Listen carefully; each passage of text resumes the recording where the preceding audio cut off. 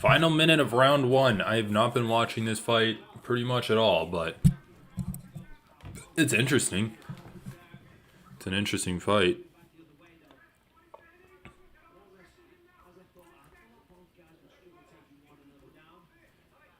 Yeah, strike classic heavyweight prelims battle.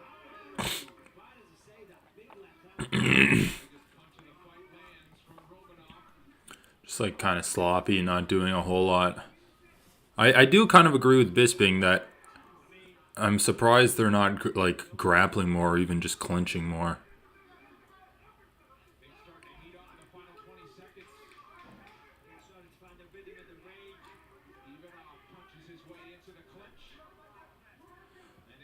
Ivanov punches his way into the clinch.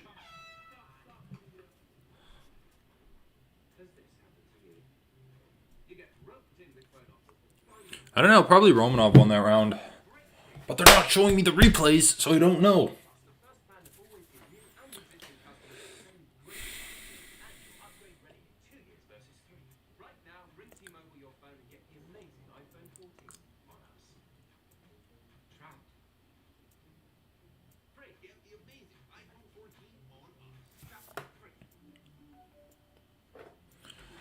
I'm so sad. My sunglasses broke. And they do not work anymore. I guess I could wear them. Maybe I should I break off the other one and then just like make whatever these are? I need...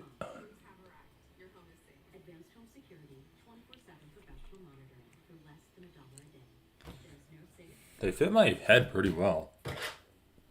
But they did break off.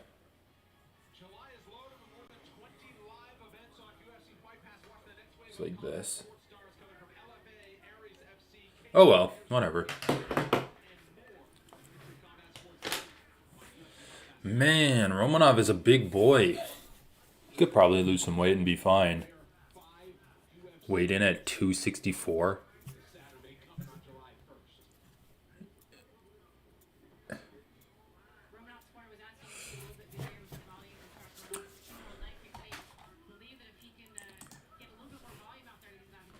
Laura Sanko's commentating tonight. He paced himself well. I would imagine that his game plan is like pace yourself and strike in the first round, win that round, come out, grapple in the second round, win through your grappling.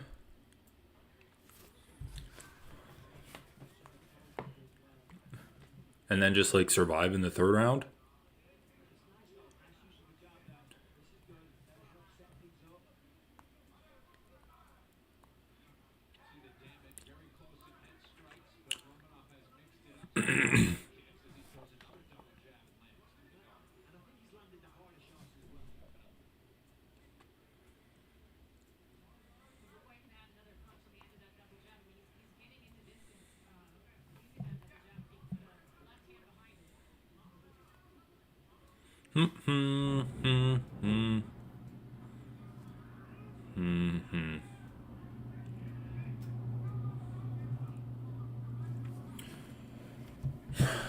Yeah, Romanov's not doing that much. I mean, it's nice though that we're getting this fight out of the way early.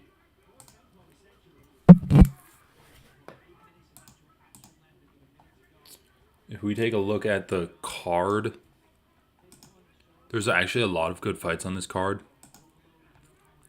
Oh yeah, Fakhretdinov is fighting. Luana Carolina versus Ivana Petrovic. Man, just always bet against Luana. She's not that good. Guram for taking on Brenner. Yana Santos versus Carol Rosa. Probably Santos is going to win that one, but it's interesting. Kevin Lee's fun. We have Bruno Ferreira versus this guy. Ferreira's a favorite. He's a pretty big favorite. I'm not super confident in it, though. Alright, let me watch this fight. Who's actually winning this?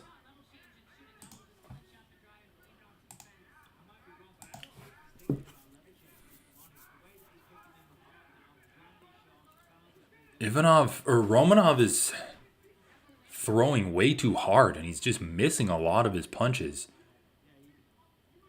And when you have that much weight, man, you like the amount of punches that you can afford to miss in terms of like the gas tank. You do not have a lot of misses. The clinch from Romanov. Ooh, knee to the body, nice. Right to the solar plexus stab wound on Ivanov.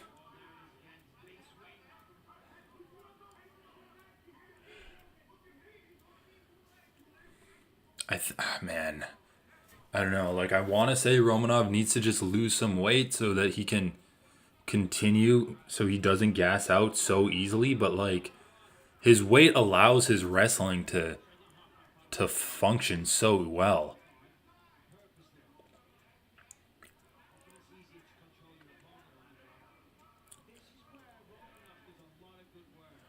Yeah, okay. So far my strategy, or at least the strategy I predicted Romanov to have, my prediction is coming true.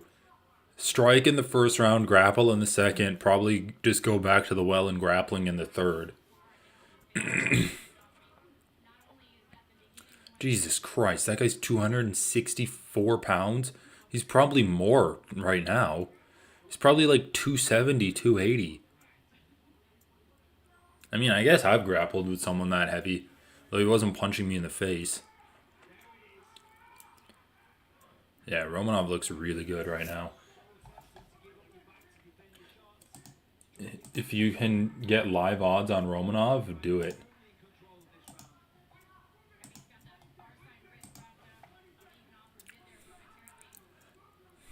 Minus 138 odds on Romanov was actually really good.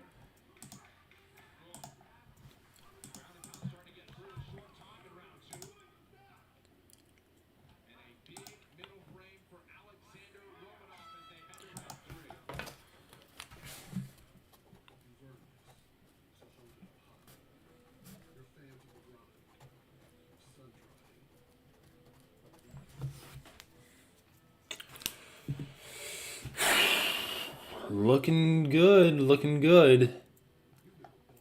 Looking good for Romanov. Yeah, if you can get live odds on him, I would put some stuff down on the live odds. I think it's just money to be had.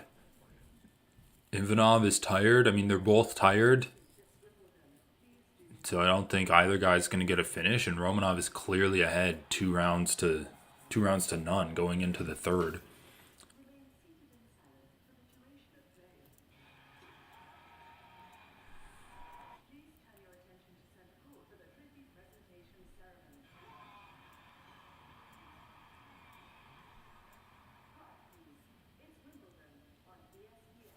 Oh my god. Dude, tennis is like advertising the fact that they need to be quiet. That's kind of lame.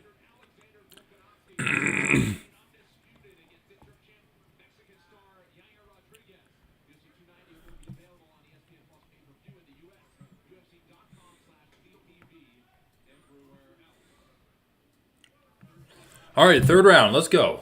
Jab from the Roman.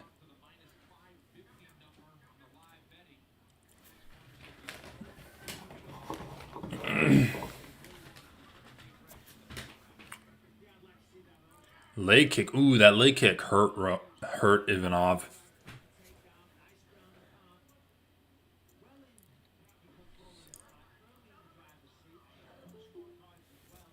Hey, it's the Jane.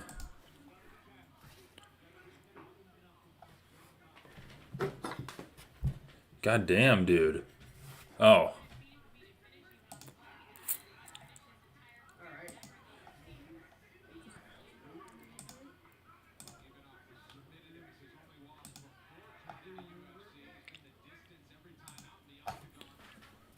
Hold on.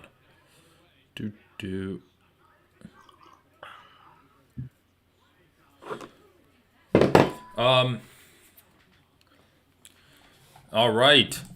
Back at it. I know, dude. It's been a bit. It's been a hot sec. I know. I haven't even been streaming at all either. I guess the last stream we did was Cejudo versus Sterling. I'm looking at the YouTube Oh wow, channel. that's been a while. Been a bit. All right, let's just. Pre-fight press conference. And then, yeah, not bad. Oh, yeah.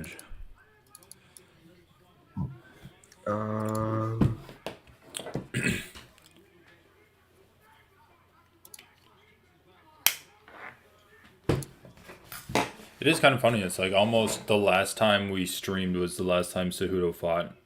And we almost waited until he fought back again. Yeah, well, he's not going to be fighting anymore. Do you think he's gone for good? Or do you think he's just like gonna recover and come back maybe in the fall or something? I mean, I think logically, at this age, if you're getting injuries now stacking up, that's the time to call it. But he seemed like really intense on getting another shot at least. So. Well, yeah, but also you have to remember, like, he took off time. It's not like he's been competing straight. Like, he took off like 3 years. Yeah, but still, I mean, shoulder injuries are also just nasty, man. Yeah, that's true. But Did you lose me? oh, I don't know, just Oh, dude, it depends, man. See, you've got the hookups these days. oh my god. All right, here. The Russian links. Yeah, yeah. We need to get like a VPN sponsorship.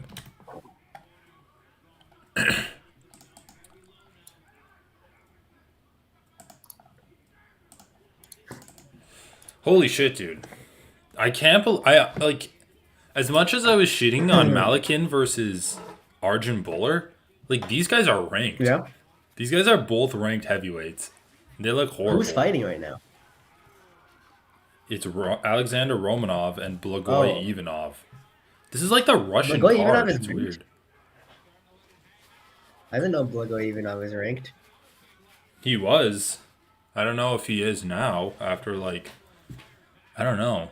I think he got knocked out by Chris Dawkins.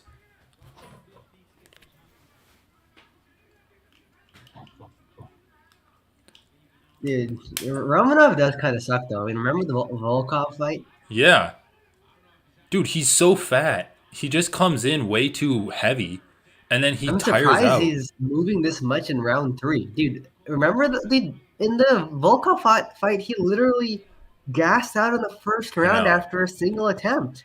I think that's the most embarrassing fight I've seen. Honestly, that was like when I was like, holy shit, I need to reevaluate how much time I'm spending watching UFC. dude, it is so This bad. is disgusting.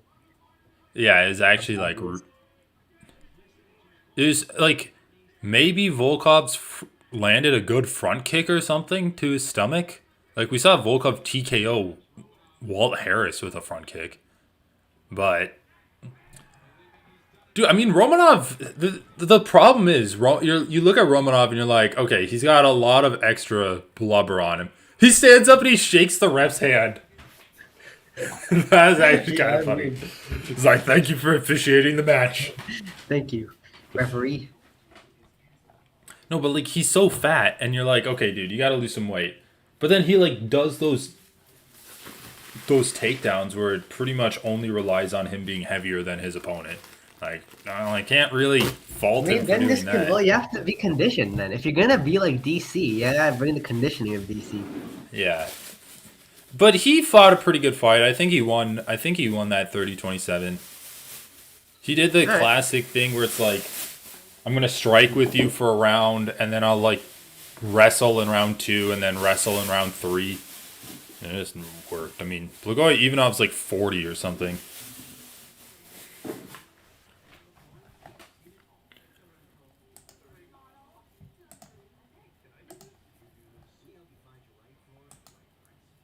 All right.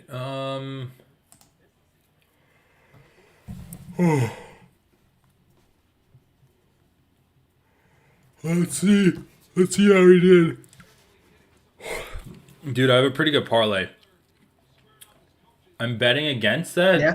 that girl Luana Carolina, who remember she was the one that got like knocked out by Molly McCann with the elbow.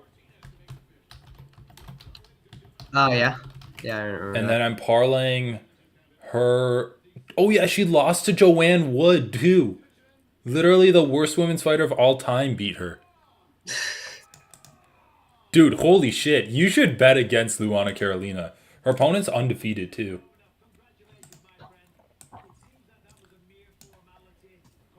Her opponent's undefeated. She's fighting against the woman who lost to Joanne Wood, the worst women's fighter of all time. And she's only a minus 200 favorite. Dude, yeah, but like it's also women's MMA. You don't know how good this Petrovic trick is. Yeah, I know, but I know how bad her opponent is.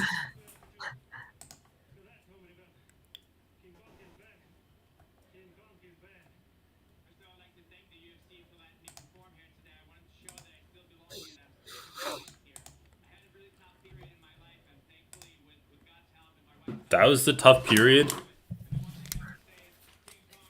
All right, maybe he lost because he was going through a tough time and he Dude, I don't couldn't care. train. People are going through divorces like win fights. Mackenzie Dern beat the shit out of Angela Hill.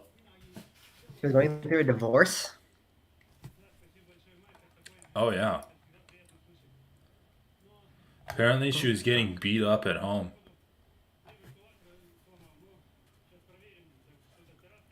Yeah, dude, Mackenzie Dern, single again.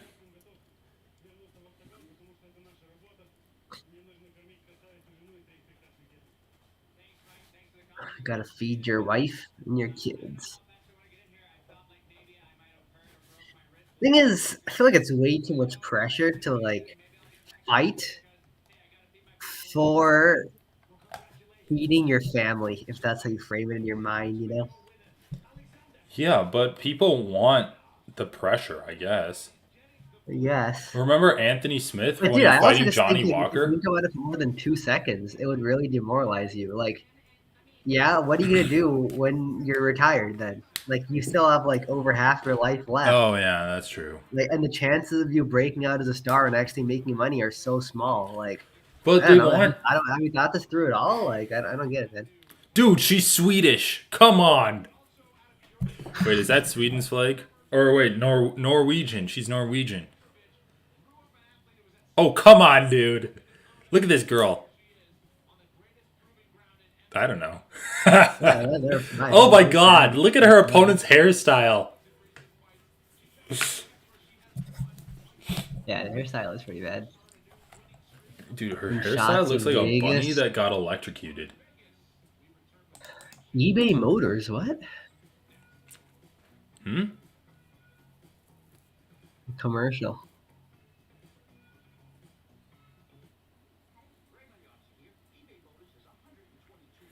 Oh yeah, they've been doing this ad. It's so annoying. It's just like a snarky narrator watching like a mentally handicapped guy try to drive and then like making fun of. This commercial's actually good though with Kevin Holland Yeah, I and know. I just Wonderboy. finished it. Yeah. It's actually kind of funny. I mean, it's made better by the fact that they actually did fight. Yeah, exactly. Even It's though they like it's lost kind of it. like an Easter egg for UFC fans.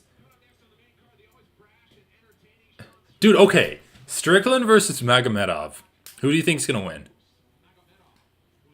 Because you've Strickland seen versus so Abus Magomed. Magomedov, he's had like fights on the regional scene and stuff. But he's only had one UFC fight, and you saw that UFC fight, right? Um. It's like 20 seconds. Yeah, I saw it. He just comes out, he front kicks Dustin Stoltzfus in the face. His Yeah. toes literally go in his mouth. I didn't know that. And then he just like, and then Stoltzfus is backing up. He just uppercuts him, knocks him Yeah. down, and then ground and pounds him out, and the ref stops it. There's a bunch of new good Russians. There's Ikamal Askarov, and then this guy, Abbas, and then I guess there's also that hot prospect, the Dagestani guy. Yeah. Who beat the guy Dude, okay, 54. I watched that video that you're telling me about, and the hilarious thing was the random guy that he like attacked is also like an MMA fighter because he got a body lock takedown on him. I Out of know, dude. He actually got a takedown on the guy. Oh, that makes it better, though. I thought he was a random civilian who like got a takedown Dude, on I him, and then think like it this guy was. just It's just stalked that in away. Dagestan, everyone's basically I like know. I was like, everyone's maybe like just a because they're prelim level Pakistani. UFC fighter in Dagestan.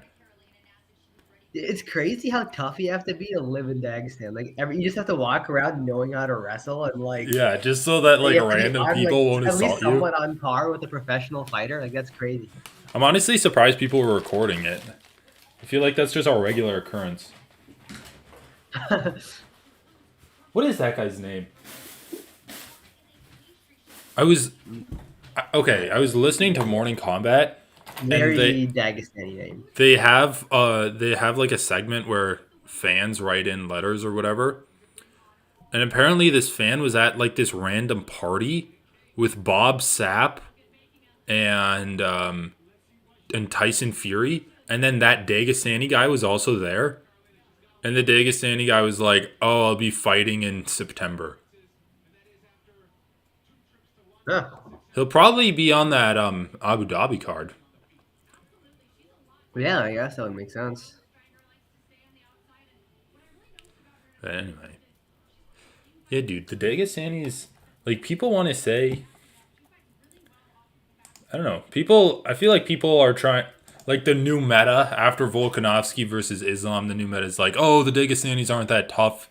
They just have like an air of mystique about them that makes people fear them, and that's why they're so good. Because To people say they're already not fear that them. tough is like I still think it's the hardest style in MMA to even like no one's really cracked it. No one's really cracked that Yeah. style still, I'd say. I mean, Volkanovski versus Islam. You can say that the Dagestani style won Islam rounds 1, where he took Volk's back, and rounds 4, where he took Volk's back. He just out wrestled him there.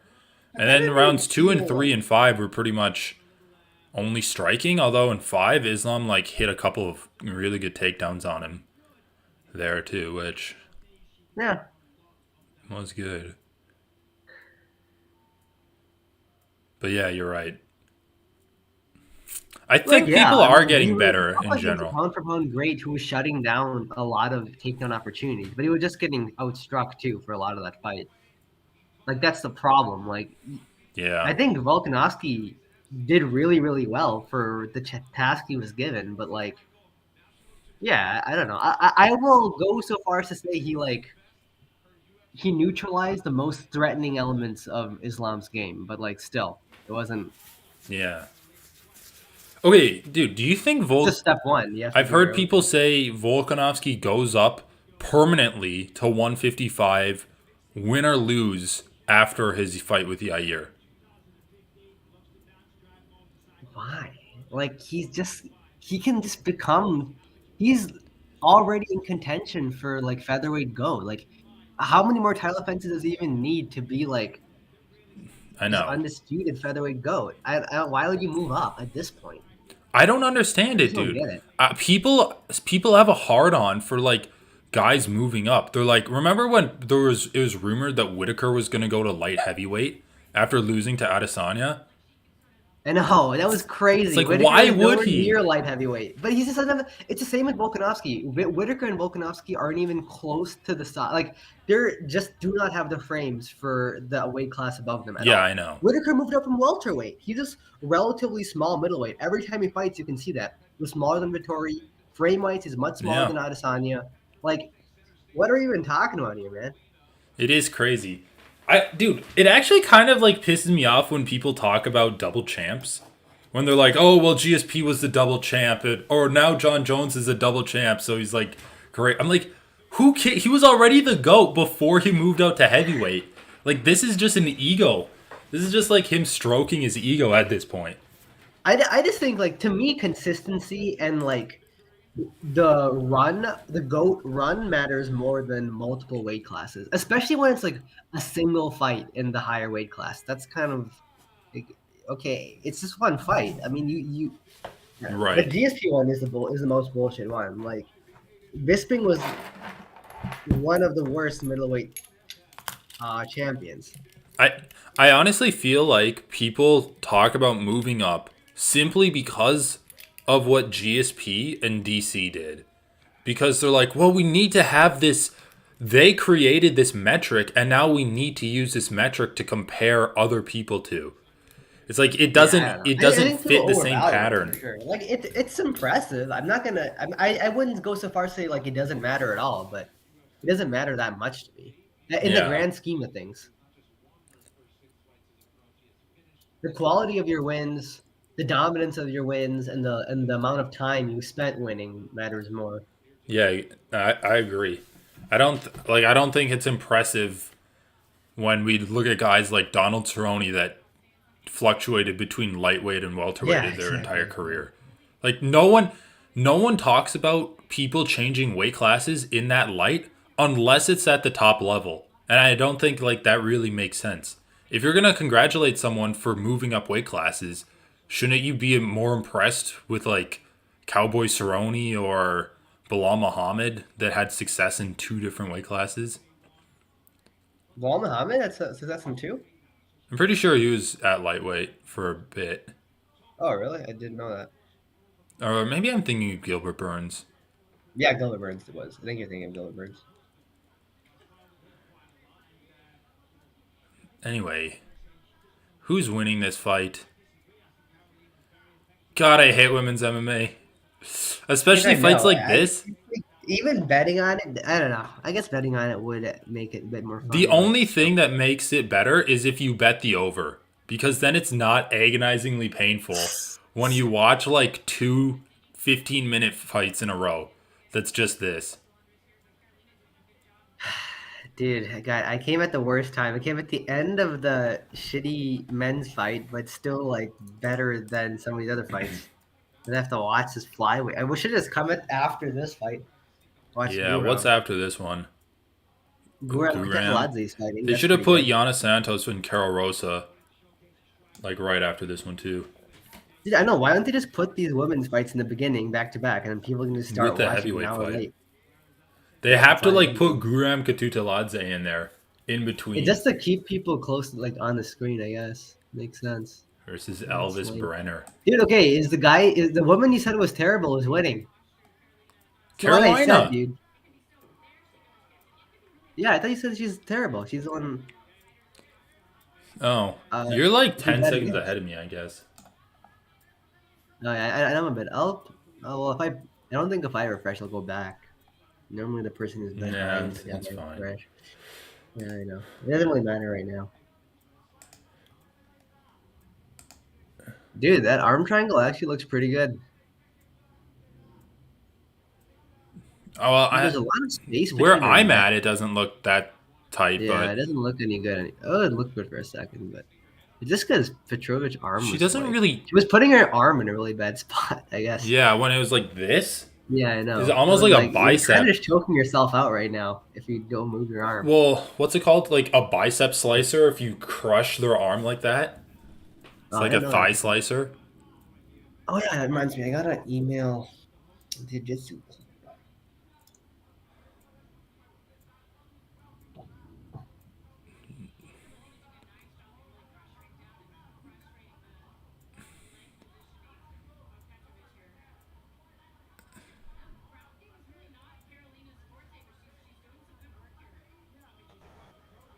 She's Brazilian. How is the ground game not her forte? Oh, whatever.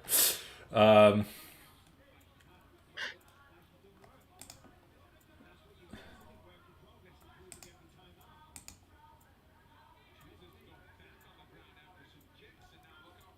dude, Kevin Lee is back too. Think he's gonna win or lose.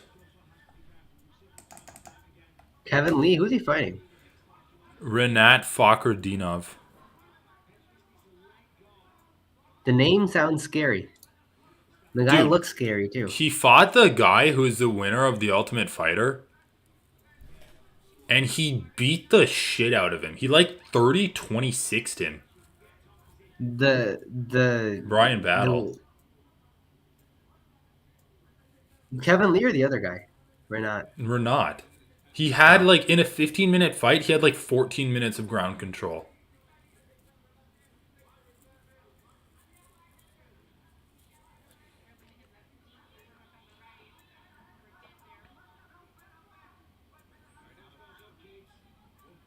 Nice.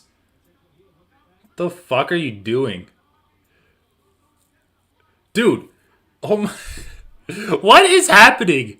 What is happening in women's MMA? Unless this woman, Petrovic, is a fucking expert at like strained ankle locks or heel hooks, she had She obviously wasn't. Did you see that? Carolina was on her back trying to throw up kicks. She just drops down from a standing position to a straight ankle lock attack. Classic. That was horrible. It's like, oh, I've hit this in the gym 3 times in the past month. Let me try it in an MMA fight. Especially because people will always tap early to those things in the gym because they don't want to risk Oh yeah. breaking anything.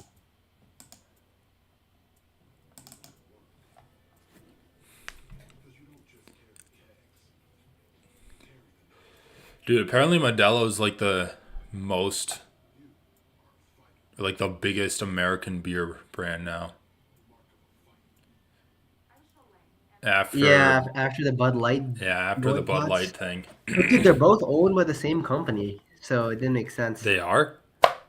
Yeah, they're both owned by Anheuser-Busch. Oh. I thought So Anheuser-Busch was different from Bud Light.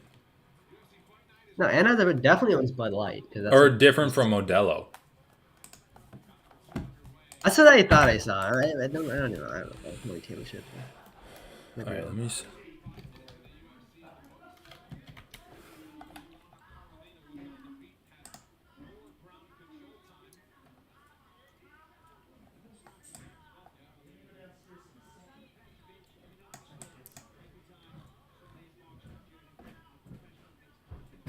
Yeah, I don't think Anheuser-Busch owns Modelo. They have Bud Light, Budweiser.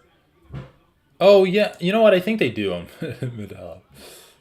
Oh wait, no, this isn't Modelo. This is Michelob. No, because I just heard like a news story and they're like Anheuser-Busch was the top, but now they're behind Modelo. Either way, it's it's kind of funny, but all right, what's happening in this fight? What time are you at? I'm at 4 minutes, 3:58. Is Laura 7. Sanko commentating? Oh yeah, she is. Wow. I'm not really listening though. Sign of. I just heard a woman's voice, so I assumed. Okay, dude.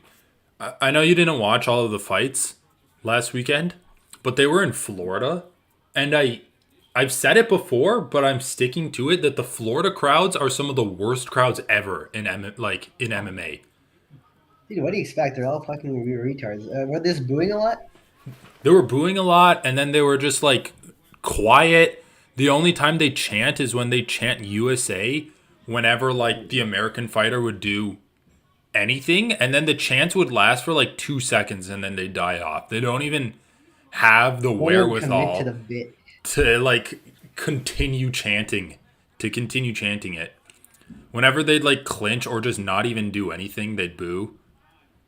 It's just horrible. Anyway, that brings me to my point. I submit that a bad crowd in like an arena is worse than having no crowd. Like in the Apex. Yeah, I mean that's fair. Anyway. I don't really have anything against the Apex in general. And it's kind of annoying when people complain about it constantly.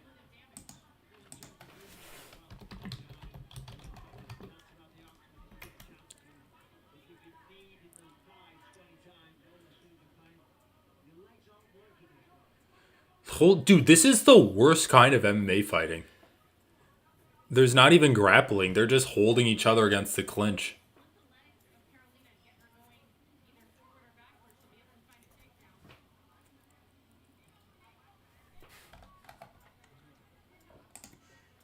Yo, what's up, Daz Sap?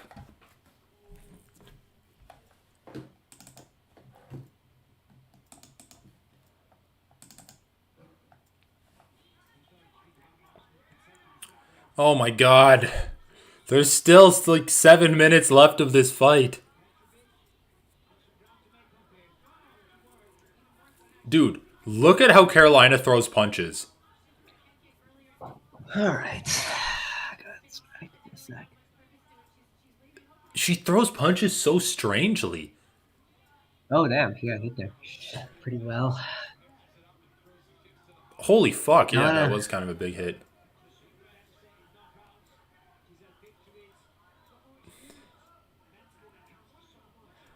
I don't even know who's winning this fight.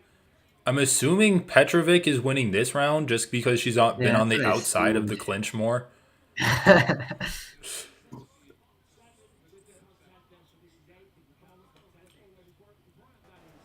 Dude, Mark Smith is telling them to work. It's like, is their striking exchanges really better than this, though? It's like, it's still just as painful.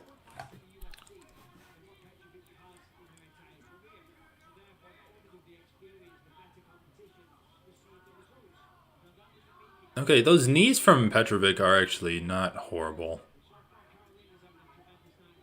Dude, they're literally just like rolling across the fence.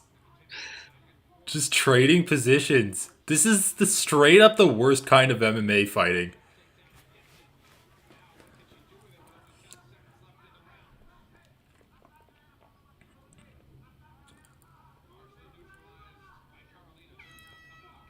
Dude, did you see that thing about that woman doing like the ukulele apology video? Dude, I saw a thumbnail on Vasha's channel. I just didn't even want to look at it. What was it about? Um it was just Wasn't about anyone like like apologizing for pedophilia or some shit? And I was just like, all right, I don't even want to deal with it. I don't want to deal with it. It was about apologizing for pedophilia. Yeah, that's what it was about. Yeah, it's pretty gross. But anyway, I just thought it was funny because like the ukulele, I feel like is getting the worst out of it. It's like the person whose I know, reputation dude. came Don't out the bring the worst youth is the into this. uke. Seriously. It's like, god damn it, now I can't play Bringing the youth ukulele into this, anymore. yeah. But it is hilarious because it's one of those classic YouTuber apologies, but it's done in the like stupidest way possible where they're just literally singing a song for 10 minutes while like strumming on the ukulele cuz like she's a musician, I guess. So she's literally like playing a ukulele song. So the apology format is like the stupidest format possible. And it's about like the most serious subject matter of like, oh, I didn't groom kids and like send them to my pedophile brother. Is just like the juxtaposition was hilarious. Yeah, that's yeah. But yeah, it is kind of gross.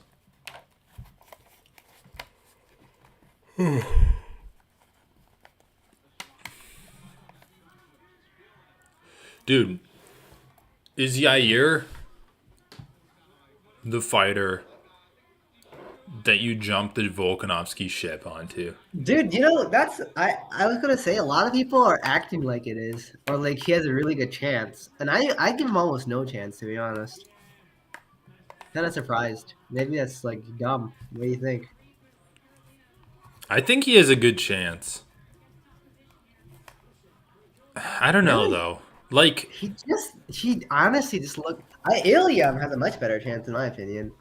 I mean, Yair, really? After the Josh Emmett fight, that's what people are thinking?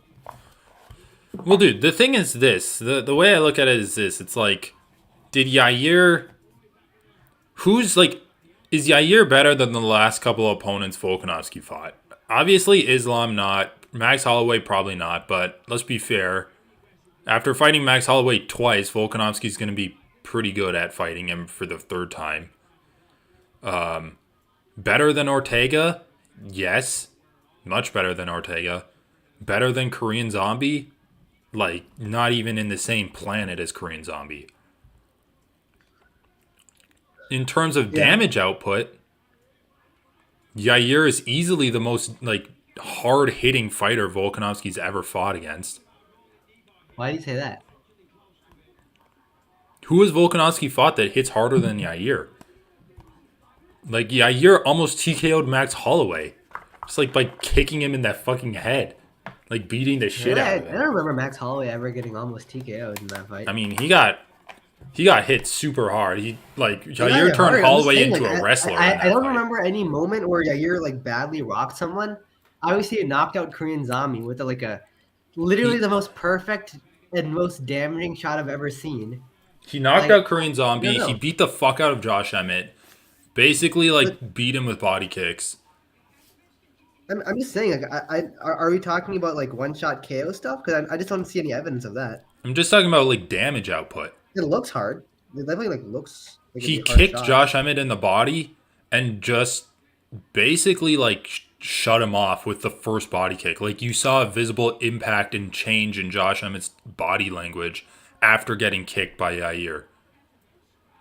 He turned Max Holloway into a wrestler, someone that like no one does. Do you remember the last time Max Holloway used wrestling to beat someone other than Yair? I mean, I don't know. I I guess feel like this Volkanovski idea that would have someone is tried to like use wrestling. forced to use wrestling against her. Well, like I mean, that's how he just thought it was the best thing to do. Like, it doesn't inherently mean like Max Yeah, Holloway couldn't hang with him on the feet and he had to go to his wrestling. It just means he's it like a was wrestler. it was the best Like, path to victory, and the reason I sure. like maybe it's because Yair's wrestling is so bad that Max Holloway. Yeah, exactly. But Yair's But wrestling is really bad. Yair's wrestling is really bad, and also Max Holloway keeps saying he's been working on his grappling a bunch. Also, dude, Max what is Holloway, this Petrovic woman doing? Is she actually gonna get a heel hook? she had like a really weird grip that I don't see how it's ever gonna work. But The heel's on the ground. dude, what is happening? This is a slot. This is what is it? What was it, dude? You see how when Carolina just like rolled head forward into the mat? Yeah. What was that? She Just just put her keep head on dude, the the mat. easiest defense on leg attacks is to just sit on your legs. She's like all roly poly. He gets up. Anyway, dude, I don't know. This is what I I'm was just saying, saying. I I don't wasn't know gonna if I've bet seen against Max Carolina Holloway because as like hurt. it's been a pretty even fight. Yeah, it has been an even fight. It's like, yeah, I know. I get that she's bad, but also maybe Petrovic is bad. You just don't know. It's women's MMA. You just literally have no clue. Yeah, you're right.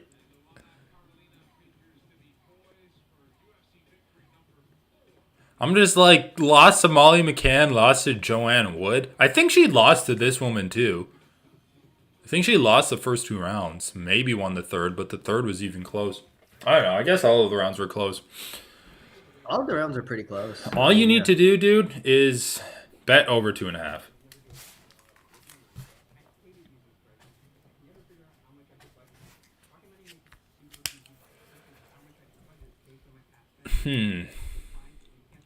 I mean, Volkanovski.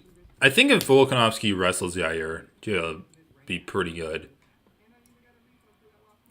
But which is also just like I don't know.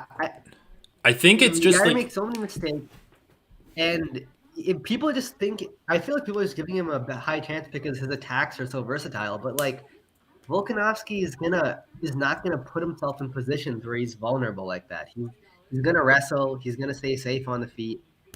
It's gonna be. I think it's gonna be like dude, a swing. Volkanovski has some lapses in judgment. He's very good, but he does have some lapses in judgment on the feet. Like he just sometimes decides to like sit down like against Islam. Sometimes he just like decided to sit down on his mouth guard and tried to trade with him. Yeah, he did. I don't know. He kind of fought weird in the Islam fight. Like He his did fight really weird in this. That was a weird fight in general. Honestly, both of them didn't look like their best to me. But maybe it's because they were shutting each other down. yeah. Damn, she won? Oh, dude, women's MMA failed me again. Luana won, dude. Fucking, I told you, man. You can't bet on this shit. Dude, I thought she lost. I don't know. Maybe I'm crazy though. Dude, I mean, dude, she might have. It's like First of all, it's like that's the other thing. Most women's MMA fights go to the decision, and then you're relying on these fucking judges too. It's just Yeah. not even worth it, man. It's not even fucking worth it. What the dude? Look at this Brazilian dude. Look at Elvis. Elvis. They call him Elvis because he's got the Yeah, I Elvis know. vibe on it. Yeah, dude, he looks like some kind of character from a movie. I know. Oh. Oh.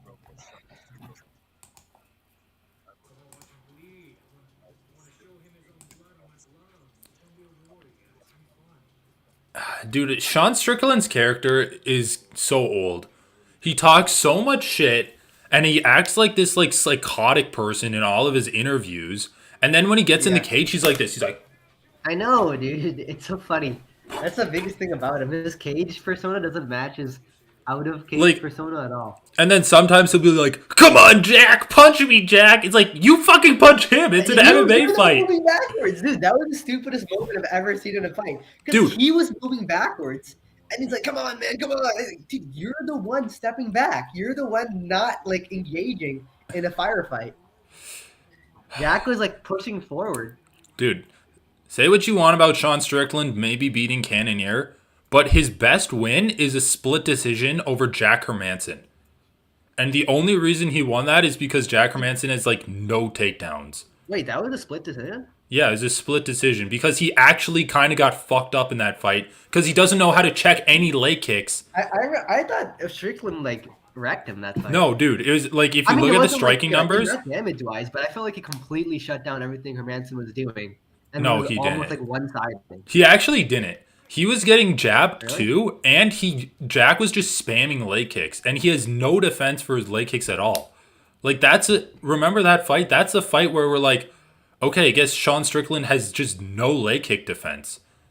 Cause he was like getting outstruck just by leg kicks from Jack Hermanson.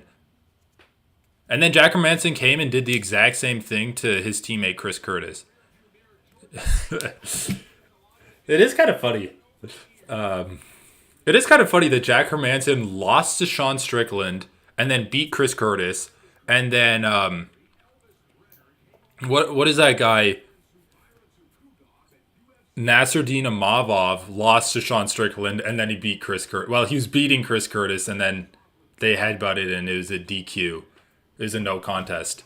But it's kind of funny that like Chris Curtis and Sean Strickland both like beat and then lost. It's like just I guess one's better than the other.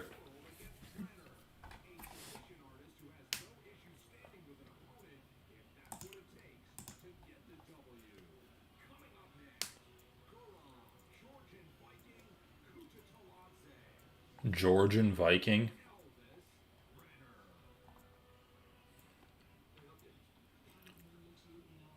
Dude, holy shit though, but like Ariel Helwani is like, oh yeah, give Sean Strickland the title shot. Like, do you remember when he was saying that? After what? After Strickland's last fight? After they booked Dricus du Plessis and Robert Whitaker, they were saying give Sean Strickland the title shot against Izzy because he wanted to stay busy. I don't know. It's not like I mean, if there's no other options, I guess you could do it. It wouldn't be like terrible, I guess.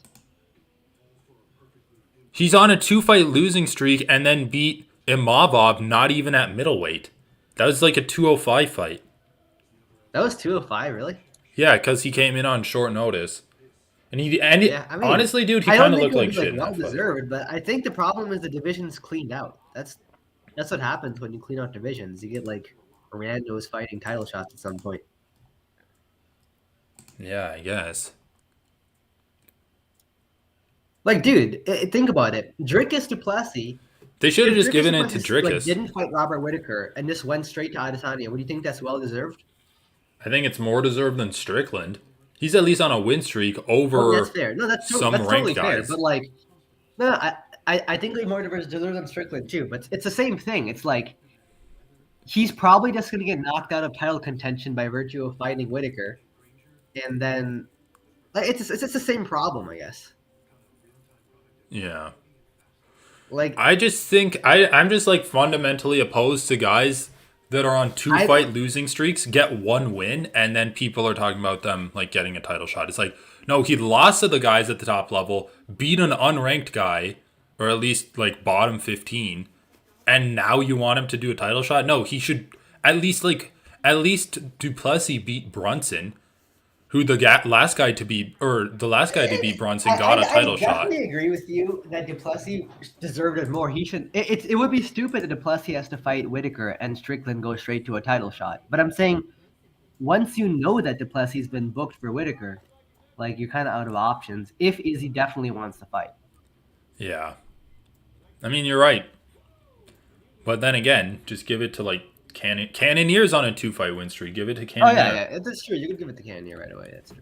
He beat Strickland actually at I mean, the middleweight. only argument against that would be that Cannonier's already got a shot. Yeah, but like he beat Strickland. And that fight was honestly that fight really pissed me off also because Cannonier like fought to not lose. Who? Against Izzy? Yeah, Oh yeah. to not get finished. He like basically at some point was just like I'm behind on the scorecards, but I'm just gonna hold you on the fence anyway because I'm not gonna get finished at least in striking. It's almost like both guys agreed to that though. Like Izzy was ahead, so he didn't even need to do anything, but like But that's the thing. he also It's not didn't. Izzy's burden. That would be like saying, yeah, both guys agree to it, but that's because the agreement just favors Izzy. So like, of course, Right. both guys agree to it.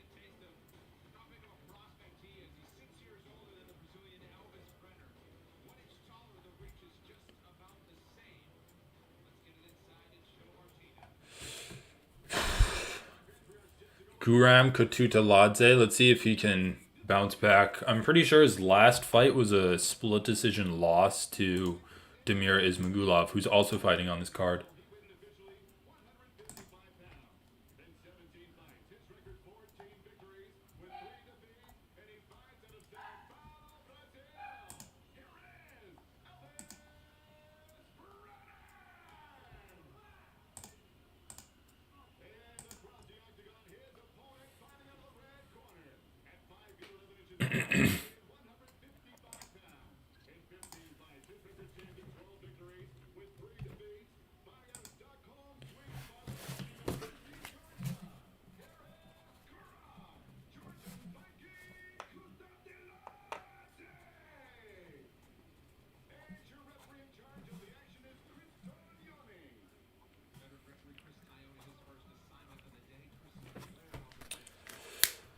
All right. Trains with Hamzat. Let's see what he can do. Yeah, he's pretty good. I mean, he did beat Gamrot, He did? and look at what Gamrot. What? Mina King. When is the fight? Did he beat Gamrot or did Gamrot beat him? No, he won. It was a really close fight though. Oh, yeah, yeah. You're right. He did win. I mean, he's super good. Like, if we're just using him, if we're just using fighters as a measuring stick, like he went to a split decision with Demir. He's pretty much even with Demir, and then Demir did really well against Saryukian. That's a really good leg kick by Guram. Oh, nice. That's cool. He's wearing the Brazilian trunks. Interesting. Against a Brazilian. I like it. A little bit of gamesmanship. Yeah, that is a good power move.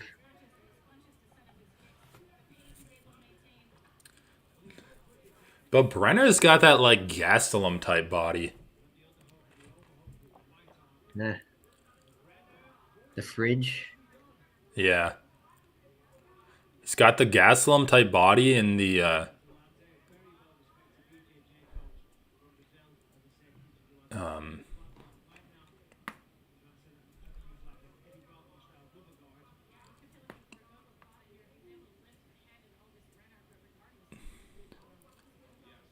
he's got like the Gandalf hair. Dude, what the fuck? He's just like, dude, this guard is so weird.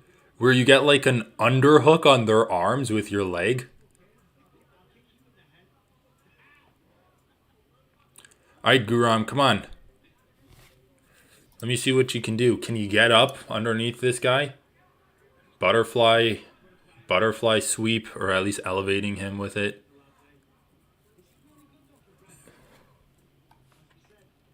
He's basically, I don't know. Brenner's not really doing anything, but then again, Guram's not doing anything either.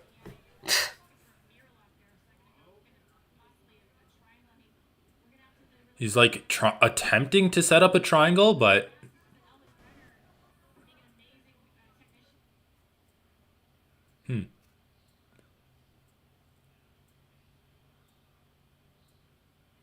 it is kind of funny that they're just giving Strickland like these Russians. Like Nasruddin Imavov and then Abus Magomedov. Yeah, that's true. Dude, Katudaladze, I wonder if this counts against him from the judging, but his head gets so freaking red. It definitely counts against him. Dude, oh my god. I was listening to Volkanovski breaking down his fight with Islam. They just put out a video, like, kind of promoting his fight with Yair. And he's kind of delusional. He's like, oh yeah, when I got hit, I went like this and like acknowledged that I got hit. And he's like, I think that shows the judges that I'm in control of the situation. I'm like, Yeah, bro. He's like, but he's also kind of funny because he's like, oh yeah, like, I do that. Like, I feel like the judges should score that in my favor because I'm showing that I'm in control. Score in his favor. Yeah, but then he's like, but then again, my coaches always say don't do that, so maybe I should stop. Dude, holy shit! Look at Brenner's left leg. It's honestly just an acknowledgement you got hurt. It is. It's like, what are you gonna do? Are you gonna do the Masvidal smile? I know, where you just stick your tongue out. Yeah. All right, that was a good elbow. Damn, it was a sneaky one.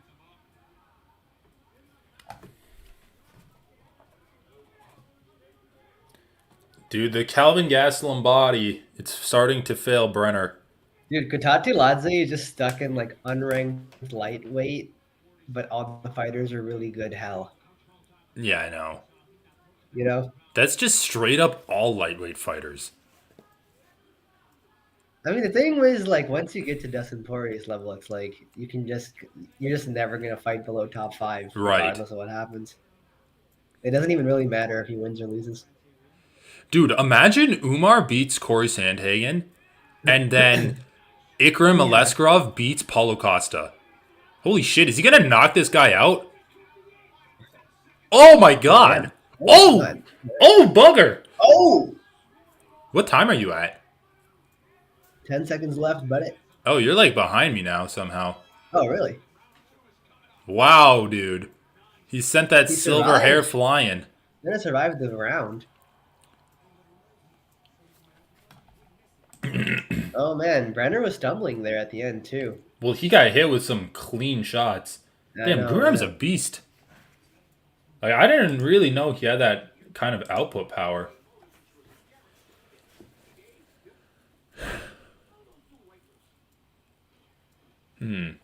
eBay Motors. I should check that out. I have some tires that I need to like sell from my car.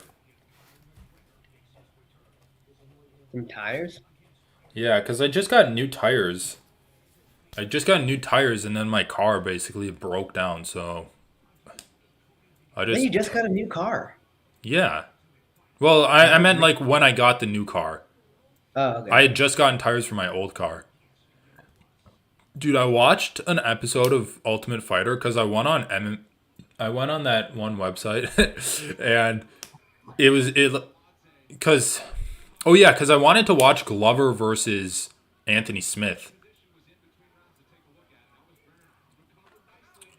Yeah. And so I go on there to see if it's posted. And it's not, but they have the latest episode of The Ultimate Fighter, so I watch it. It's so boring. It's oh shit! He just Yeah, I've heard put it's a been bad. fucking knee right into his liver, bro. He really hurt Brenner with that Oh, knee. again, did it again. But but it was so boring. They showed this fucking That's what Irish was there. guy who looks like a psychopath, by the way. Okay, Brenner's about to be about to be done. Oh, that's a bad cut. His hair is not going to be silver by the end of this round. Oh my god. All right, just stand him up, buddy. Holy shit, dude. It's like you need an instant hair dye to red. All Oh, those right, good body decision making. kicks. I like it. Those body kicks are brutal.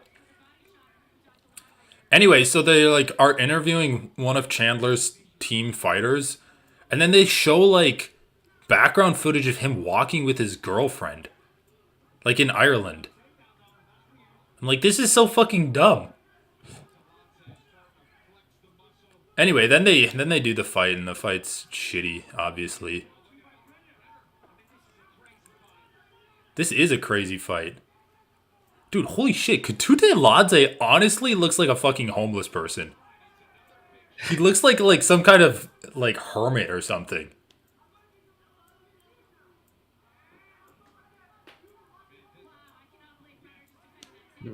Holy shit, dude. This is gross. Honestly, like I don't know, I might rather be the one that gets cut than be the guy covered in my opponent's blood. Like maybe for a pride thing, you're like, yes, this is my opponent's blood, but just for like a hygiene thing, dude, Guram's elbows are just smashing over the guard.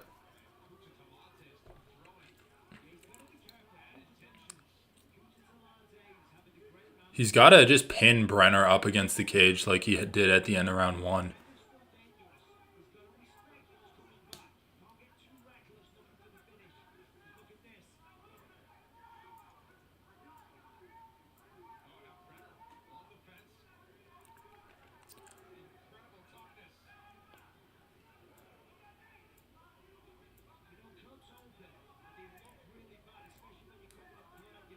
Lord. It's so bloody. Oh. That was, oh my god, look at the gash on his. I think it just like got reopened or something again, or another spurt of blood came out of it. It's literally a faucet. Okay, dude, I don't know what the criteria is for calling fights for cuts, but like It's if it obscures the vision too much. that's it. I mean, there Yeah, has that's to really be a all it is. point where like you're just straight up losing too much blood.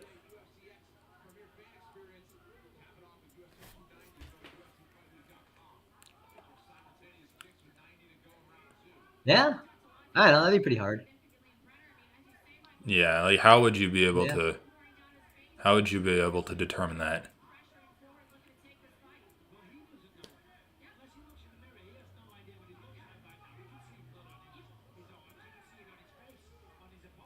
Oh, that gash on his forehead is just brutal.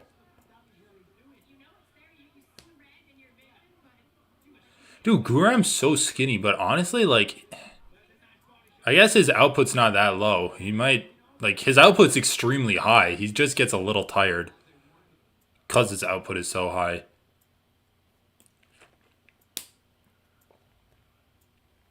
This is a gross fight.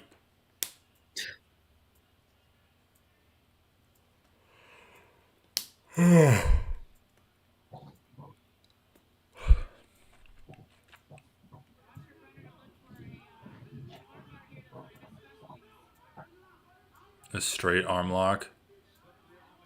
Dude, Brenner looks like he just got out of a horror movie.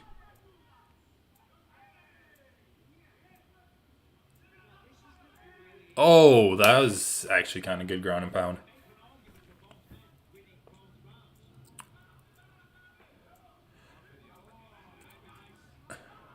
How? Dude, What? honestly, like, how can you?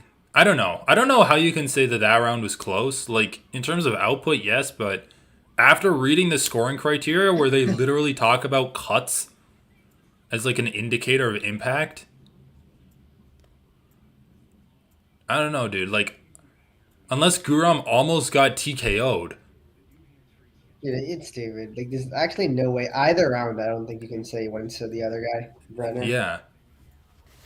Like, I just feel like that's a completely foregone conclusion. Like, after reading the scoring criteria. Like, if This it's a. thing is actually just retarded, honestly. Hmm? This one's kind of retarded. Oh, yeah, he is.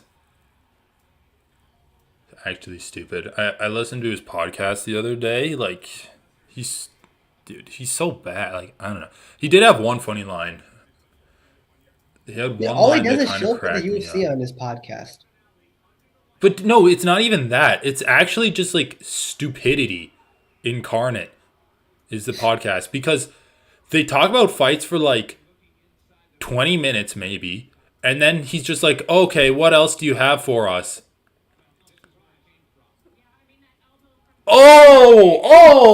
Oh, dude, the elbow, you can literally see it drawing a line in his Straight head head and an where he's ripping open apart cut. the skin. Hug each other. Suck each other's dicks. Come on. Oh, dude, I love it. Alright. I love it where they hug and then they just like punch each other in the face as hard as they can. I know, it's funny. It's also funny that his head's like he bleached his hair and now it's just completely dyed red. It actually looks better. Like at one point, half of his hair was red and the other half was silver, and it looked way I better know, it than looked pretty completely good. silver. Yeah, I agree.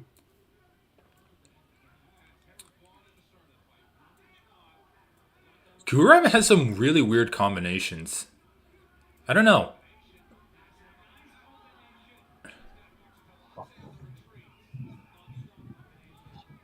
Dude, this fight's been crazy.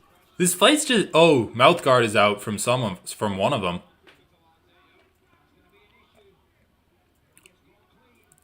Dude, apparently I didn't watch the match, but apparently Glover like beat Anthony Smith in grappling. Oh yeah, well, I didn't watch it either. I just saw like I saw a spoiler on Reddit and I he just got saw a like thumbnail of Glover being interviewed and then I watched it and apparently yeah, he beat him. Dude, there's this guy. Oh, Guram's mouth guard. There is this guy that the UFC's been using a lot in their grappling events, and he's I think he's like 19 years old. He's 285 pounds, just muscle, but he's not even like insanely bodybuilder type jacked or like roided up. He's just yeah. like big and strong, but he doesn't even have like excess fat or anything like that. The guy's a beast. And they put him into this grappling event that was like open weight. It was crazy. The guy in one of his matches, he did like an upper body asphyxiation submission where he just presses the guy's head into his chest because he has like 100 pounds on his opponent. Anyway, if that guy He ever just wanted to pressed do his head into MMA, his opponent's chest. yeah, he just like the meme of like where a woman would like smother a guy with her tits. That's like his submission. He just gets on mount and just pushes his chest into his opponent's face. Let me just show you a picture. That's crazy, dude. That's actually insane. I mean, did the opponent just want out, or was it like was it? No, he It couldn't actually looked breathe. like it was. He straight up couldn't breathe. His name is Big Dan Manasui. Here, this isn't that good of a picture, but Let me see. dude, this fight's nuts. This fight is nuts, dude. Also, Brenner's kind of coming back this round. I can't believe Grum isn't gonna get a finish. I thought he was gonna Yeah, I thought he was gonna like finish him around 2. find if he weren't rated. Oh my god. What? What? No way! That's crazy. No fucking way! Dude, I thought Katuta, because Brenner was throwing punches, but I always thought Katuta Ladze was like rolling with them. I don't know. I never thought he was really that hurt.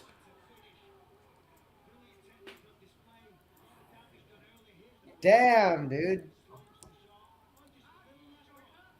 Yeah, just a little left hook right on like the neck and ear. It's right on the money, dude.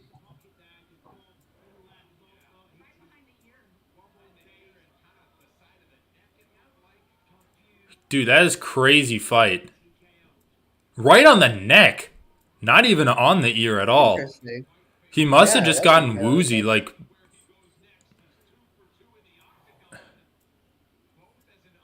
Honestly, that looks pretty bad. It maybe like fucked with his like yeah, it did look brain bad. spine connection. I know. Dude, Guram looked so good in that fight. Just a crazy Gorham did fight. look really good. Yeah, dude, I feel bad for all these guys, man. Just like no names that are really, really talented Is that can't Charles even compete. Oliveira? Yeah. Is it? Yeah. Oh yeah, it is.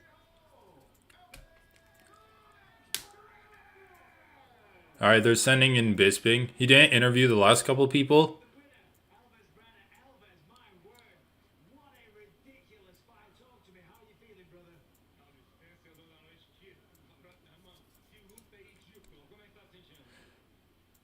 Dude, Guram, I don't know, man.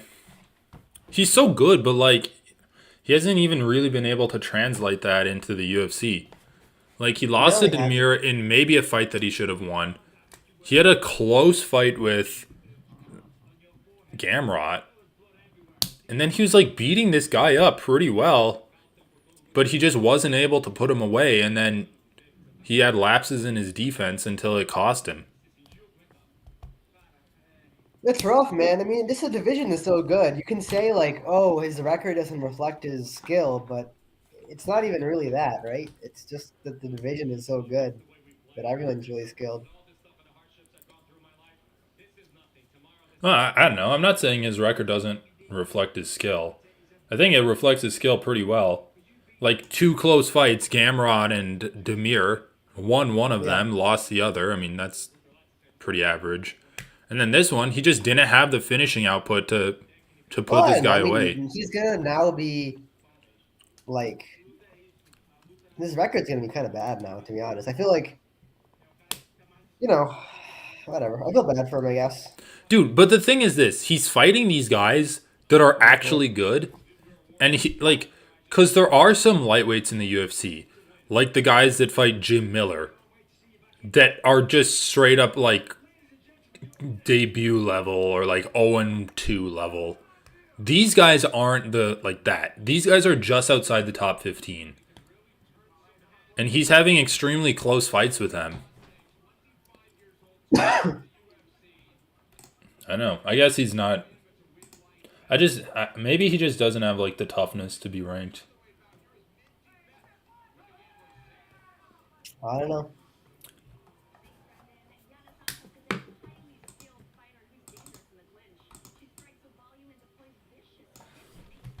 Dude, people were talking about Kevin Lee coming back to fight this guy, and they're like, wow, the UFC's not doing him any favors with this matchup. Fighting an unranked guy on the prelims, a Russian guy.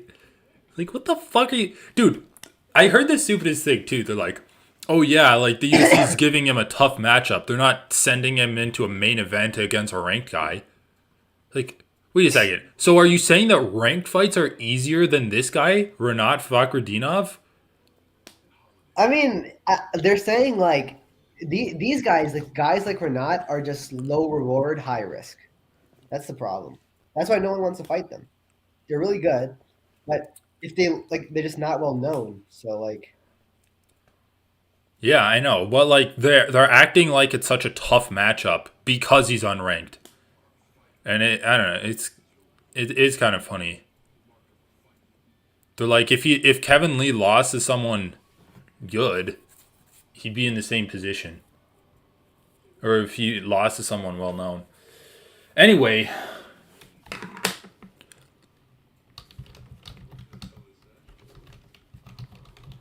Dude, are you seeing this like Walking Dead ad? Like so shitty. Playing some game. Okay, dude, look at this guy.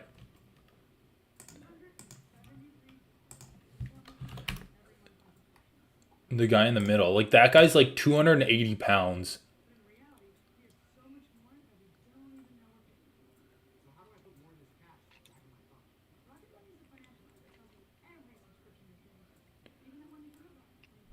I mean, maybe not in that picture, but I'm pretty sure they said he weighed in.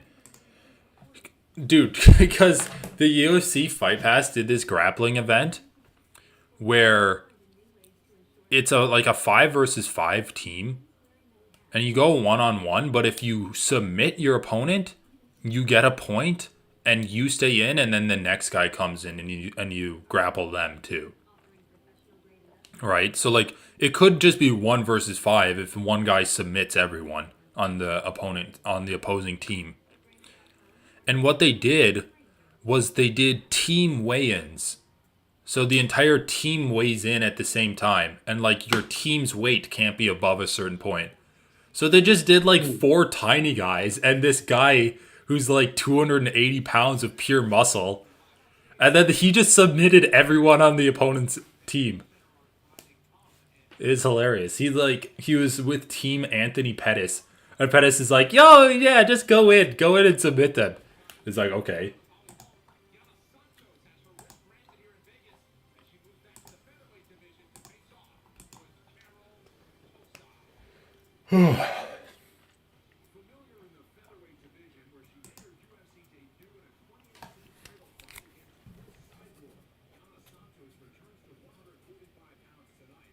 Giannis Santos, Yep. baby, he has like CTE, dude. Her baby has CTE? Remember because he fought while pregnant? Dude, yeah, I know, but like, did he even have a brain at that point? I don't think so. It's just like a few weeks, dude. It's fine. Dude, that'd be pretty sick though if you're like, my first fight when I was in the womb. I was fighting since I was in the womb. That's literally going to be his marketing gimmick if he ends up being a fighter. Dude, I hope that it's not going to be a fighter. Or she, whatever it is.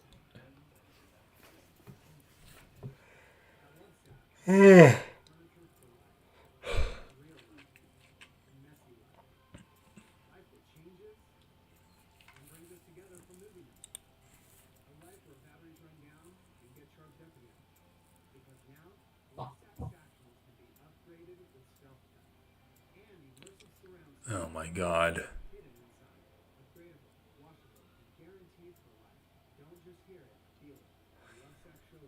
Lovesack 25th. Okay, that's kind of a bad name.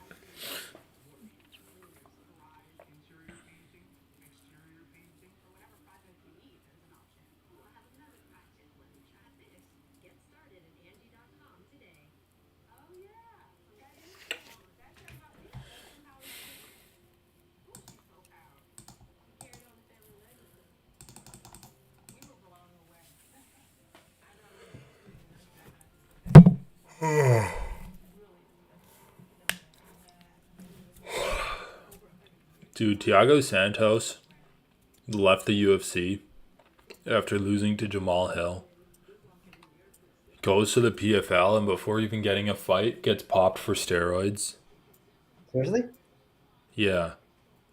Is the people just better at catching steroids? I feel like they have a lot of No, guys dude. pop Their these fighters just take more steroids more blatantly. Why, though? Why would that even be true? Because I don't think they have USADA testing. So if you go into an organization and it's like, oh yeah, there's no steroid testing body, and then like surprisingly they start testing for steroids, and of course you're going to catch more people than if you like told them ahead of time you're going to test. Well, USADA is also random testing. I know, but you don't like people know that the UFC has USADA. I don't think they knew the PFL tested. Oh, I see. They just didn't know, so it's more of a surprise. I mean,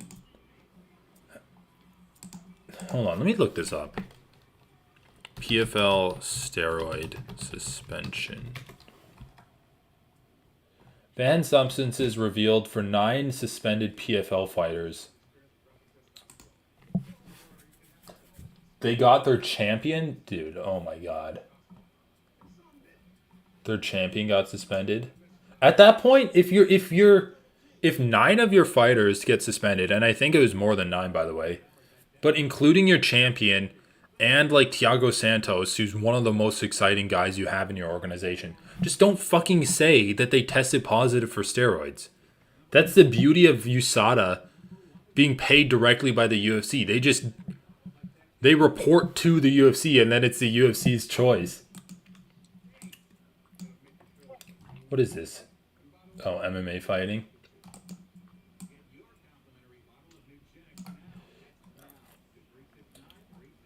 They face suspensions from the Nevada Athletic Commission. But I don't know who really tested them. Oh, Krzysztof Jotko was suspended for 6 months? UFC... Or Thiago Santos was suspended after he tested positive for clomiphene.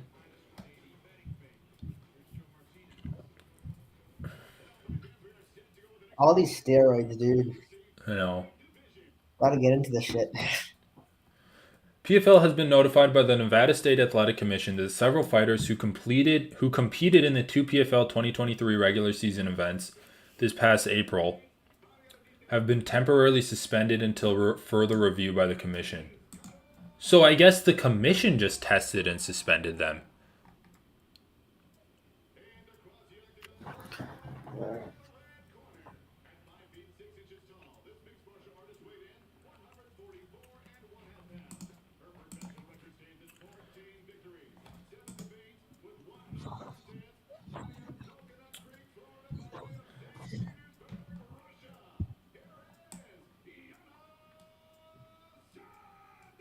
It says,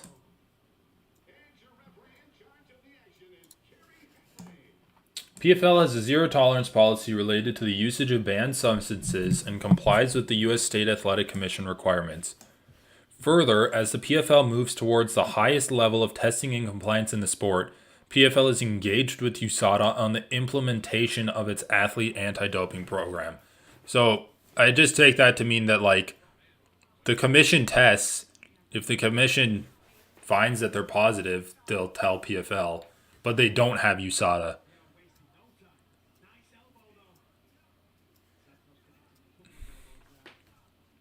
I'm curious to see who won those rounds with Elvis Brenner versus Guram.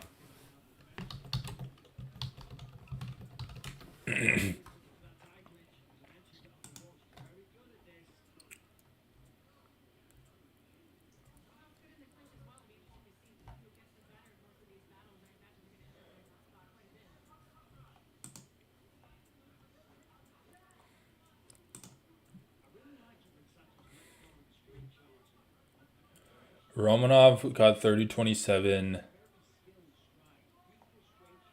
What? Okay, dude. What? Hold on. What the fuck? Okay, man. I was going crazy, I guess, for the Petrovic one because 2 of the judges gave Petrovic the 3rd round, which I thought she lost, and I thought she won the first 2. And they had it completely opposite. And then the 3rd judge thought she won the 2nd but lost the other 2. So, Jesus Christ. MMA judging is so bad. It's literally just like flipping a coin.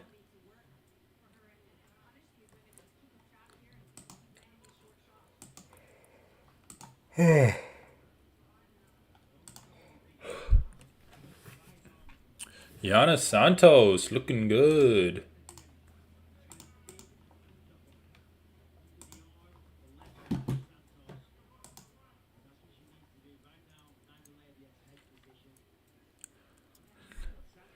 Dude, honestly, I feel like people talk about head position too much in MMA.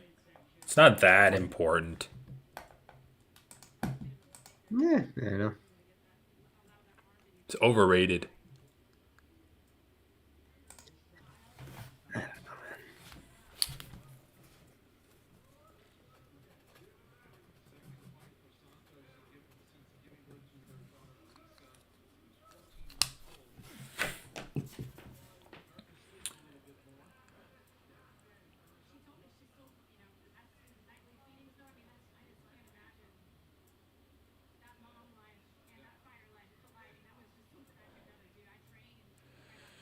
Oh, Jesus Christ.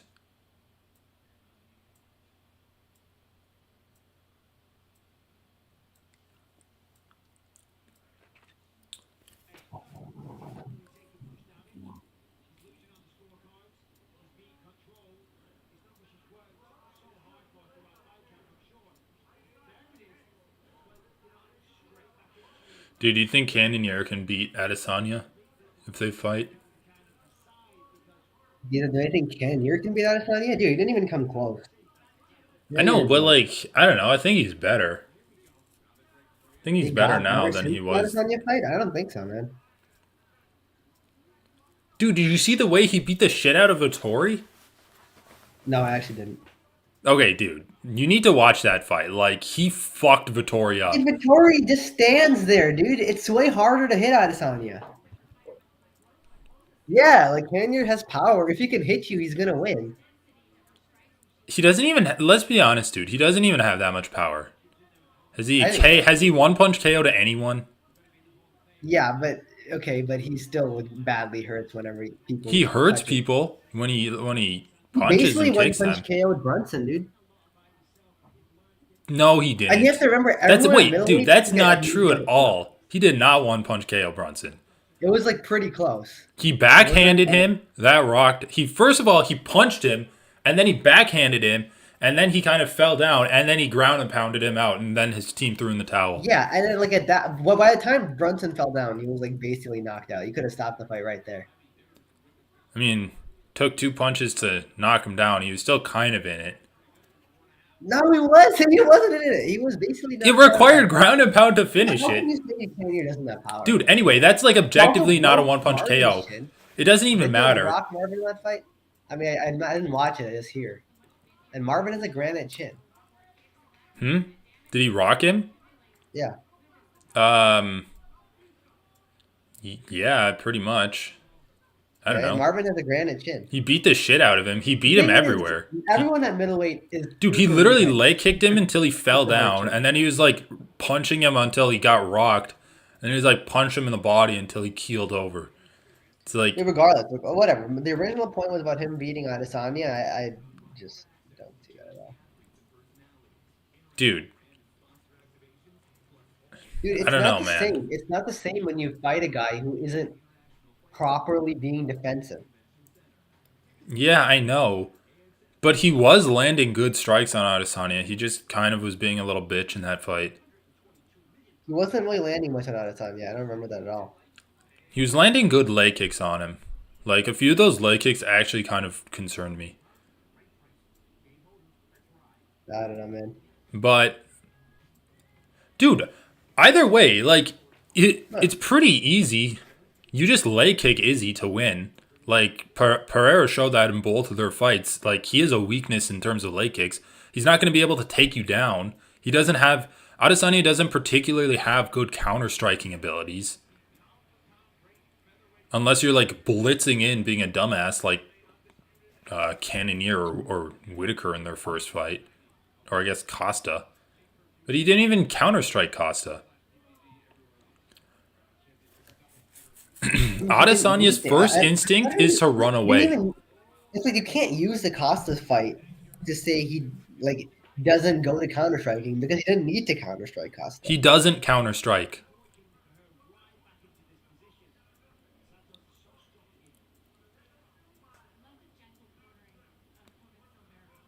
Is he only really counter strikes when like he has you out of position and then he'll go for it. But like he doesn't try to like cut angles or anything on you to throw punches over the top of what you threw. He hasn't for a long time, I guess. I feel like he did a lot on his way up. I don't know, dude. I don't think so. Against the first Whitaker fight. I don't even think I mean you can call that pullback like left right hook counter Yeah, striking. that But is that's counter striking. That's like textbook counter striking. He like was countering Whitaker's lunges. yeah, that's true. I mean, he does have that counter strike, but again, that's what I was saying. Like when you're completely out of position like that, like when he baits you into blitzing in. That's fundamentally what a counter strike is. You're utilizing the fact that when someone is throwing a punch, they're not defensively perfect. Like they're not defensively sound. Yeah, but Like, I guess yeah. just his opponents haven't really I guess I don't understand. I'm given saying him you're qualifying opportunities it for like that. he only counter strikes when his opponents are out of position. But the whole point of counter striking is to utilize the fact that opponents put themselves out of position when they're throwing something. Yeah, I guess so. Like you just qualifying out all counter strikes. I feel like Anyway, his main game plan is to like not counter strike right off the bat. He likes to break you his down game plan first. changes anyway. His game plan isn't even. He doesn't even like. There was a stretch of fights there where I straight up don't think he had any game. He would just go in and just fucking barely even do anything, and then look good in the between rounds and like stand up tall and win fights that way. Like his main game plan is to obviously not get hit, and he'll land a couple something here and there, and I don't know. I think it's like starting to change now with like the two Pereira's fights, but for a while there, it was just pretty uninspired performances from him. Yeah.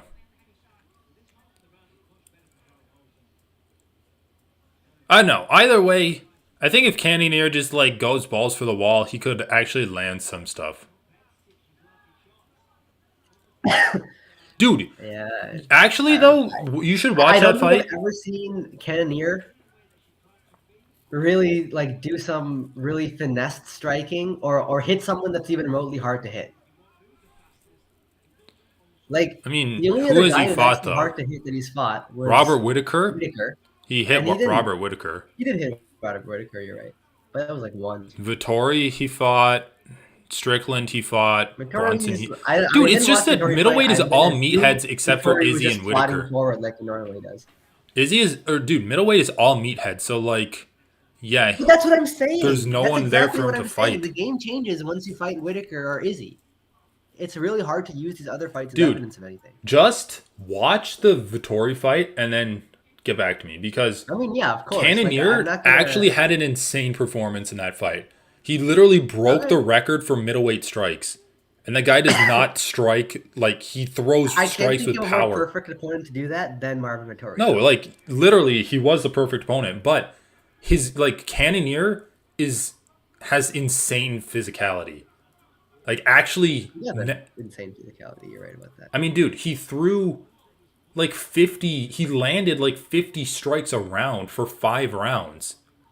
Something insane like that. Or I don't know. I don't know if it was that number, but like the pace he was putting on was like I've never seen someone put on a pace like that for 25 minutes. He's like the I don't know, dude. All I'm saying is like if he's not afraid to get knocked out by Adesanya, which if he gets another title fight, he probably just shouldn't be. If he can keep that level of output going, he actually has like a fairly decent chance. Like obviously, even if he lands just 25% of the shots that he'd land on Vittori, that's still like a record-breaking amount of strikes that you land on Adesanya. Yeah. Just like just like the power and output alone should give him a good chance. And dude, the guy is really crazy. The guy like Cannonier is QAnon here, something man. else. It's like I don't know, dude. You take like an autistic level of focus and combine it with like a religious fanaticism kind of devotion, and you get Cannonier.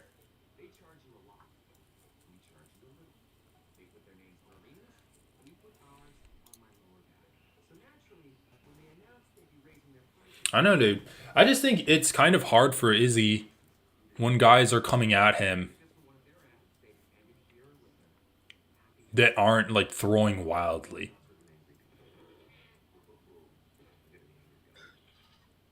Like Is he when guys are coming at him and not throwing yeah, wildly? when they're not just like blitzing him and I throwing would hope not. wild shit at him, because that's when he can Yeah. like do those good counter strikes.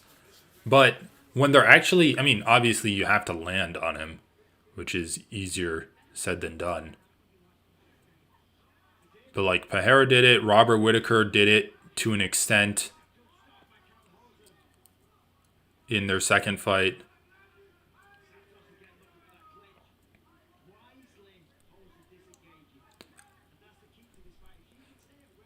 Yeah, Cannonier just didn't really do anything.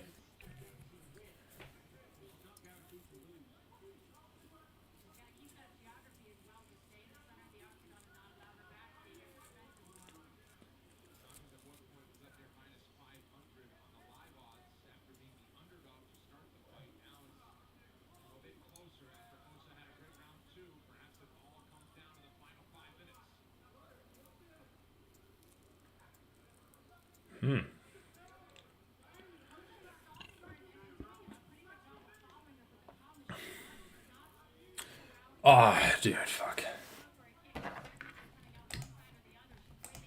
I'm not really paying much attention to this fight, I'm not gonna lie. Yeah, it's interesting. I guess Romanov won and he was the favorite. But otherwise, Luana won and Guram lost. So, like, and Santos is winning this fight so far, in my opinion. So we have like 3 underdogs winning so far.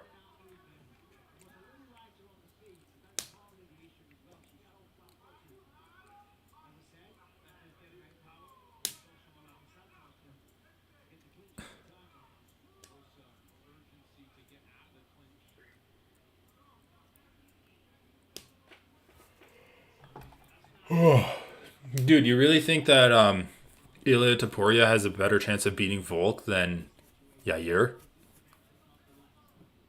Yeah. The, I mean, you the just this look at is the this is the respective reason that I performances give Yair against an Josh actual Emmett. good chance. Like Ilya Taporia showed really good boxing, and his wrestling ability is good. But I feel like you can just look at their respective performances against Josh Emmett and use it as a measuring stick. I mean, it's okay, MMA I think math, that's yeah. But fair. But the 2 attributes that I give Yair, like I don't even really rate his ability to like throw damage out of anywhere that high because a lot of people can like throw elbows from guard and throw up triangles and stuff. I always just think that's like a really stupid logic. Like, Oh, yeah, you he'll can throw go up for submissions in that triangles. position, but It is like that, stupid logic. yeah, Especially because the only reason they're saying that is because he triangled Josh Emmett. Like, dude, I look at yeah, yeah. that. I look at his triangle over Josh Emmett as you're winning the fight like by a wide margin, and then you allowed yourself to get taken down in a stupid mistake, and then you salvaged it with a triangle. It's like, yeah, you should have Exactly. beaten him without the triangle. It's not like, oh, he got a triangle off his back. Well, that's so impressive. No, he was winning, and then he got kind of like pushed back, and it was evened up, and then he triangled Emmett. But anyway, that's not what impresses me about him. What impresses me the most about him is his speed. I think his speed is just. I think he's the fastest featherweight in the division. I really don't think there's anyone faster than him. And B, just like the sheer amount of damage that he's able to put out. When he, like, dude, I don't know, man. Like, I'm going to have to probably rewatch the Max Holloway fight, but I thought he really kind of fucked him up. Because I remember watching that fight, I'm like, Yeah, he did. yeah, Max won, but, like, is he really going to beat Volkanovski? Like, he got fucked up in that fight. I remember watching him, because that's when people were like, dude, is Max done? Like, did Max leave it all in there against Yair? Because he I walked mean, out and his yeah, especially face because was, he was expected. The odds were like crazy for Max too. He was yeah, he was like a expected to win minus a record. 700 because it's after the Cater fight. Yeah, And then he goes in there and, like, he still won the majority of the rounds. I'm not even sure that, like, anything was particularly close. Or I don't know if he lost any of the rounds, but, like, they were all extremely close.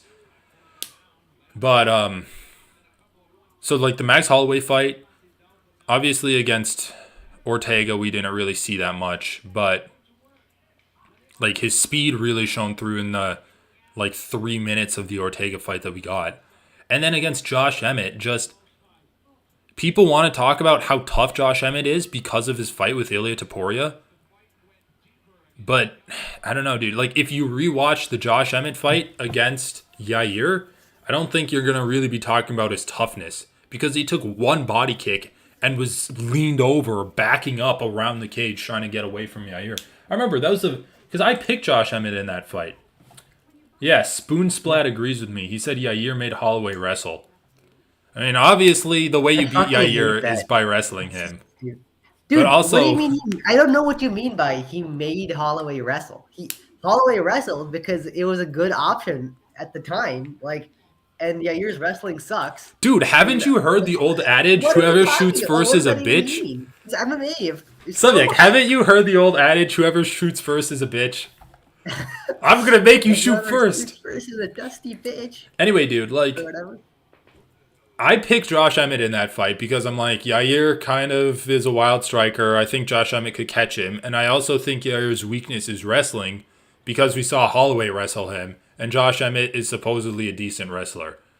And then the first fucking strike of the fight basically breaks Josh Emmett in half. And it's like a leg kick that sounds like a whip slapping against him. And then he's backing up and like, oh fuck, like this is not a good prediction. Yeah, I mean it's hard to out tough, but okay, actually, like I don't know. I felt like Max Holloway was also doing fine, and yeah, sure, like I give Yair striking a lot of credit, but it's not clear to me. Like I still just don't know what make Max wrestle means. Like that's like saying that by that logic, being a worse wrestler would make you a better MMA fighter because someone's more likely to wrestle you if you're a worse wrestler. Yeah. I don't um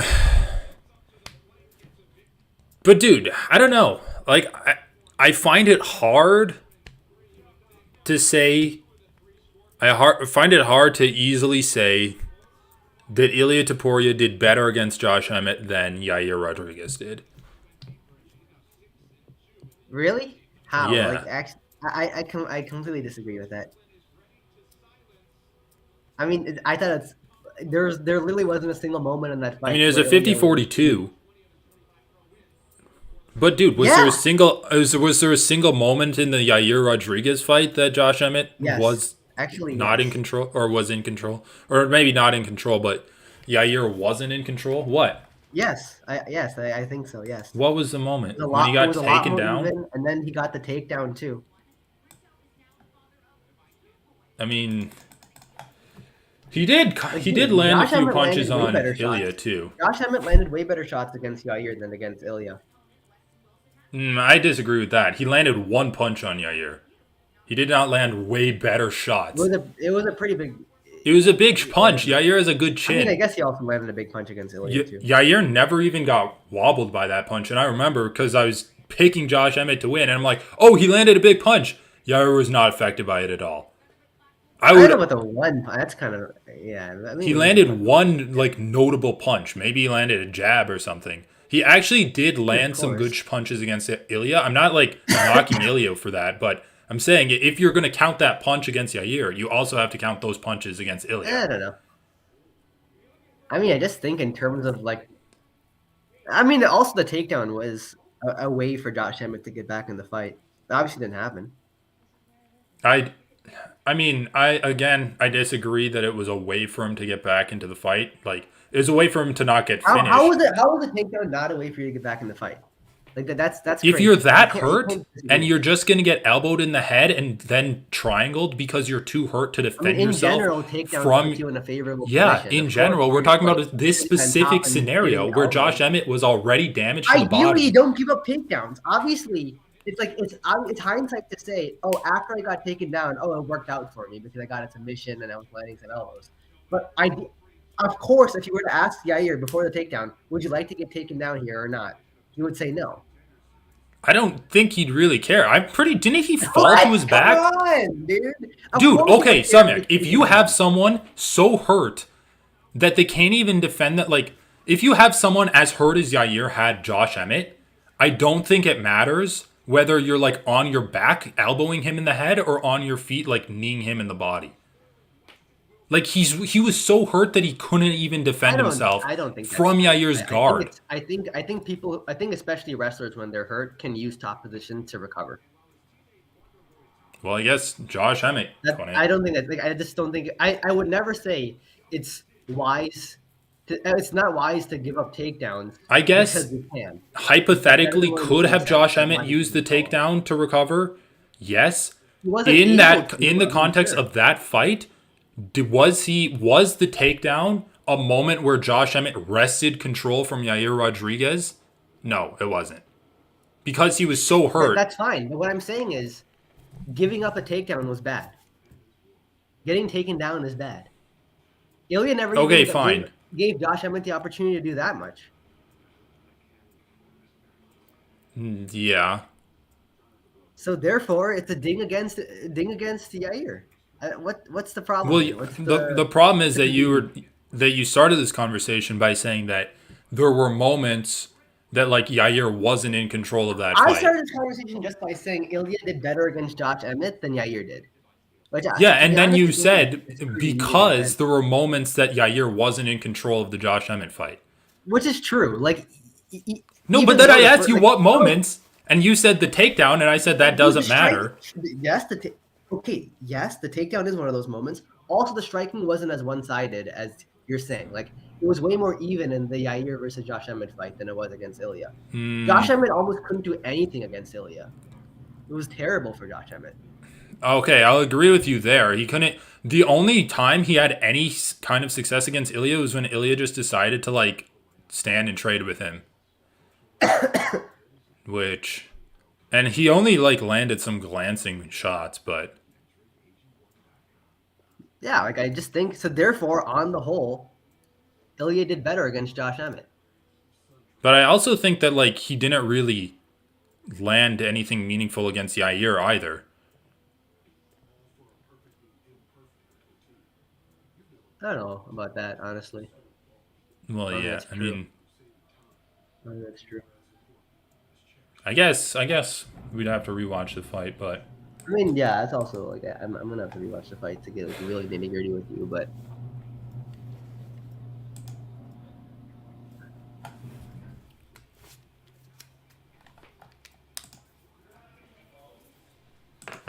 and I just don't think like flashy kind of high variance shots that Yair throws, like spinning stuff, well, like he the does do fucking some dual stupid kicks, things. like that. I mean, maybe he just doesn't do that against Volk, Well, did he but do it against that's a Josh huge Emmett? count against him. That's not the way to beat Volk. It's not the way to beat most high level No, MMA it's guys. not.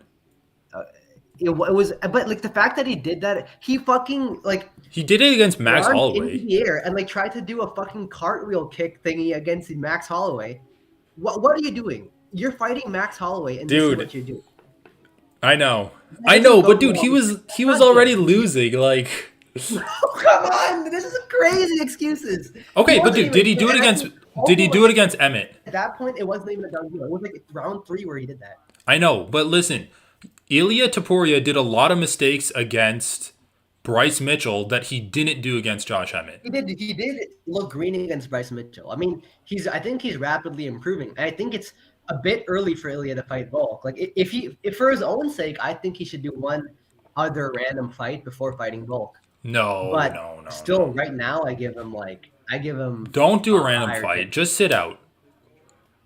I honestly just Sit sit out. out But and try. all I'm trying to say is Well, like then fight for the best. I it's conceivable Yair irons a lot of that dumb shit out. I mean, But it's that's he's the had thing. some Yeah, bad Yair's positive already been fighting for reinforcement so on it long, though. and he chose to do that against Max Well, Holloway. dude, he's had positive reinforcement on his dumb shit. That's the biggest And problem against that's true. Volkanovski. He has like he was getting beaten up by Korean Zombie the whole fight, and then in the last second just waits for Korean Zombie to run forward and then throw the spinning back elbow or whatever and win the fight. Like what that is like the ultimate positive Hold on, reinforcement dude. for Look a at this video guy. game. This guy's a fucking meme. Weston Wilson from America. Look at him. He's like Instant will. he's square jawed. Looks like the fucking nerdiest like generic guy from every high school. He looks like a high school Like the most protagonist. average guy. It's Yeah. like the average dude. And he's like the biggest underdog on the card. He's fighting featherweight Figueiredo. Yeah, pretty much. He does kind of look like Figueiredo. Yeah, I no, just no, no, think man. It's pretty Weston concerning. Wilson's It's a pretty hilarious concerning that name. Yair's like, okay, yeah, I'll get taken down and then triangle you Exactly. and shit like that. Like, I don't know. It's just not good. Of course, you can just I mean, he lost say, to oh, Frankie Edgar he's by not gonna get wrestling. him involved. I guess he lost to Frankie Edgar and Max Holloway by wrestling. So Yeah. Yeah. there's been some negative reinforcement. All right, dude. I want to see Weston Wilson just get like knocked out in the first punch or win. It's like give Also, me. like, where's Ukraine? Does Mexico even have wrestlers that are good? They've got like lucha libre type stuff. Does that count as wrestling? Sure. Dude, Burrito's gonna gas himself out. Come on, let's go. Gas out. Okay, Weston Wilson's actually not good. He- just that. Oh my god, he's so bad. I feel Two like for I could two. beat him. 2 for 2 on like wildly telegraphed shots. Yeah, I know. He like literally the first punches he. I'm not even counting that shitty little front kick that he just threw up there. It was like shitting your pants. Holy fuck, dude! This guy's a piece of shit. What is with? Okay, dude. Like, I think Dude, the he's just an criticism of the average guy. UFC's matchmaking has been a He needs to little have average overbearing. fighting ability. But what is with the UFC and like getting newly signed guys that just suck ass and like Yeah. putting them against like Jim Miller and guys like this? Like you have a roster of over 1,000 athletes. You can't find a single person. They just don't want to pay them. They don't want to pay them like these short notice fights unless it's a main event. Like we could spend like $20,000 to sweeten the pot on someone, or just offer this guy like a 12-12 contract, and he'll accept it. Dude, if Anyway, my Wes, point with the Max Holloway shooting thing, here's what I'll say. Like, I don't think Max Holloway shot out of desperation, which I feel like is what people are trying to characterize it as. he didn't shoot out of desperation, but why people are saying it, and especially why I'm saying it, is because Max Holloway is a striker first and foremost. He barely ever wrestles. And then when we see a guy that he wrestles against, it's kind of like, why did he wrestle against him? I think he wrestled against him because he was striking with him. He wanted to test out his striking, and then he's like, okay, this guy's a better. I'm not saying like Yeah, he sure. couldn't have I won mean, if you're trying to just say Yair was a good striker and was giving Max problems, I don't even think you have to go to the fact that Max chose to wrestle him. You can just look at the fight and make that claim pretty obviously anyway. If that's the only claim you're making, dude, he's about to knee bar this guy. He's gonna knee bar with a burrito. Weston Wilson! Oh! Weston Wilson! Come on! Come on! All-American boy! No! Don't get punched in the face! No! No! The knee's cleared now. Okay, it's over. Dude, I think stomps, like soccer kicks and head stomps should be illegal unless you're trying to heel hook your opponent. If they're like trying to heel hook you, I think you should be allowed. It's like kick his fucking teeth out of his mouth. Getting heel hook because you would have to plant your foot on the leg that's getting twisted, and it's gonna be like off balance. Well, and yeah, awkward. exactly. Anyway, dude, like this guy's fucking stupid. He should get cut from the UFC. Literally, like telegraphed his first fight in the 3 UFC? punches. Why Yeah. are you so against Weston Wilson? Dude, because he's shit. I could do better than that. I'd at least run around or try to clinch that guy. I mean, dude, if this guy's like 160 pounds, I swear I could like survive a round at least. I know not to go for a fucking heel hook and knee bar. Around against a UFC fighter, dude. Dude, I have better fight IQ than Weston Wilson. He goes for a knee bar and just like, oh yeah, punch me in the face, please. But also, he probably just wanted to. He was throwing a Hail Mary because he knew he was gonna lose. Well, then get better striking skills. You would.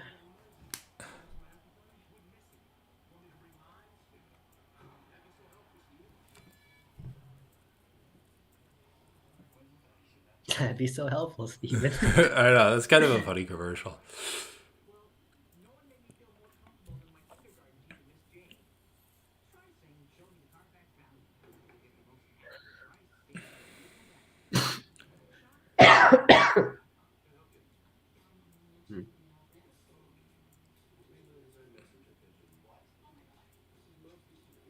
Anyway, it's gonna be interesting though because I think we know what we're gonna get out of Yair, and I honestly think it's gonna like depend a lot on Volkanovski's game plan. Dude, it's gonna be Volkanovski winning, but it's gonna like he's not gonna be able to dominate because he's gonna be staying safe. It's gonna But be I like a don't even know if close that's but true clean because I don't know. tragedy. I guess it's gonna be hard for him to ground and pound Yair, but he has Yeah, pretty it's good hard to ground and possibly. pound because his arms are so long.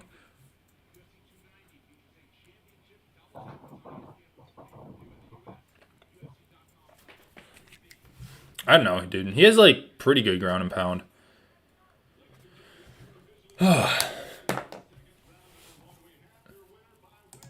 Like he beat the fuck out of Ortega. He was actually landing some pretty good shots on Islam at the end of the fifth. No, I'm gonna go to the bathroom. I'll Yeah, miss sounds. next one. I think I'm gonna.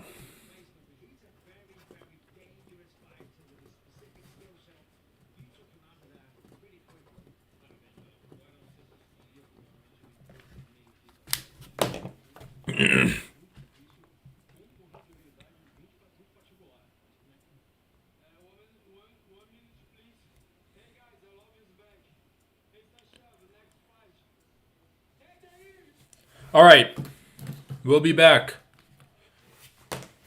Ken, I wanna know if you can get the man.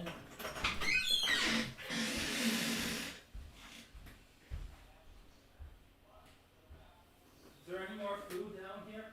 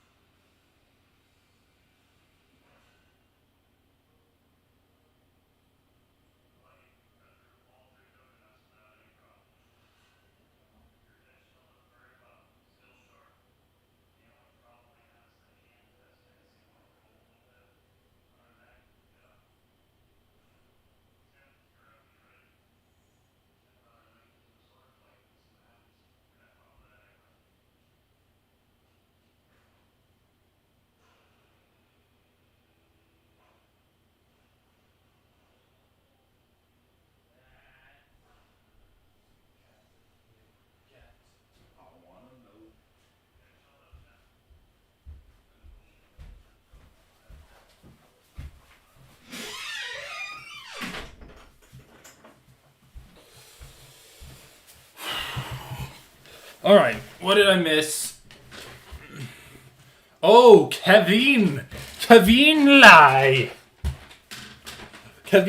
versus Renat Fakhretdinov or Fakhretdinov. I'd say a good mix of boxing and wrestling is the best game plan for Volk against Yair. I mean, obviously, you want to box and wrestle with him, but against Islam, he talked a lot about being aggressive, putting the pace on him, clinching with him multiple times, just just try to overwhelm him with strikes. I don't know if that's particularly a good strategy against Yair. I honestly don't even think it was that good of a strategy against Islam because, well, first of all, he lost that strategy. He underestimated Islam's striking abilities and especially his counter striking. I think Volkanovski was much too aggressive when he was fighting against Islam, and he paid for it in the end. He lost rounds 2 and 3 at the very least on the feet. He was getting outstruck in the 5th, outstruck in the 4th, and pretty much outstruck in the 2nd, 3rd, and 1st too. Obviously, until he landed that good hand in the 5th and pretty much just rocked Islam. He did tire out Islam, so that worked in his favor, but is too little, too late. Would that be a good strategy against Yair? Yair could get tired, but he doesn't have a very grappling intensive game plan, so it's if he gets tired, he can still strike with you. I think he can do that all day long, no matter how tired you can really get him. Even against Ortega, he didn't really tire Ortega out. He just beat the shit out of him. But Ortega was able to recover and even win the 5th round on a few of the judges' scorecards. So I think that Volkanovski, the problem is, if Volkanovski isn't aggressive, Yair can kind of kick the shit out of him for basically as long as Volkanovski's staying on the outside. So he does need to be aggressive. I just don't know if clinching with Yair is the best idea. I think he should just I know what you mean, a good mix of boxing and wrestling, but I do think he should be more wrestling focused. Yair's weakness is wrestling. He got taken down by Holloway. He got destroyed by Frankie Edgar. He got taken down by Josh Emmett even after having Josh Emmett hurt. I think Volkanovski can take him down without much trouble. And if he can take him down consistently, he should be able to just win by doing that. I don't know, dude. Do you agree with me that Volkanovski shouldn't really be doing a hurry up game plan like what he did against Islam? A what game plan? Kind of a pressure heavy game plan where he's just kind of pushing the pace on him and clinching with Yair. No, yeah, he shouldn't do that against Yair. I don't think so. But he also can't really hang out on the outside for too long because he'll just get beat up by kicks. It's inevitable. Obviously, he can do the thing where he's on the outside and blitzes in like what he did against Holloway, but yeah, dude, is there any truth to this? The Volkanovski style is almost completely built around beating Max Holloway. What are you talking about, man? Dude, think about what he did in the 3rd fight against Max Holloway, where he's on the outside and then he'd blitz in and counter strike with Max, and he'd be first. He'd kind of be first and last because Max Holloway always moves forward, and then he always throws punches. So when he was fighting against a guy like Islam, he didn't really know what to do. And so he'd blitz in to try to throw punches, and sometimes he'd kind of get stuck in exchanges that he didn't really want to be in.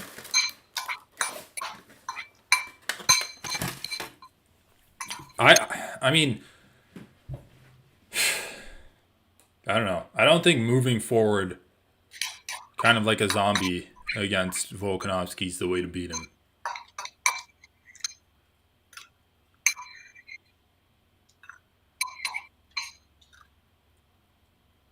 Damn, dude. Renat's got a nice hat.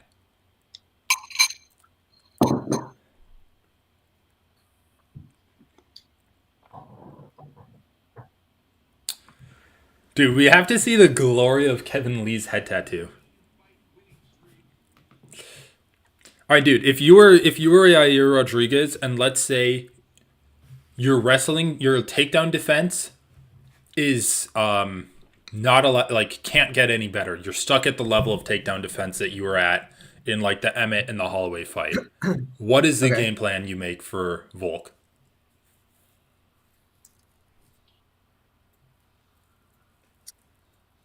I mean, I guess it's just the knees up the middle. Keep showing him the knees. What do you so like in the clinch situation?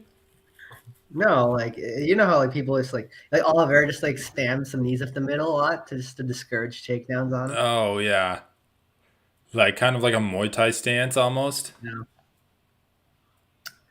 But yeah, I don't know. I mean, I yeah, think I a don't lot know of about Yair. He doesn't bounce around and move around the cage as much as I feel like he should either. Like his hips are super stationary, Yair. which makes it easier to. I know, dude. We need to watch some Yair fights over again because like there's not that much screen time on him. It's almost pointless to watch anything the pre Max fight because he was off for like 2 years before that, and then he came back and he fought Max and he looked like a because remember, dude, people were shitting on him so much like, oh, I USADA know. can't find Yair, he's out of it, he's mentally checked out. Oh, dude, I mean, he did duck the beat really hard. what is Kevin Lee's brother again? What's his name? Christian Lee? No, that's a one guy. That's an Asian dude.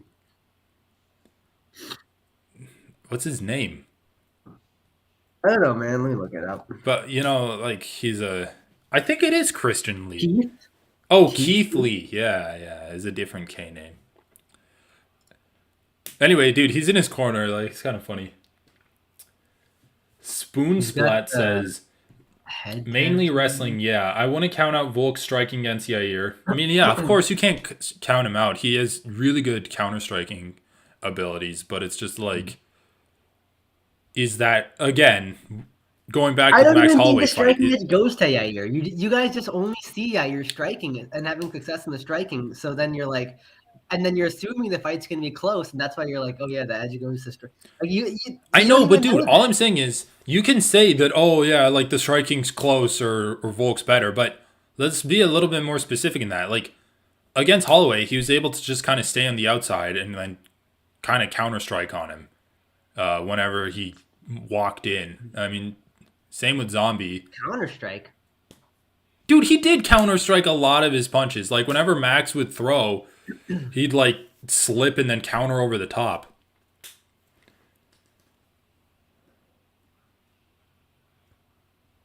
Dude, okay, hold on. You're like really wait. Can you wait? Give me a 1-2. One Hold on, I two. can't hear you at all. You can't hear me. Okay, now I One can hear two. you. Your video is. Do you want to disconnect and then reconnect because your video is way behind your audio or something, or it's not synced up? Oh really? Yeah, Yeah. sure. Mainly wrestling, yeah. I want to count out Volk striking against Yair, but obviously the edge goes towards Yair.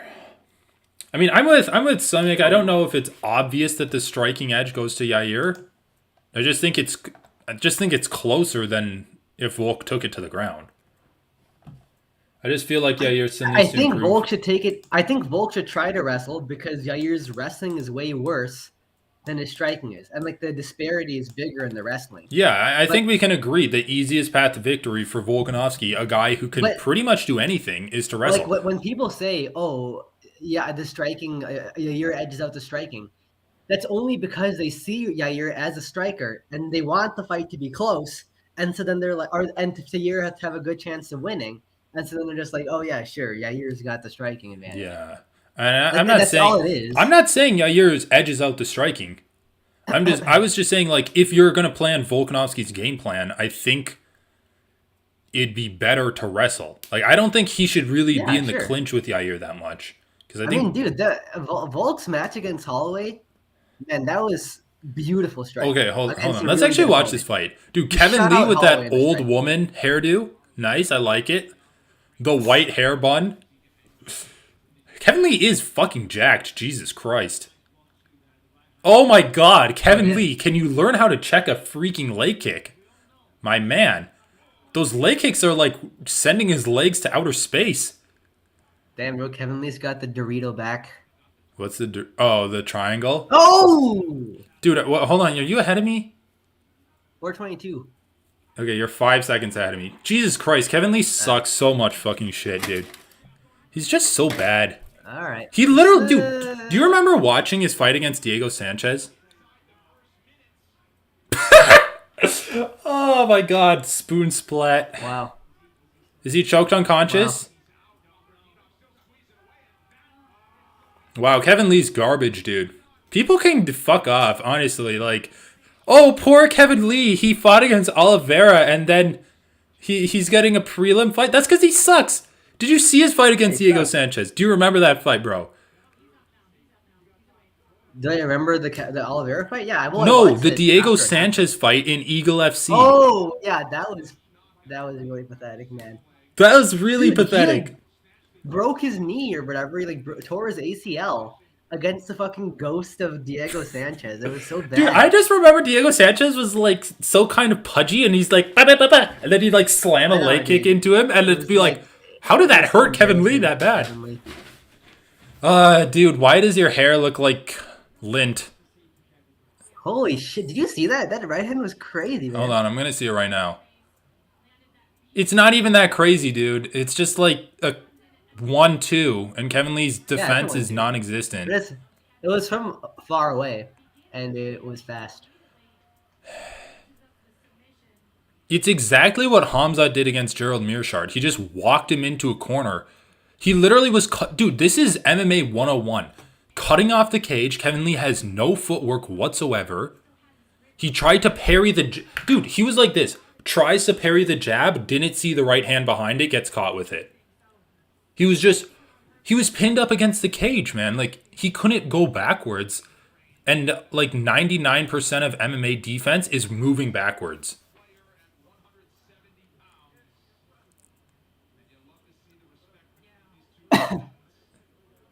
I don't know, dude. I think he's, like, regressing in terms of his skills.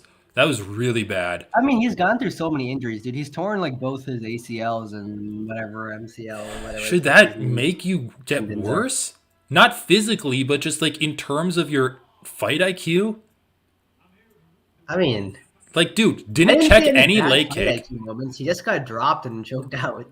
I mean, didn't check any leg kicks.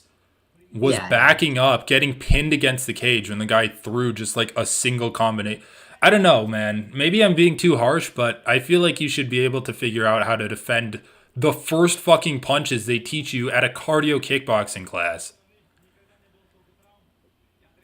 Okay, yeah, no, yeah, whatever, man. I'm not even disagreeing with you, but that's so reductive. Like, people get knocked out by jabs, by 1-2s all the time in the UFC. It's the basics, but the basics are good. I know, but he wasn't even hurt. I don't. Whatever. I mean, I know that's what I'm saying. I don't.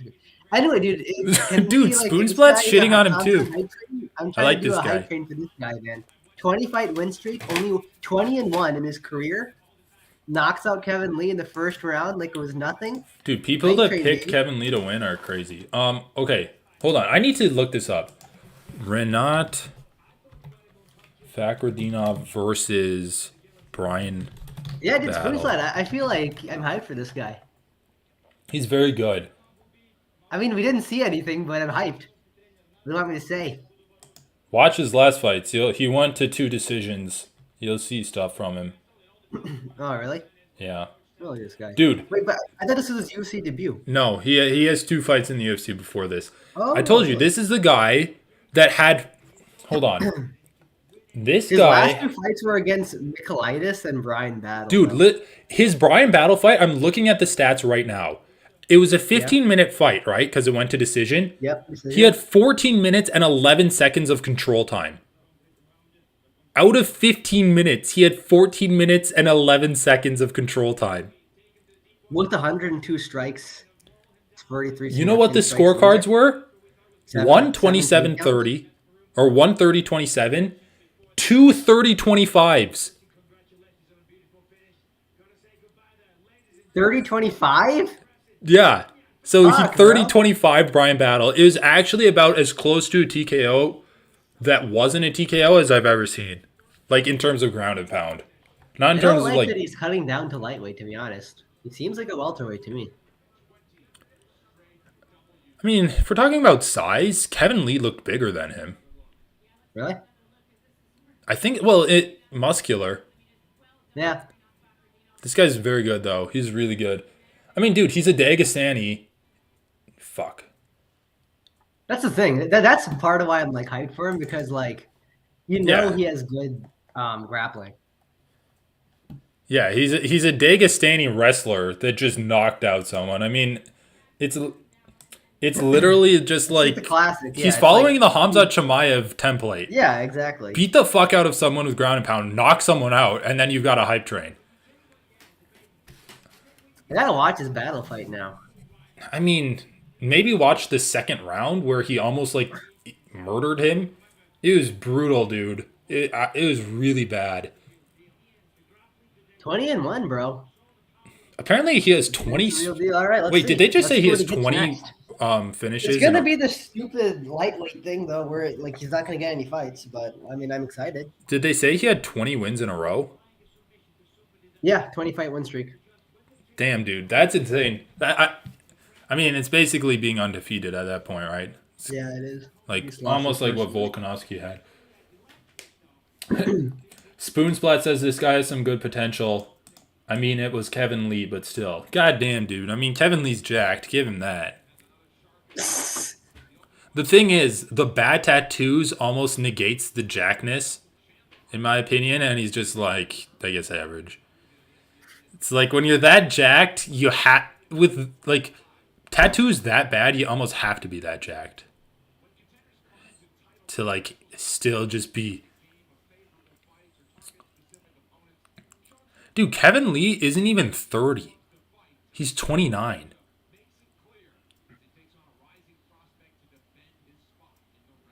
Isn't he welterweight? No, apparently both these guys fought at welterweight, but they cut down to 55. Because remember, Well, Kevin he Lee used was to be. His last two fights were welterweight. Kevin That's Lee the was thing. like an in-betweener, right? He was like Yeah.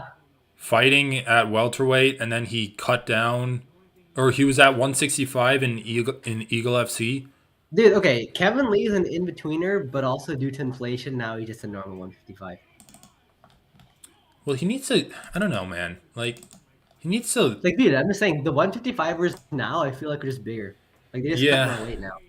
yeah, but like I still think he could be a good-sized lightweight if he just dropped some of that muscle. I mean, the point's moot. Yeah. Do you think he'd Weight is beat fine. Guram or Elvis Brenner? I think he'd lose to both those guys. Yeah, no, I feel like Kevin Lee's washed. I mean, I feel like the injuries had to do something with it, but I know, yeah. I it's guess you're 'cause it's right. just- Like if you get injuries, you I mean, you it affects probably how much you regress. can train. It affects a lot of things. It affects your confidence in the cage and stuff. Yeah. Dude, he's not even 30 though. He's not even 30? He's like, yeah, That's he's sad like as hell, 29. dude. Yeah. Well, at least he didn't say that he's fighting for his family, because he'd be starving. Does he even have a family, bro? Nah, I dude, hope he's not. just got his brother who's like on the red carpet or something, some shit like that. I thought his brother was a fighter too. Yeah, he was, but he retired. Dude, I watched like one of his TikToks. It's not even good. His TikToks? Yeah, his brother is on TikTok. No. You know, Keith Lee. Dude, you don't know who Keith Lee is? I mean, I guess I do now. That's how I know Kevin, because he's the brother of Keith Lee. Yeah, dude. I definitely agree, Spoonsblat. I think that Kevin Lee's like just straight up getting worse. Uh,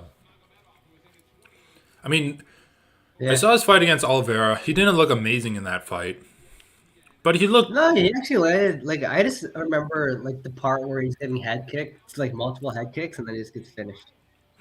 Yeah, but like he was able to compete with him, Yeah, and he then was. and then he was Dude, I mean, injured. yeah, Oliver's improved also too, but yes, like Kevin Lee's definitely going backwards. The Diego Sanchez fight was when I knew I stopped caring about Well, him, dude, though. he was That injured. He was so came bad. back, and then he fought Daniel Rodriguez. Oh yeah, that fight And was also terrible though. I'm like, oh well, Kevin Lee's like talking big game. I think he's gonna lose though, because D Rod's good. And yeah, he like, but at least he was able to do something in that fight because I remember he took him to the ground and they had like some scrambles on the ground until he got tired in the second round, and then he just got like decision lost to D Rod just from like getting jabbed. But at least he had some success. And then in the Diego Sanchez fight, he looked so bad. Like I thought he was gonna get TKO'd from leg kicks. Whatever. We shouldn't like be shitting on him so hard. Why not Yeah. though? Well, I Why mean, we shouldn't I have. be shitting on him? I feel like I'm absolutely fine shitting on him. All right, fine. Let's shit on him some more, dude. His brother also sucks. I watched his review, and his review is like, "Oh yeah, I got like this barbecue food, and it was pretty good." Like, bro, that's why you're famous. He basically like people want to talk about him like helping out local restaurants, which first of all I don't even agree with. I don't think you should be helping out local restaurants. And then second of all, Dude, that's like saying like influencers getting free food for their shitty fucking Instagram posts or like helping out local restaurants. It's just well, yeah, advertising for them they're amidst a just sea of advertising. influencers. Well, yeah, he's What are you just because talking about? I thought he was a legit critic, and then I watched his stuff, and he's just like sucking off the restaurants that he's quote unquote reviewing. He's like, oh yeah, this is like really good cornbread. I'm like, dude, it doesn't even look good. You're Weird. not fooling anyone. But I don't know, dude. Like maybe he donates to charity or whatever. Dude, who cares? What are we even talking about? What? Okay. I'm just saying his content's not that good. Yeah, I know. It's I'd rather retarded. watch his That's brother get why would I knocked care out. about him because he donates to charity? What? No, I don't know. These next two fights are good fights. Yeah, but we have like 10 minutes before they start. Yeah, I got some time. All right, let's record a segment or something. Um, let's look at the next card. Bruno Ferreira versus Nurstil. Oh yeah, dude. Apparently Bruno Ferreira knocked out Gregory Rodriguez. Yeah, pretty The brutal. Bonfim guy is gonna fighting. I'm really excited for that. Dude, he's And fighting then we've that seen French Benoit St. guy. Dennis, right? Before? Yeah, we saw this Yeah. guy's two fights in the UFC. His first fight, remember, everyone was shitting on the ref because he was getting like destroyed. And oh wait, I guess he's had more than two fights. But anyway, everyone was shitting on the ref because he was getting destroyed, and they're like, "Oh, we should stop the fight." And then he comes back. They're like, "Wow, his toughness. He's a French special forces, so he's super tough, and he'd never quit." Like, whatever. And then I guess he choked someone out, and then he won on that France card last summer. But yeah, Gabriel Bonfim, isn't that the guy that fought? Oh wait, Ismail Bonfim, because the two is that the guy who fought Terrence McKinney and fucked him up? Yeah, it is. Yeah, I think it is. Yeah, he's a lightweight. Holy shit, dude! This guy's on a 1, 2, 3, 4, 5, 6, 7, 8, 9, 10, 11, 12, 13 fight win streak. It's pretty impressive. Yeah, 13. He's looking for his 14th win, I guess. This guy's also good. Is he ranked yet? Dude, how is he not ranked? Holy fuck! Dude, lightweight is insane. I mean, But he beat Terrence McKinney. After you beat Terrence McKinney, I feel like you should be ranked. dude, Terrence McKinney is not ranked level. He was ranked. Dude, look at this. Look at this. We had Guram Katuta Ladze versus Elvis Brenner, and we're like, wow, both these guys are so good. How are they not ranked? And then we had Wait, I thought this was this fight at welterweight or lightweight? The Renat Fakhretdinov versus Kevin Lee. I thought it was at lightweight. Oh yeah, Yeah, what the me hell? too. But on Google it says welterweight. Let me look at. Well, that would make sense because he's traditionally a welterweight. Kevin Lee was fighting at welterweight But I last thought in Kevin Lee UFC. said that I'm gonna be cutting to lightweight now. I also, yeah, whatever. I definitely saw lightweight somewhere. I don't know if it was the broadcast or before on Google. But yeah, dude, the lightweight rankings are pretty stacked. I mean, the last three slots, I feel Okay, I guess like it was a welterweight fight. are up for grabs. Oh, you know what? We're misremembering it. It's not lightweight.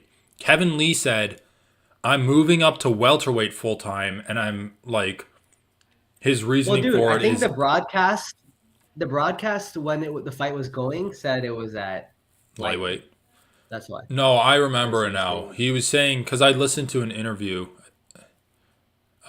with him, and he basically was saying like, "I'm moving up to welterweight full time now," and his reasoning is like, "I'm just gonna be super jacked. I'm gonna like surprise guys with my muscle," and that's why he was like flexing in front of Yeah. the camera and stuff. I'm like, dude, I mean, you that's know, not. you First of know. all, that's like not even MMA is not a strength sport for the most part. It's a endurance sport. Also, like if you're building muscle to like flex and shit, that's not really strength either. That's just like bodybuilding. But yeah, you're right. I mean, yeah. I mean, I kind of get like if you do need to put on weight, you should try to put on muscle, I guess. But to be honest, maybe not. Maybe it's like preferable to put on fat in some cases because it uses less oxygen and shit. Yeah. I don't know. Yeah, that'd be interesting. Just like Brandon Moreno with like 20 pounds of muscle fighting at featherweight. Or 20 pounds of fat. Oh, yeah, dude. Demir Ismagulov versus Grant Dawson. This fight's going to be sick. Yeah, it's gonna be good. 12 versus 15. I think Grand Dawson's gonna lose, but Grant Dawson's decent. it's decent. I'm surprised he got ranked, to be honest. Yeah, me too. But I guess he did beat. He did beat that one guy, Mark Madsen, that like Olympic wrestler. Yeah, is that good enough to get ranked? I don't know. I don't know. No, it's not. He beat up two old guys, okay? Is that what you wanted me to say? He beat up He Mark beat that Madsen, one who's like fucking 45. jiu-jitsu guy. Yeah, Yeah, like and the then he beat oldest fucking Leonardo fighter in the Santos, who's like UFC or some 50. shit. Yeah, he came out. He looked so skinny too. He looked so small and skinny, and then he just goes for a heel hook and get like knocked out brutally. Yeah, he beat. Oh, and he beat Jared Gordon. Okay, I stand corrected. He Oh beat yeah, someone in his late 30s, too. So his last three wins are Leonardo Santos, Jared Gordon, and Mark Madsen. Hold on. What are the ages of these people? Leonardo Santos, 43. Jared What's his win Gordon, streak? 34. Okay. I thought he was a plus 35, but it's 34. No, Jared Gordon's like fine, but what's his win streak? Mark Madsen is 38. Okay, his win streak, I'm only going to count in the UFC. He has a win Yeah. on the Contender Series, and then he beat Arosa, Trezano, which are featherweights, Derek Minner, who's also a featherweight, Narimani, and then Santos, Gordon, Madsen. So that's I mean, okay, three, his win four, streak is why he's five, ranked. I guess. 6, 7. Okay, so he's on a 7-fight win streak, and then Dana White's That's Contender significant. Series. I mean, yeah, that's why he's ranked. Yeah, that's true. That's why he's ranked. Yeah. Demir Ismagulov. Dude, the thing is, all of these unranked guys are fighting each other, which really sucks. Yeah. I mean, they have to. I just don't like how the lightweight division is run. It's basically like the top 5 club, like 6 through 12, and the rest. Yeah. Damn, dude. Demir Ismagulov has like an insane win streak himself. Yeah. Alex George, Joel Alvarez, Thiago Moises, Rafael Alves, Guram Kututaladze. How was he not ranked when he fought Arman? And then he lost to Arman. Listen to those names, bro. Guram, Rafael Alves, the Drew Dober Yeah, just I want to TKO'd. rewatch Armand versus Demir. What even happened that fight? I don't remember at all. Arman just wrestled him. He didn't even like really do that much ground and pound. But he kinda just wrestled him to a decision win. Hmm. And then after the Arman fight, Demir said he retired. Yeah, I remember that too. I guess he decided against it. Anyway, I guess this is a bad stylistic matchup for Demir. If you have Grant Dawson who's just gonna like grapple him. Like RNC Mark Madsen, RNC Jared Gordon, standing hammer fist on Leo Santos. Rear naked choked Derek Minner, who I thought like was supposed to be a grappler by in his own right. Yeah, he has like 1, 2, 3, 4, 5 wins by rear naked choke in his like last 8 fights. It's actually like kind of crazy. But Demir's a really good grappler. His Tapology shows that he's like done some grappling events while he's been in the UFC. Like he did 2 grappling events before his Arman Saryukian fight.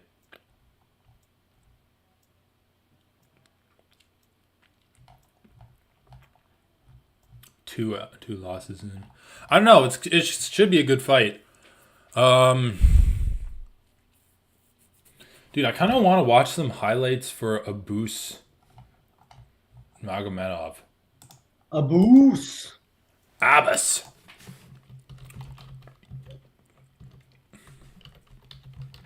Good name. It is a good name.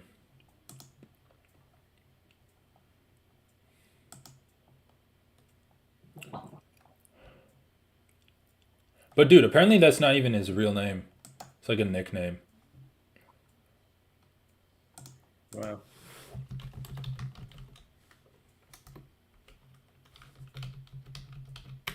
His real name is,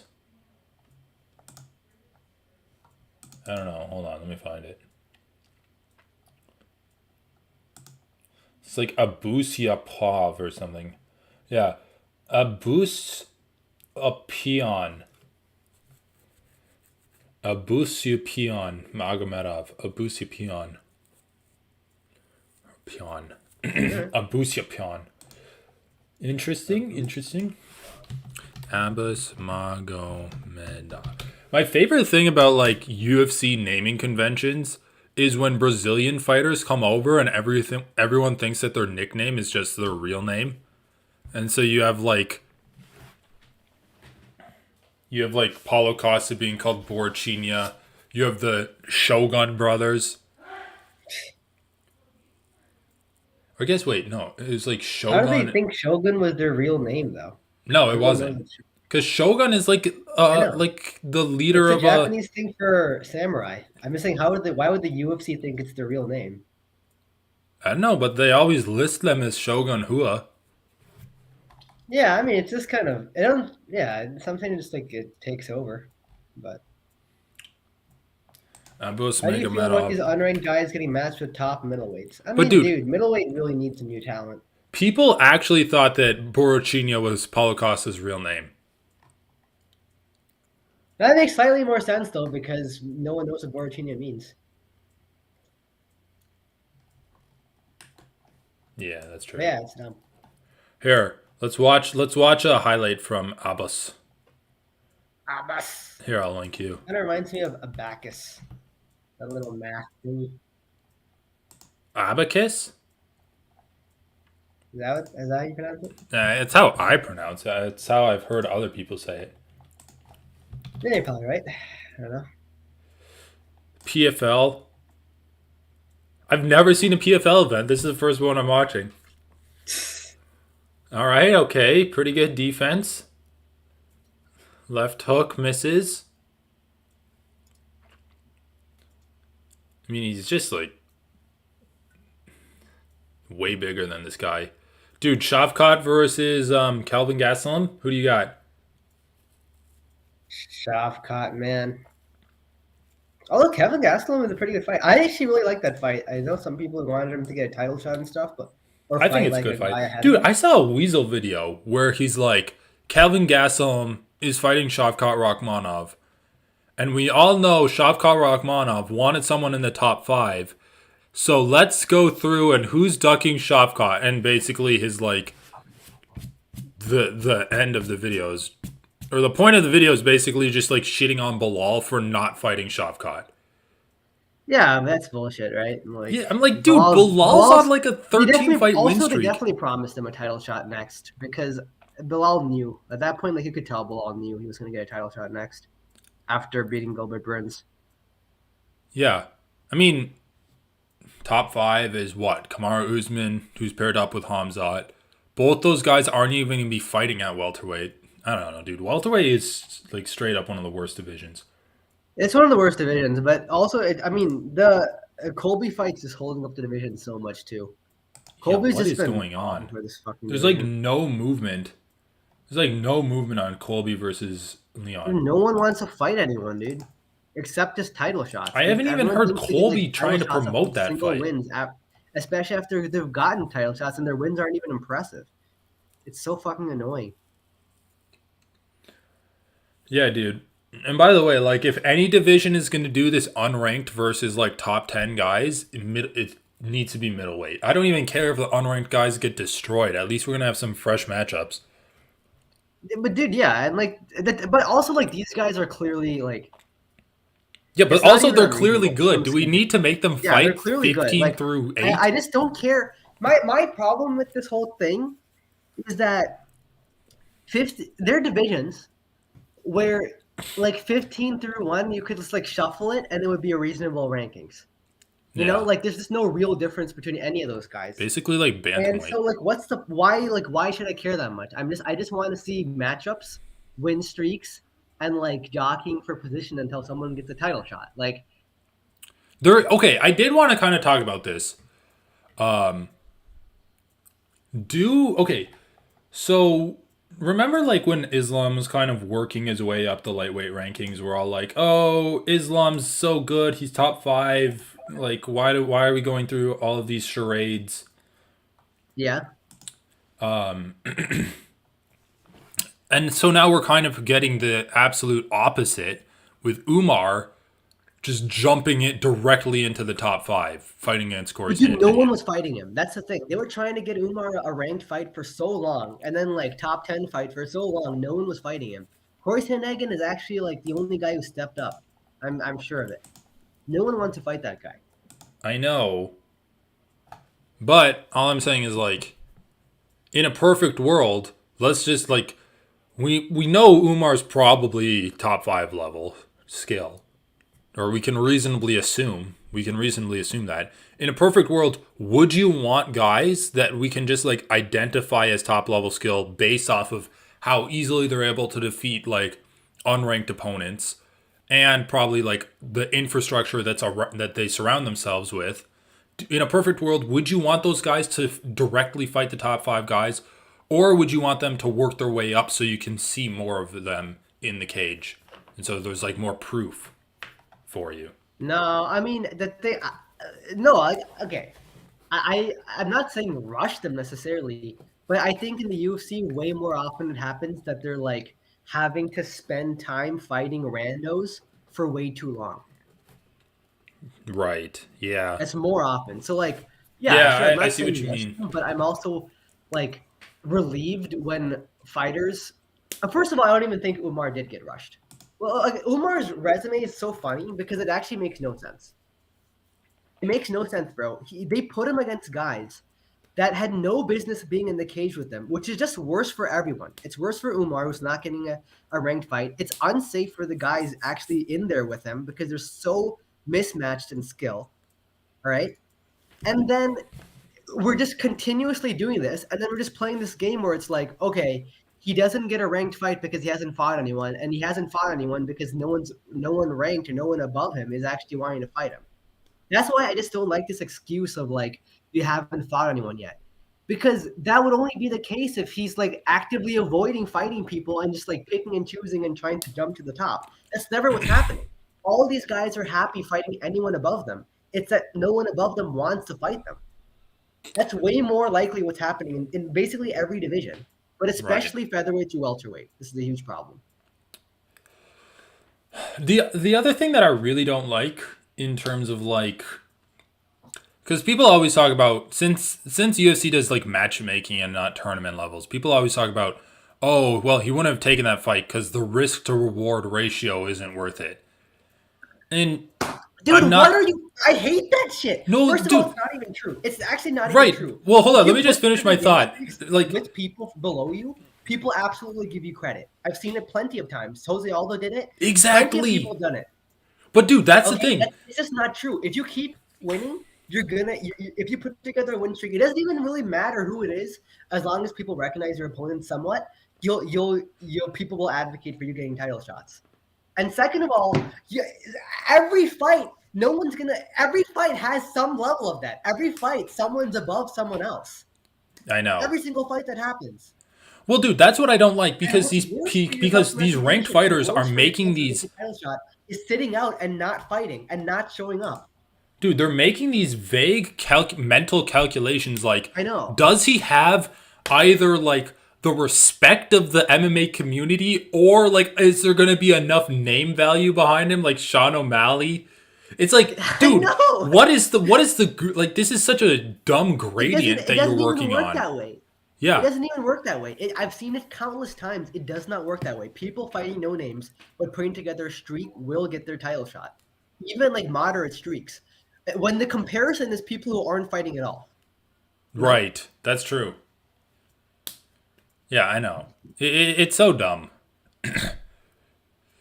Wow, dude, this guy took the Dagestani hairstyle and he just ran with it. He's got like the bowl cut and kind of like he doesn't even have the Dagestani beard. He's got like the evil villain goatee, but also no mustache. So Chin strap beard, man. it's not even a chin strap beard. It's It's not. It's not. He doesn't have weird. it. But I'm just saying. It's good. It's good, I'm just generally talking about it. dude. It's weird. It's like you take the chin strap Muslim beard and you throw like a pedophile mustache on it, and then suddenly it's normal. But if you have one, if you only have one or the other, this dude is gigantic. God damn, he is. He's 6'5". Holy fuck. He's a pretty big underdog. Nursultanov Rabonov. I don't know, dude. I mean, the other guy's good, I guess. He knocked out Gregory Rodriguez, someone who's really tough. His nickname's Black. This is Black. That's his nickname. Yeah. And what country is he? What country is he from? Bruno Ferreira.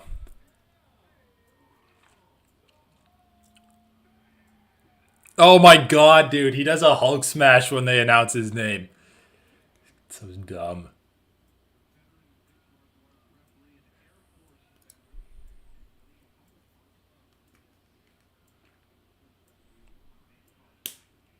All Dude, I right. mean, Well, this guy looks kind of tough. He's like 6'5" yeah. at welterweight. What's his country? What's his flag? It's not Russian. Yeah, I don't know. I missed it. I was going to look it up. But whatever. Fight's happening. Jesus Christ. Definitely do have a stylistic clash of just body types. I know. Middleweights. Usually when there's like a really tall and lanky guy versus a short jacked guy, the short jacked guy I feel like wins more times than not. But obviously it depends. Nice camera angle.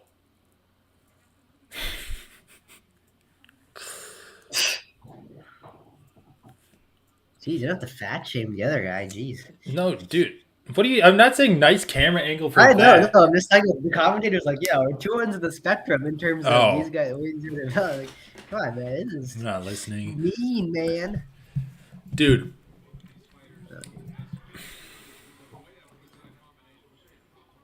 Think about all of like the undefeated fighters in the UFC, and then Yeah. tell me who you think is the best. But who are they? Who are the undefeated fighters in the UFC? Oh fuck, I missed it. The undefeated. Who are the undefeated fighters in the UFC? Is Umar still undefeated? Yeah, Umar. You have Hamzat, Shavkat, Umar, Ilya Yeah. Tapuria, and Topuria is true. Mohammed Mokayev. Those are like Oh yeah, all Makai is good. Russians or Eastern Europeans. And then I I don't know, know, dude. do you count Georgia It's as Eastern crazy. European too? It's insane, dude. Georgia is Eastern Europe. Yeah, it's in that Well, little. yeah. I mean, I guess he trains in Spain, but whatever. Mohammed Yeah, yeah. Mokayev trains in England. They're all from like Dagestan and It's like crazy, man. Soviet Union countries. Something weird's going on there, man. I swear. Dude, Bruno They put Ferreira, steroids in the set water up or your something. fucking leg kicks. It's just so stupid. Look at this. Look at All this. right, let's rewatch this. Naked leg kick. Ha ha. Classic, Yeah, let me get punched in the face by classic you. overhand right in response to a leg kick. Where was this a Against right the kick? tallest fucking welterweight in the division. Oh yeah, let me just throw a naked leg kick Yeah, with the overhand zero. right.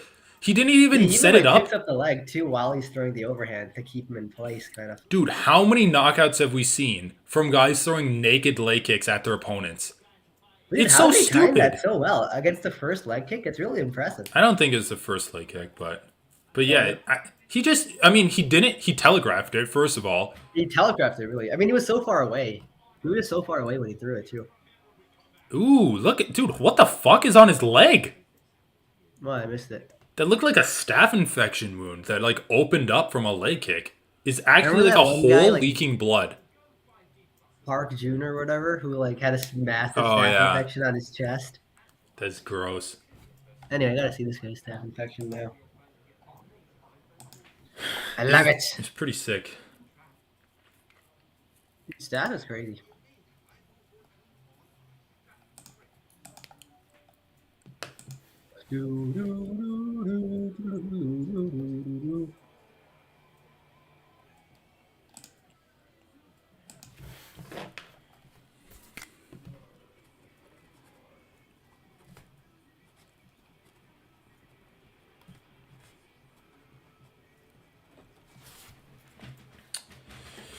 All right, well, Bruno Ferreira, dumb. I know, dude. When people do shit that like, if you watch MMA, like you know not to do, like that. I'm not saying that you should No, have the I know what mental you mean. acuity to like Yeah, yeah. think about it, like, oh, I shouldn't do this in the fight, but you should have that trained out of you by the time you're in the fight. Yeah. You should at least be aware of those things. Like, how can like random fight fans who watch fights just be aware of those I mean, it's things? just a classic, like, I don't know, man. If I feel like it happens, like a clean knockout, like once a month, from just a naked leg kick being I thrown know, and yeah. getting countered. Like, and not even knockouts, but there's so many bad things that can happen from that. Like just getting your kick caught and then taken down too. Dude, holy fuck! The Russians are cleaning up tonight. I mean, Guram lost, but he's looking pretty good.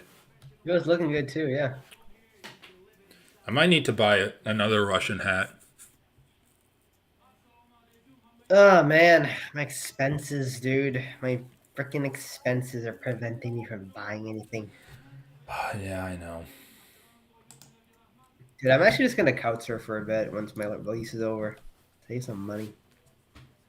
Yeah, With my friends or so something. much cheaper. I know, dude. Dude, he's Rent crying. is- Oh yeah, dude, this was the guy who had like 30. He had like 48. Or wait, no. How many fights? Yeah, he had like 46 fights, and then he's coming into the UFC and is going to be his like 48th or something like that. Like his first fight in the UFC was like his 48th fight in his career. Okay, but like, why is he crying? I don't know. Just saying, man. Oh yeah, I think I listened to his interview and he's like, everyone in Russia, it's like a pipe dream to come into the UFC, and now I'm here. Or, I don't know. I don't give a fuck actually. All right, whatever. What is that flag though? It's kind of cool. Missed the flag.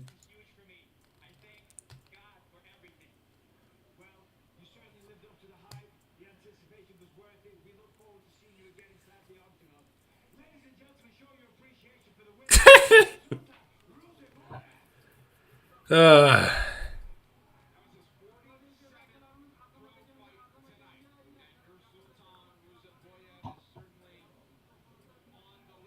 47th fight and making his UFC debut. Pretty impressive. How old is he? I don't know. I'll look it up in a sec. Okay, dude, see if you can look at his leg wound. All right. It's on his Oh, I left see it. leg. I don't think it's a staph infection. It looks like a scab. Yeah, I mean it could be a scab. I guess like it's hard to know. It looks like the I don't know. Man, I mean, I don't know. The edges are red, so that's why I say that. Yeah, like it could easily be a scab. Kachowi doing pretty well. Russians are cleaning up tonight. Let's see. What's the next fight? To Demir. Oh yeah, the next fight is Next fight's Demir, or is the next fight that no women's fight? the next. Oh wait, the next fight is Ismail Bonfim versus Benoit Saint Denis. Oh, nice. Nice. I think this fight's gonna be good actually. Should be. So both those guys seem really sweet.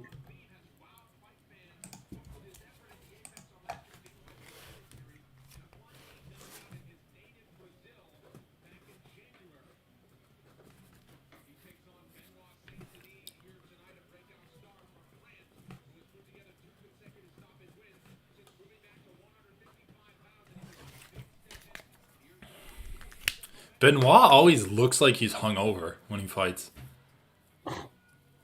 Just like So his jacked. facial expressions. Pretty fucking jacked, though.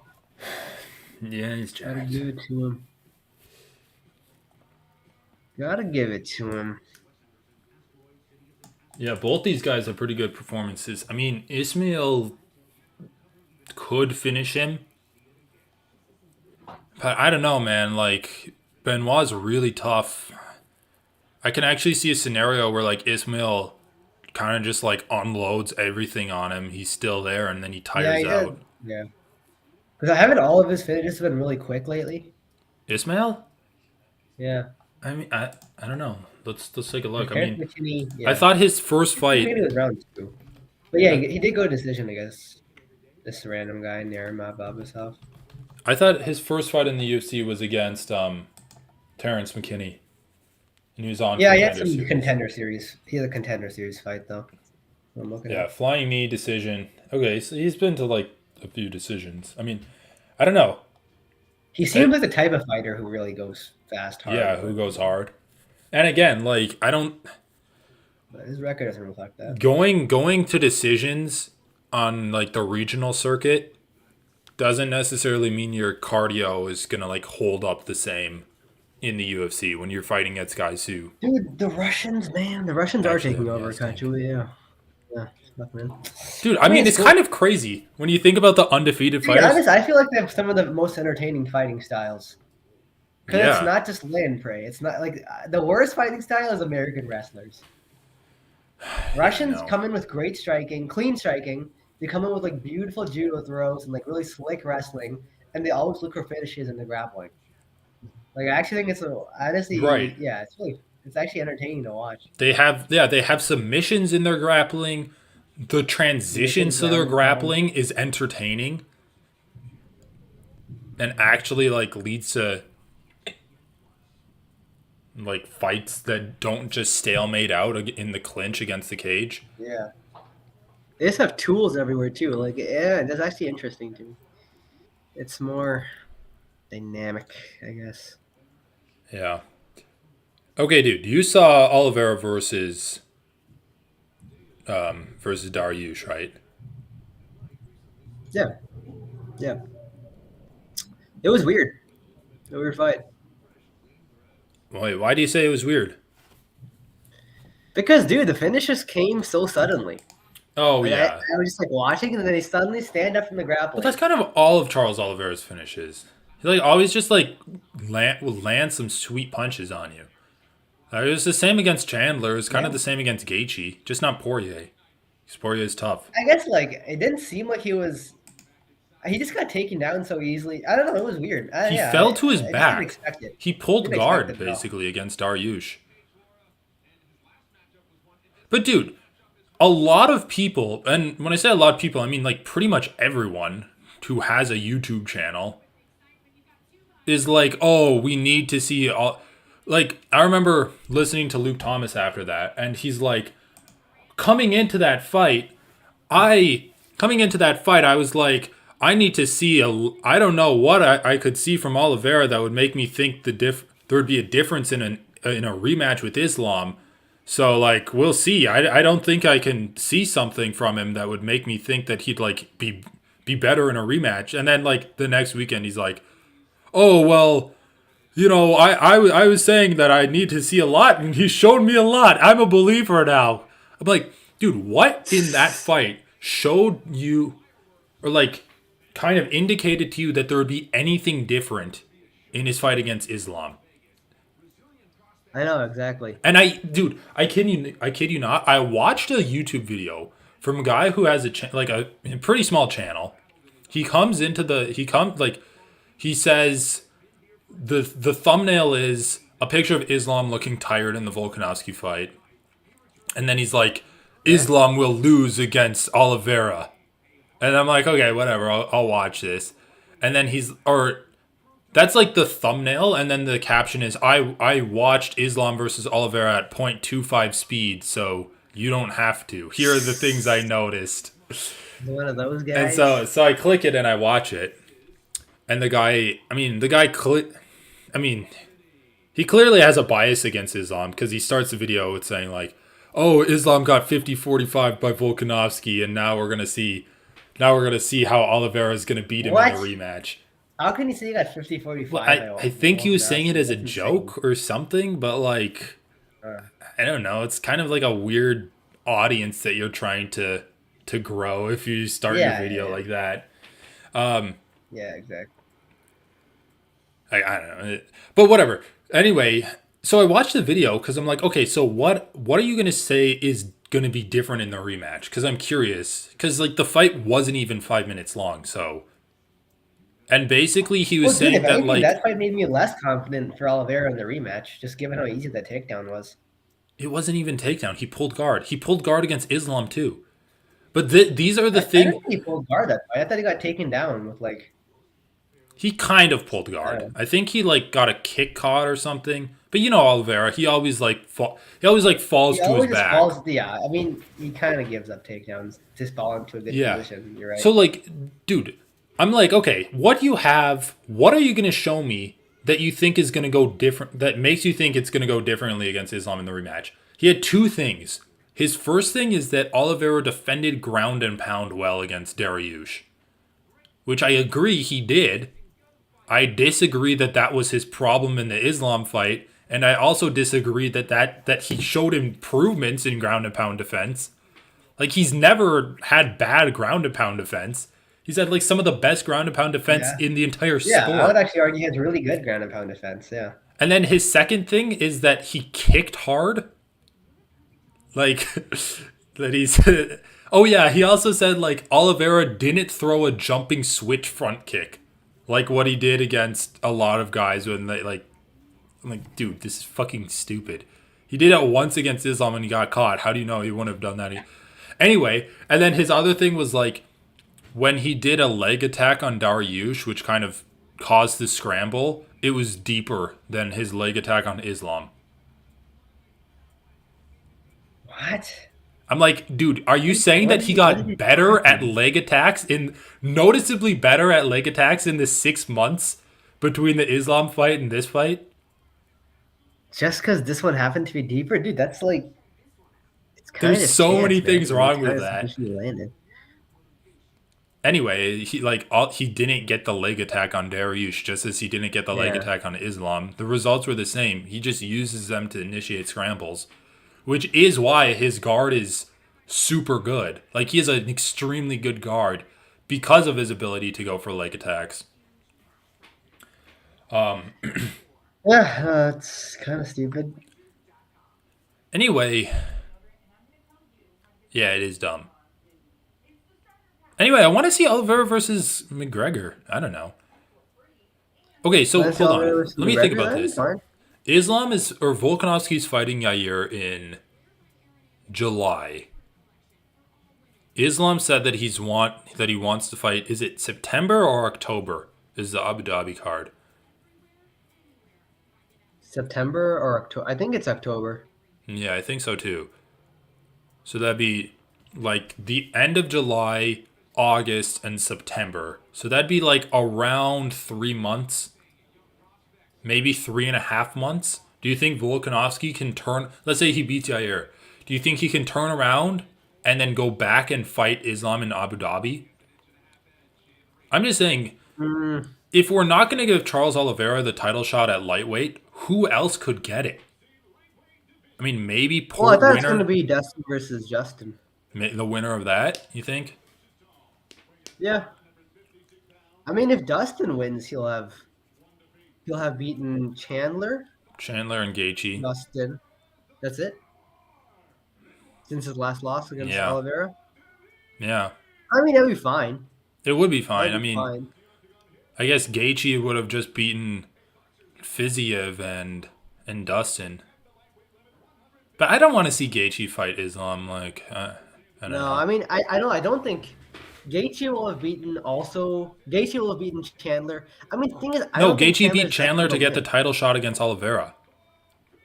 Oh yeah, so he'll only have beaten Dustin. Fiziev too, Oh yeah, Fiziev, in yeah, a fight that he arguably lost.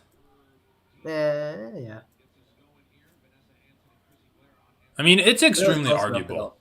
I Like mean, it, it was it close does enough though. ultimately it doesn't matter because like he looked the way he did in the third round, regardless of win or Yeah, lose. exactly. But um, but like holy fuck, this fight is starting off with a bang. What was that first shot?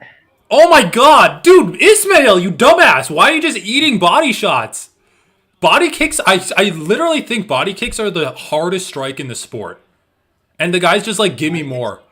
Dude, he's actually gonna lose. Ismail's gonna lose because of these body kicks. He's eating like 5 of them. And he's just gonna like, give me more, give me more. But I'm not an alcoholic, so my liver needs the taxation. Dude, what a fucking idiot. What is Ismail doing? Yeah, I know. It's actually stupid when people like people do that Okay, gesture dude. because they just don't Bonfim mean needs to some. last. Holy shit. Both of these guys' last names sound French. Saint Denis kind of needs to move a little bit. Oh my god, dude. What did we call this fight? Bonfim was going to gas out and cry? Oh, I was like, he starts off so he seems like the guy who starts off really fast. He did start off fast. He like rushed forward really quickly. Dude, he's He gets mounted. immediately punished. He's mounted by a Frenchman. And now, yeah, he's mounted by a freshman. Freshman. Come on, Bonfim, you little Brazilian guy. Oh, nice little scramble. Kicked off the cage. Beautiful. Dude, honestly, like, no, if you're stronger or have better cardio, you can't eat 5 body kicks in a row and expect to be the same guy. You're going to be worse after that. Ooh, big left hand from Bonfim there. Okay, dude, Saint Denis needs to fucking move. He can't get caught up against the cage like he can't.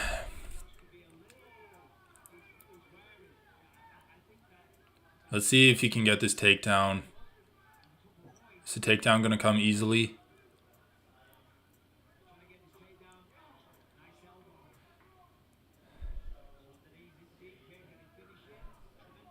Oh, that's kind of to the back of the head.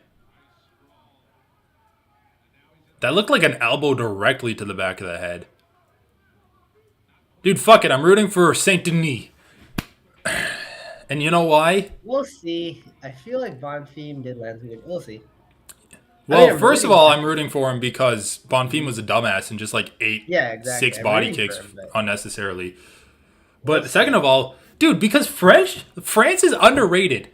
Like the culture of the protest culture in France is something I aspire to create in Dude, America. France, the protest culture is awesome in France. I love that. Just like fucking I don't know what the slapped fight is. Emmanuel Macron in the face. I don't know what the MMA scene, but yeah, I love that you can just go up and slap the president.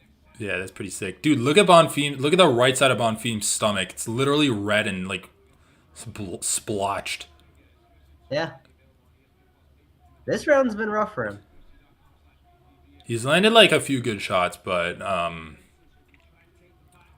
mean, this is Saint Denis pretty clearly, in my opinion, so far. Good fight so far, though. Good fight.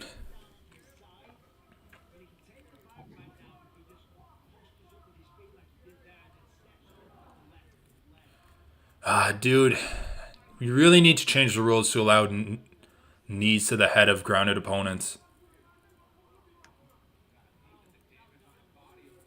Oh, that is nice. It's a nice little choke attempt.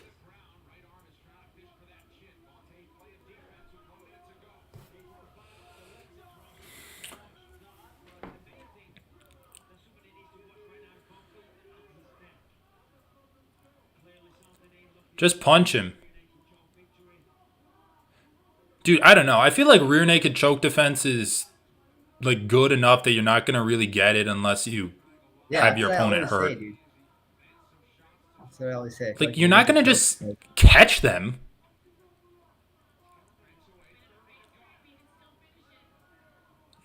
Yeah, dude, like I don't think you're going to catch them. Like they have to be really stupid to just like I don't know, you drill it so much. Oh, well, he All got it. right. Well, I guess spoke too soon. Dude, he beat the fuck out of that guy. I know, dude. That was rough. I did not expect that. I feel like Bonfim had that one in the bag before the fight, but no. I don't know, man. I mean, that's why MMA is fun. You get a lot of crazy shit. Yeah, he did good. I mean, the body shots really hurt him. Yeah, I know. Like, it's almost like you just kind of threw the game. You just ran forward so recklessly, and then like the first body shot was like so rough.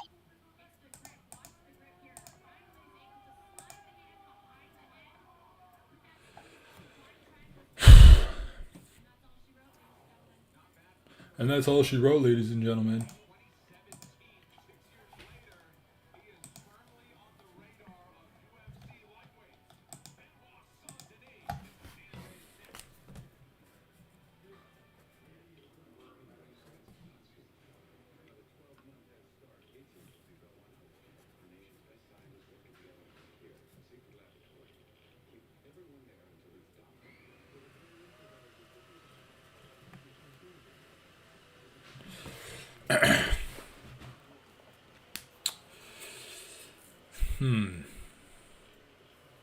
Oppenheimer.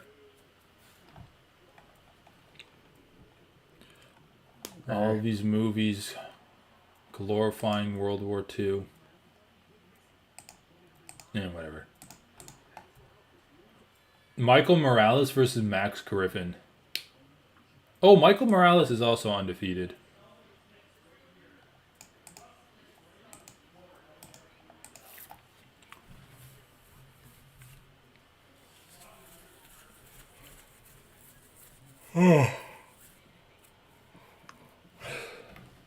Yeah, it is kind of interesting how Sean Strickland has like propelled himself into the title conversation when he really doesn't have like great wins. Yeah. Because who was Imavov supposed to fight? Calvin Gastelum, and then he pulled out and Strickland dropped in.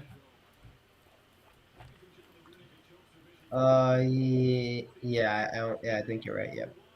Probably guess then.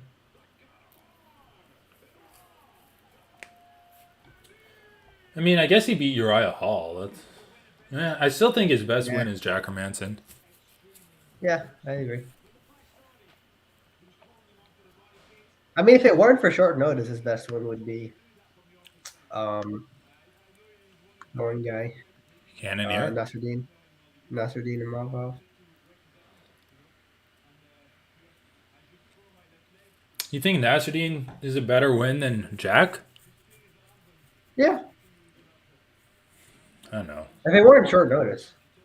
I just think like Jack Hermanson is at least an established player in middleweight, like he's ranked.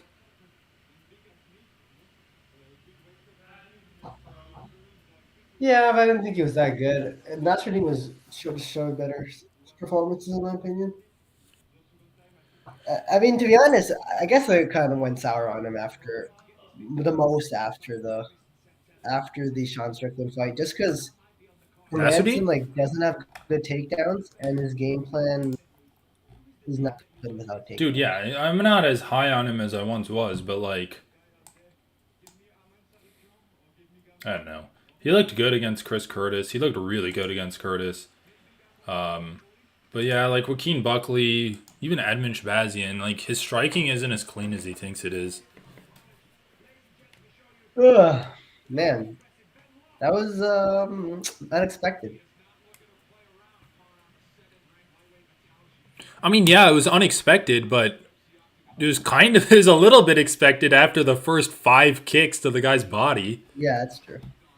It's just like, what is this, a training drill? The guy's just like, I don't know, man.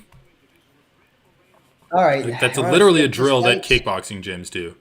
Let's skip this fight and watch Vittori versus Cannonier or something. That's why it's something else, dude. Or a year fight. Okay, fine. Let's watch the Yair versus Emmett. That fight, I feel like fine, whatever. What? Well, we can't fit the entire Holloway fight in it. I don't want to watch that fight anyway. I guess I'll watch the Emmett fight. Yeah, that's pretty good. Yeah, let's. I'm. Well, hold on. Let's see. Did they post? It should be on YouTube somewhere. Did YouTube ones, they always crop it. Let's do this. No, but I think they uploaded the entire thing. Oh, they did? I think. Well, let me check. Yeah, they did. Nice. 3 days ago, they uploaded it.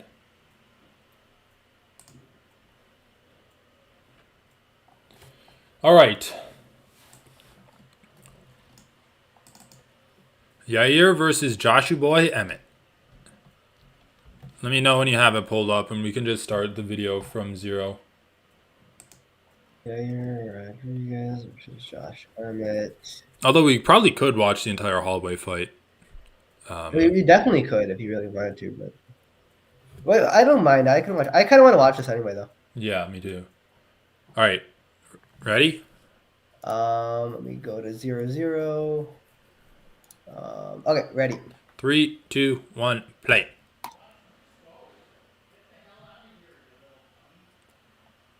In Australia.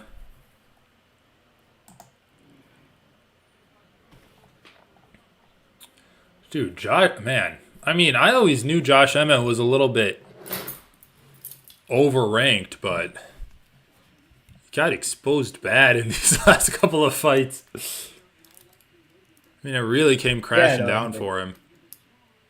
I guess it's just like a mixture of better opponents and getting older. I mean, dude, Josh Emmett's best win is literally Dan Ige. I don't think he beat Cater. I think he lost to Cater, and a lot of people, like, if you look through the rounds that the judges say he won, I think you'd find like a different result. And then before that is just really Shane Burgos and Ige. I don't think too highly of Burgos. All right, dude. Look at this. You're saying like Yair is very stationary, but he does move around a lot. Yeah, yeah, you're right. Here he is. Front kick. I mean, obviously his kicks are going to be his bread and butter. Leg kick. I mean, again, Josh Emmett isn't the greatest guy to judge someone against because he is there to be hit. He has no Yeah, leg kick defense because he's all blitz, right? So his yeah, stance he is is so all good. wide. Like Ilya was landing leg kicks at will against him too. That yeah, dude.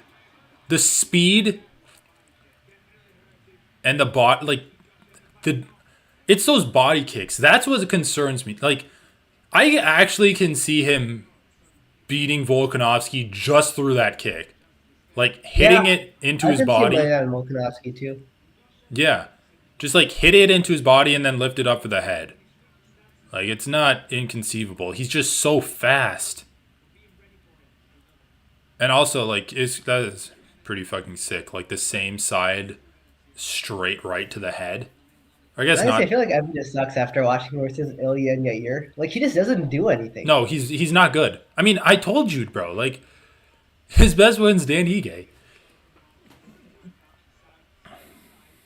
But yeah, that looks like a combination that Yair throws a lot. It's like the kick to the body, and then he like does the straight shot to your head. I mean, his defense was pretty good there. A little sketchy when he got caught against the cage. I mean, his chin's really high up in the air. When he's Yeah, up against the exactly. cage, But he's his so hands aren't tall, spreading his head. His he chin can is up get in the away air. with it. I mean, he has the same like you criticized Islam, or you didn't criticize it, but you pointed it out. Islam was able to stay defensive against Volk because he's just leaning away a lot. And Yair's taller Yeah, than Islam. he is. Yeah. Islam's like 5'10", and Yair's, I think, like 6 foot.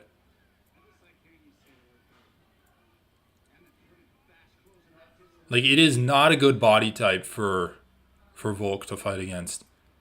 I mean, yeah, Ilya definitely did better against Emmett, dude. By this point in the fight, Emmett was like so beat up already. No. Dude, actually, that's not true. The first round Yeah, was kind of yeah, it close. is.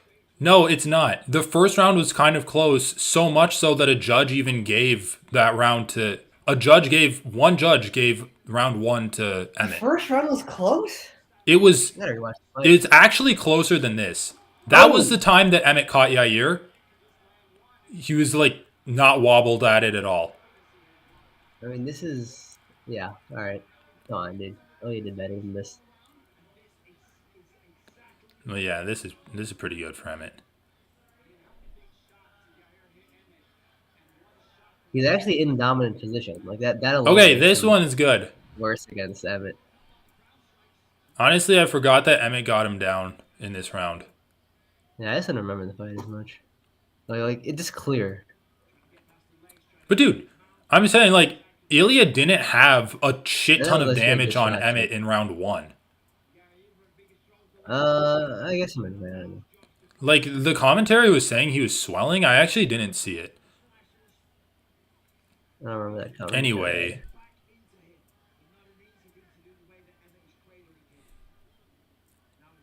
I mean, yeah, you're staying I pretty think he has defensive for good the like most top part. control. I mean, I'll give him that much. But he like always looking to blitz in and stay in the pocket, but he's unable to do so a lot of the time. Well, he's like, I'm dude. talking about Emmett. Oh, I meant. Yeah.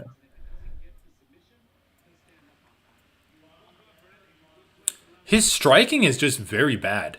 And it's bad in the sense that it's not. It's kind of an old-fashioned style, Yeah, that's what I kind of feel too. and it's old-fashioned for a reason. But yeah, Taporia, I mean, or yeah, not I'm already Taporia. comfortable saying Tapiri did better. Okay, fine, dude. I'll give it to you. That exchange was pretty bad. But if we're talking about damage that they're able to output, I still stand behind Yair. That's kind of a vague. Like, what do you mean? Like damage in a Strikes landed per minute? damage per minute. I'm not gonna say strikes Damage per landed minute. because a body kick is way more Strikes per damaging minute. than a jab. Yeah. And Ilya was landing a lot of jabs on Emmett. I don't know if that really matters. Like, it's more about the difference and the amount of time you spent winning in the fight. Right. more you've spent like getting close to But a I could finish. also say that, like, if you land a body kick, the difference in landing a body kick versus the difference in landing, like, the amount you set yourself apart from your opponent is greater by landing a body kick. Hmm. Well, it depends on the risk you've taken, right? Like, I think, Okay, dude, like, I, yeah, it's like the risk to to reward be honest, ratio. when we Like, were yeah, talking your about the body kick Emmett might be fight, more damaging, but if you open yourself up more in the process over the course of the fight, you have to take more shots. Then well, yeah, exactly. It's a risk reward thing. yeah, But dude, anyway, I I forgot mean, about the risk takedown reward in round ratio wise, I one. feel like Ilya. I mean, I feel like Yair just doesn't even have a good risk reward ratio for a lot of the stuff he does. Dude, I forgot about round one, but dude, like, this is why I was saying that by the time he got taken down in the second, like, Emmett was already kind of done.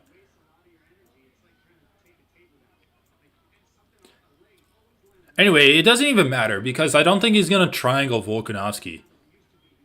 But this is what I'm saying. Like, I think Volkanovski can land big shots on him. I think he can land a lot I of mean, big shots Yair's on chin him. is also really good. Like he got hit with a bunch of hard shots, and not a bunch, but like a couple, and Yeah, he he got didn't hit even with like pause. two He or kind of three just like hard went shots. right through it. He does have a good chin. No, I think he's going to get outstruck by Volkanovski, but like, does. Look, And Josh Evans also like, dude, like, what the fuck is Yair's he just even doing? fucking crazy, bro. Like, again, does Volkanovski want to stand and bang with this guy? I don't think so. I don't even think he's going to want to clinch with him. Because I think. But, like, when you have a hole in your game that blatantly obvious, Yeah, I know. I guess I what I'm heard trying the to say reasons there. is I won't pick Yair to beat Volkanovski. But I do think out of all of the guys Volkanovski's faced at featherweight, pretty much since the second time he fought Max, Yair has the best chance. Since the second time he fought Max. Okay, that's fine. That's fair. I was getting ready to be like, no, Max Holloway, but then you were like, since the second time he fought Max. I was Well, like, like going into the trilogy fight with Max, I didn't really give Max that much of a chance. Like Volk's yeah, being okay, you might maybe, but no one thought it was going to be that separated either.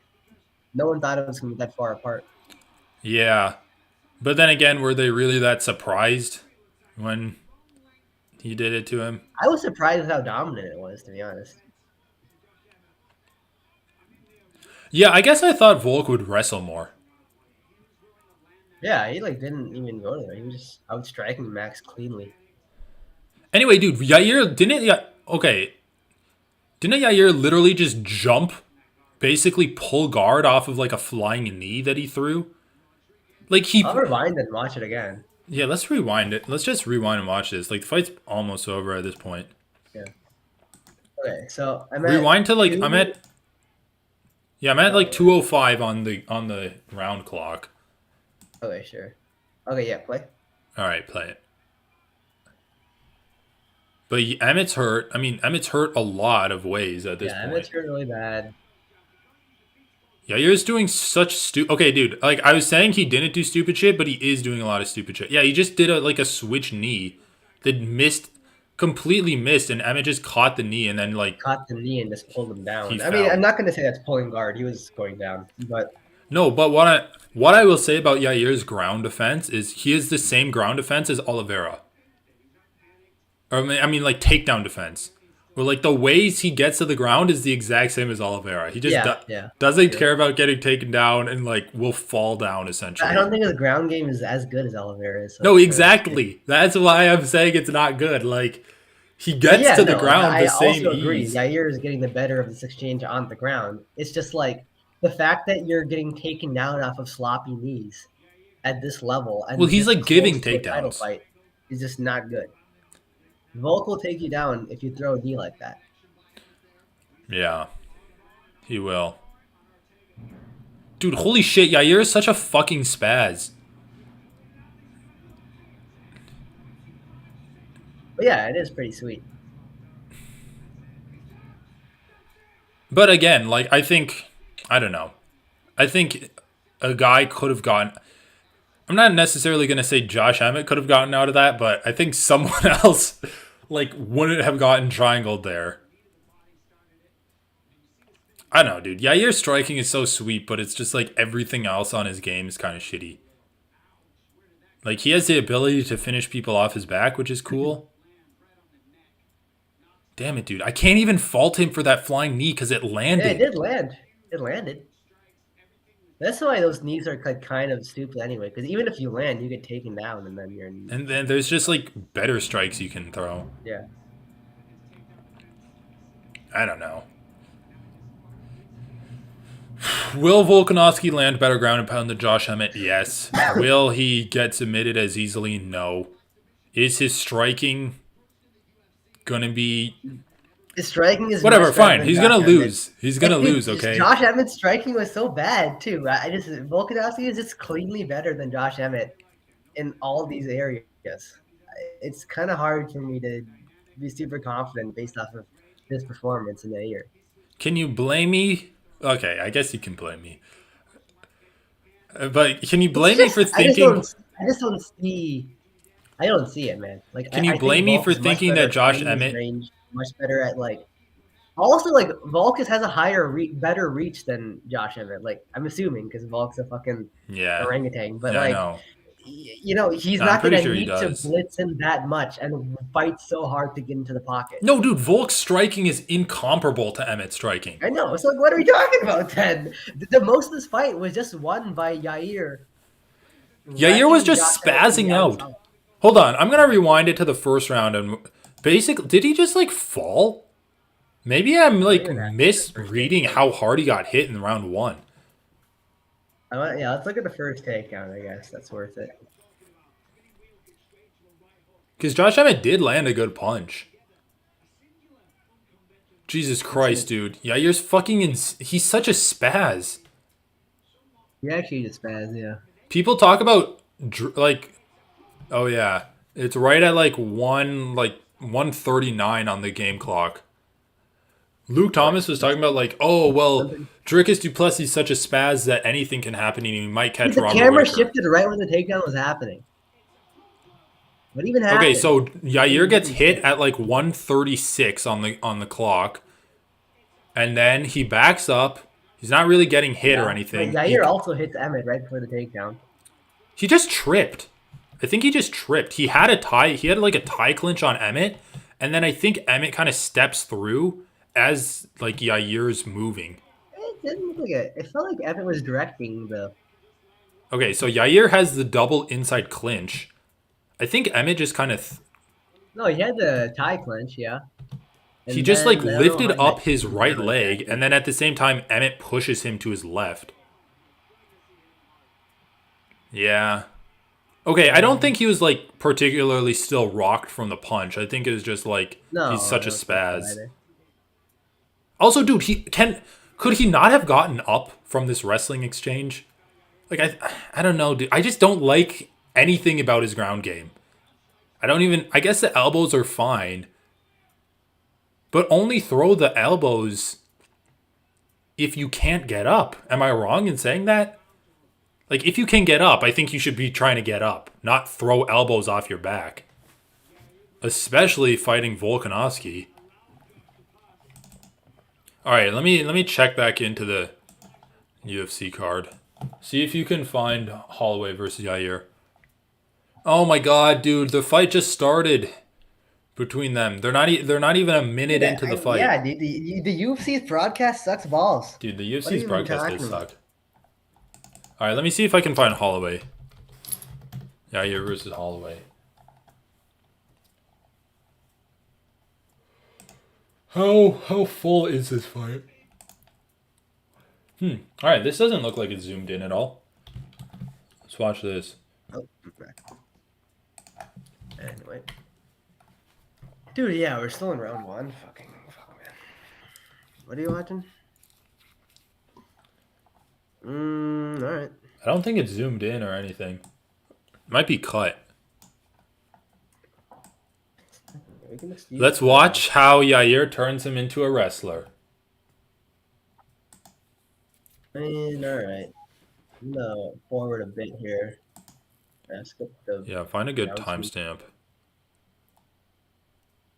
I guess it starts at like 2 All right, minutes two 40. twenty. Go to 220 Dude, just for go to catching gloves. 240 when it actually starts. It starts at 240. Yeah. Jeez. Yeah, you're right. Okay, ready? All right, 3, 2, 1, play.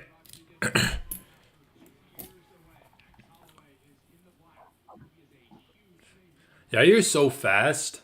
Like, I don't know, man.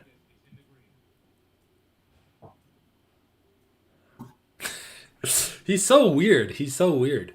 He's such a weird guy. But this is what I was remembering when I said Yair doesn't move around as much. Because I remember this stuff where we're just standing against the cage really stiff. Not stiff, but really like Yeah, stationary. just like stationary. Holy shit, dude. He literally is Oliveira when it comes to getting knocked down. Max just pushed him gently on the shoulder and he fell. Oh, fuck, dude. It's so weird. It's like Yair. I mean, I think it'd be fair to say Yair is like a kicking specialist. But it's almost like he doesn't even know how to use kicks in MMA. It's like when you see a jiu-jitsu guy transition over and no part of his game supports his jiu-jitsu at all. It's kind of like Yair's kicks. Like his kicks aren't good for defense. They're barely good for offense because like he gets countered by them and he gets thrown on his ass from throwing a lot of kicks all the time.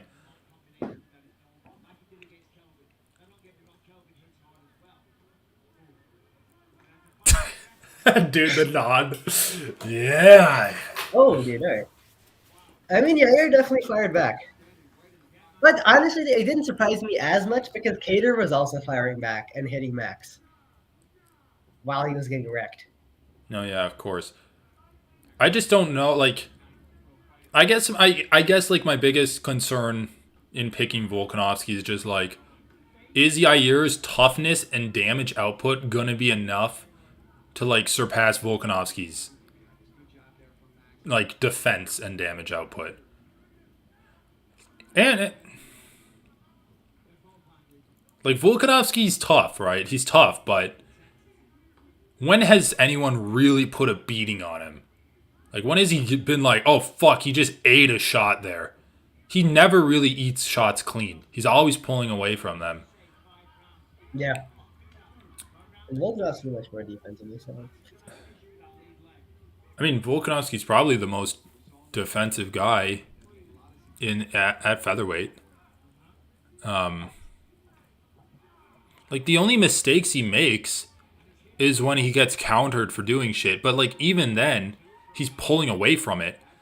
Like when he got dropped against Ortega in like the third round. Oh, dude, that one too. That one too is fucking Yeah, that sick. one too was great. Then that overhand left good. I mean, Max sent it right back, but like you can see the difference in power. Max is just not a Dude, power see what I'm puncher. saying? Why is Yair? I feel like Yair looks so much different in the other fight because this fight he's just standing in one place, like Yeah. so stationary. I mean, the cage is smaller in this, but you're right. He is just standing here. I don't know. Maybe he moves more against wrestlers though. Dude, I think it's just that like he's coming back after a 3-year layoff in this fight and Yeah. he's a little rusty. He did look much looser in the He is Emmett actually fight. fucking landing every kick there. What the hell? Yeah. But it's not like optimal.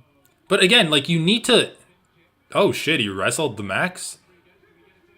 He actually looks Yeah, I remember like this. pretty big compared to Max in this fight.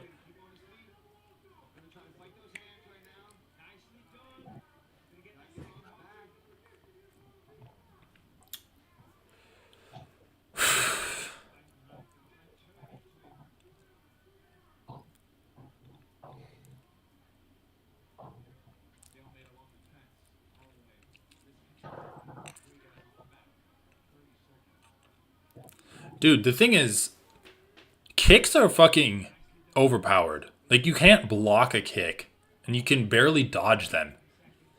Yeah, but you can take him down. Exactly. But like, if you don't, dude, holy shit, Yair's a rubber man. Dude, he fucking lifted up Max Holloway with his cup. He put his foot between his legs and lifted him up from it.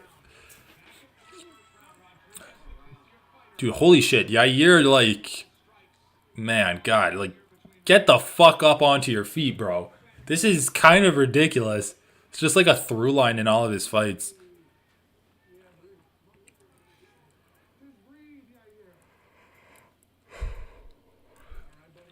All right, let me just ask you this. Do you see a scenario where Yair just, like, kicks his shit out of Volkanovski and then, like, or by the fourth or fifth, Volkanovski's really hurt and then could get finished by Yair? Yeah, I see that scenario. Sure.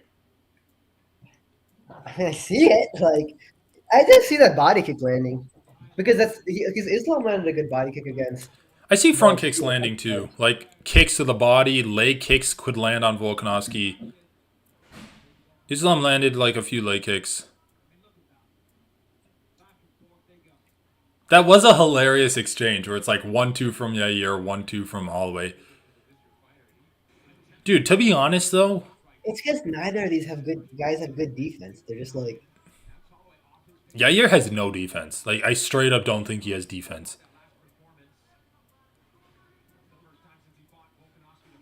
Jesus yeah, but I really don't Christ. see it against Volkan. I mean, I guess I see that one thing you're describing, but I think the chances are super low. It's just kicks. It's just kicks. But like, I don't know. In a kickboxing fight, probably would choose Yair.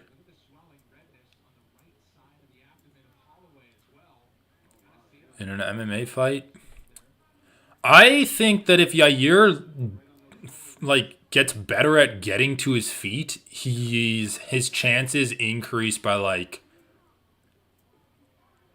I don't know. Like it if we see the Yair that we saw in the Emmett fight, I'd give him like a maybe 40% chance to win. Like it's a pretty what percent chance would you give someone that has like a clear path to victory? That like they could easily do and then like if they do it Yeah, they yeah, just yeah. win.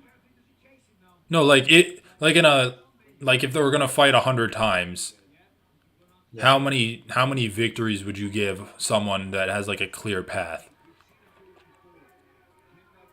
Wait, if they fight 100 times, how many victories would I give who? Like just in general, like if someone has Yeah. a clear path to victory, what percentage chance would you give them to win? Oh, Like 75, 70? I don't know. What kind of question is that? It just I said don't if they know, have a dude. clear I'm path to trying to victory build a means metric here. You know how the Weasel always does like 55, 45? no, that's stupid.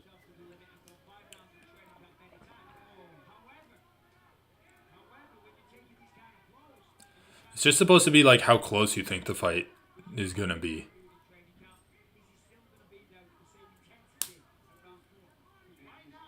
Jesus Christ, this is an insane fight, dude. This is like a testament to Max Holloway's toughness because Yair just kicked his leg like 30 times. Okay, holy fuck. Yair has no head defense at all.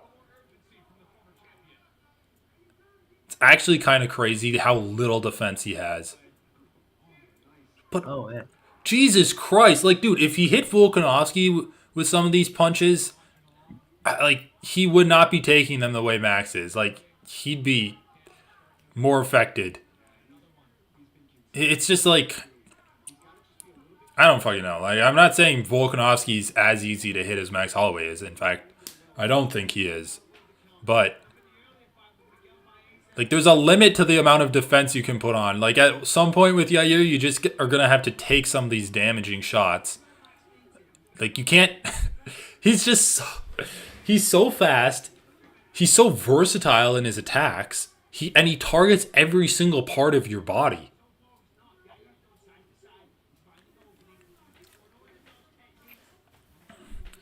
Yeah, he is being very, like, heavy-footed here. He's moving around a bit, but not nearly as much as you need to be against Max. I'm looking forward to the next round because that's the one where Max Thanos punches Rodriguez back to the ground. I'm pretty sure Oh, it is? that's my favorite. Dude, this fight was insane. Like, Wait, Max has like slightly better defense. He's not there. But yeah, overall. oh yeah, Max's defense is. I think everyone has better defense than Yair But Rodriguez. overall, I think Max's defense isn't great either. Yeah, but that's what I'm saying. Like, I don't think Volkanovski can eat all of the shots that Max is eating, but he's also not going to have to. His defense is much better than Max's.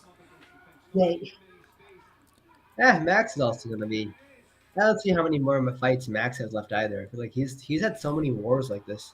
Dude, He's he taken so literally much just damage. fell from throwing a kick. Dude, this is what I'm saying. He gets fucking positive reinforcement. Like, The thing is, these last 2 times he's fallen both at the end of the round. Like he looks at the times like, fuck it, I'll do something stupid because it's the end of the round. This next round, it was like the middle of the round where he does this. we'll see. I mean, I don't really remember the specifics of this fight. So I I'm remember, pretty like. sure, but we'll see. Anyway, like, both these rounds are extremely close. I think it's arguable. I think you can argue either way for each guy winning. Yeah. If I had to choose, I'd say Yair won the first round and Max won the second.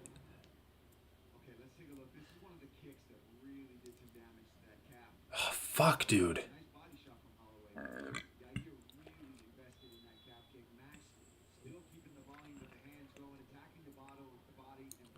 Dude, it is kind of funny. Like, I don't know if it's this way in other combat sports. Oh my god, he landed the same up elbow on Max that he did on Korean Zombie. Did you see that? Nah, I missed it. Dude, we gotta rewind that. Like, the guy's wait, fucking wait. accurate. 13. I'm at 13. Go to 13:55. All right, fine. Okay, I'm at 13:55. All right. Play. 3, 2, 1, play. Dude, he literally Oh, yeah, he landed did. the same up elbow. Dude, the guy's like a fucking Beyblade. That is pretty funny, actually.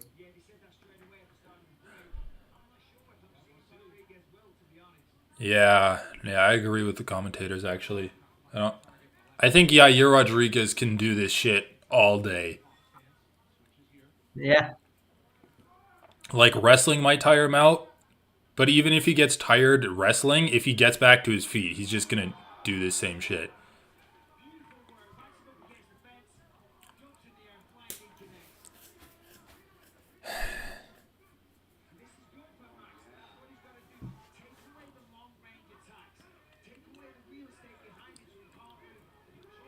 His punches are a little less accurate, but like, those kicks are still just as fast and hard. Oh shit, dude, he defended a takedown for Max Holloway. That was impressive. I've never seen him do that before. Yep, fell. Yeah, dude, you're right. Fell in the middle of the round. That one was so brutal, too, dude. Holy fuck. I don't even know how. Like, they're saying he's hurt. I don't know if he's really that hurt. Arm triangle. Not really that tight, ever. Full mount. Dude, he's like crawling on the wall like a fucking spider. Or a crab.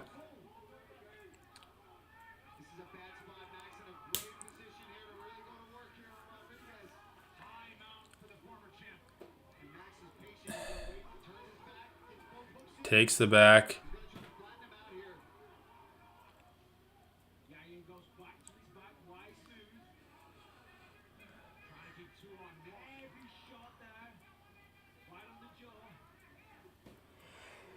I'm just gonna quickly check that other fight while Max is beating the shit out of him.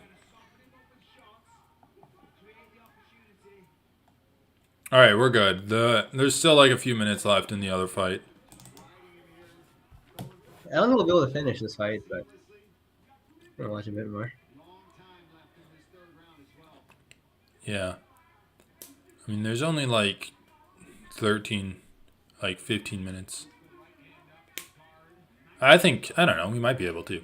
There's only 15 minutes left in this. All right, yeah. I mean, there's gonna be walkouts too. I guess you're right.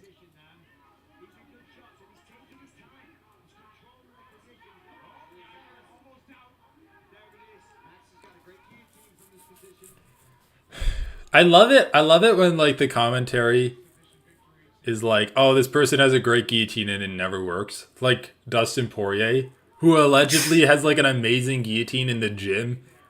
Like, oh, we all know Dustin has a great guillotine, but like because it works in the gym, he always goes for it, and then it never works in MMA. Jesus Christ, dude. This is what I'm saying. Yair was just getting the shit beaten out of him on the ground. Gets up and just smacks Max. Dude, he takes down Max. Yeah, Max immediately gets up. You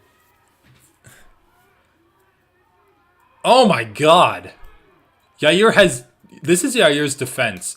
Put his hands down, lean back, and slowly walk backwards. That's his striking defense.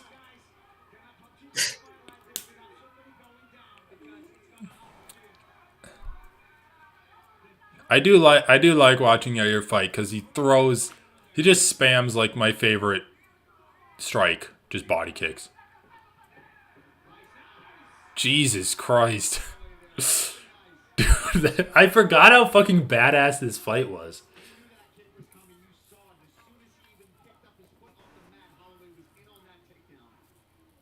Yeah, exactly. It is kind of funny that like what is the natural hard counter to a kicker in MMA? It's like grappling.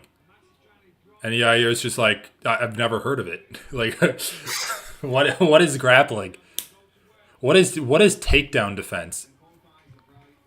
He's like, instead of training takedown defense, I'm just gonna train like weird jujitsu scrambles.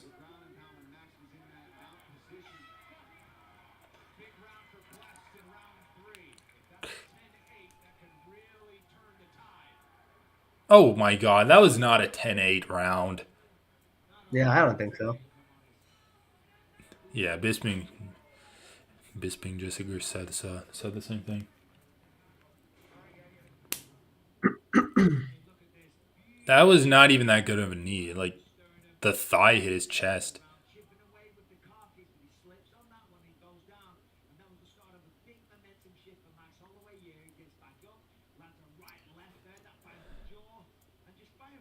This was just like such an insane fight. Like, goddamn.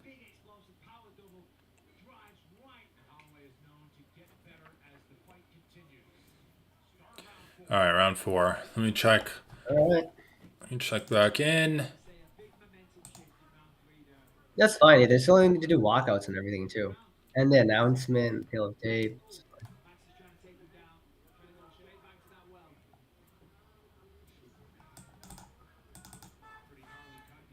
What the fuck was that? All right, the other fight ended. Yeah, that's still. Let's probably have some time. Yeah, I know.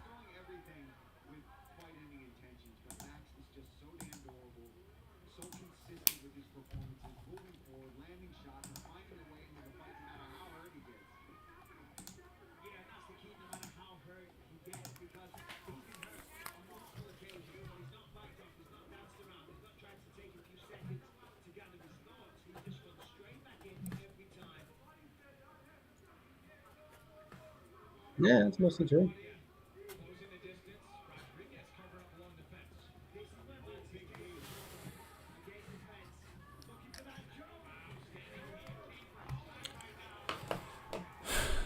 Guillotined him.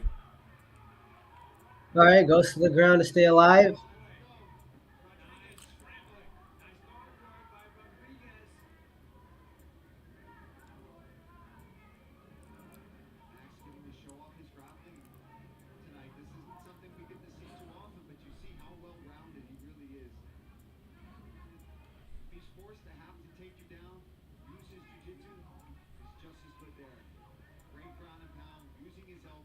Oh god damn.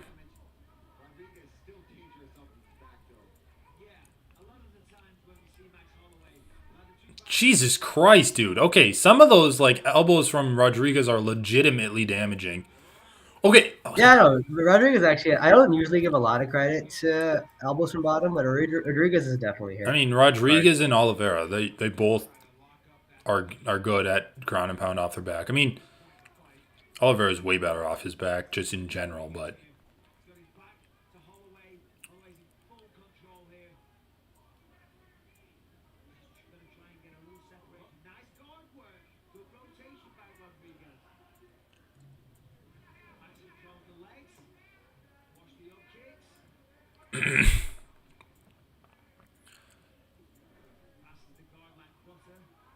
yeah, Yair. The biggest problem with Yair's game is like it's way too easy to pass his guard. He did a good job against Emmett. He's kept his foot on his hips and his hips.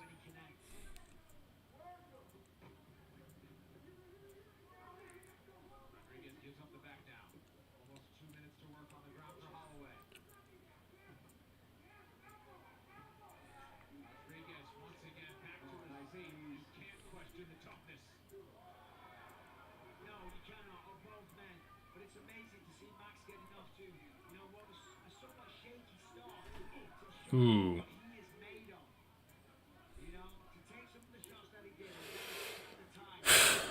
All right, after this round, let's pause it. All right.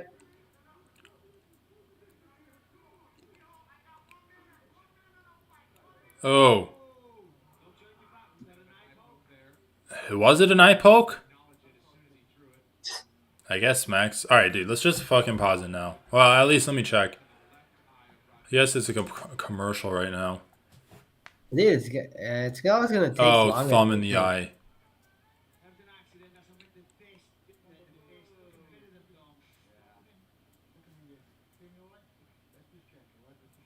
Yeah, dude, it is kind of funny.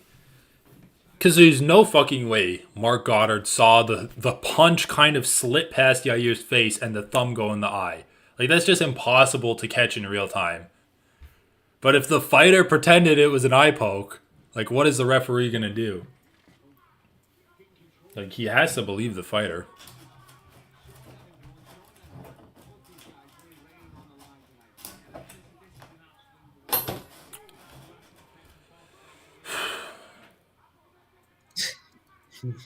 This thing's casual, just like they're giving each other CT.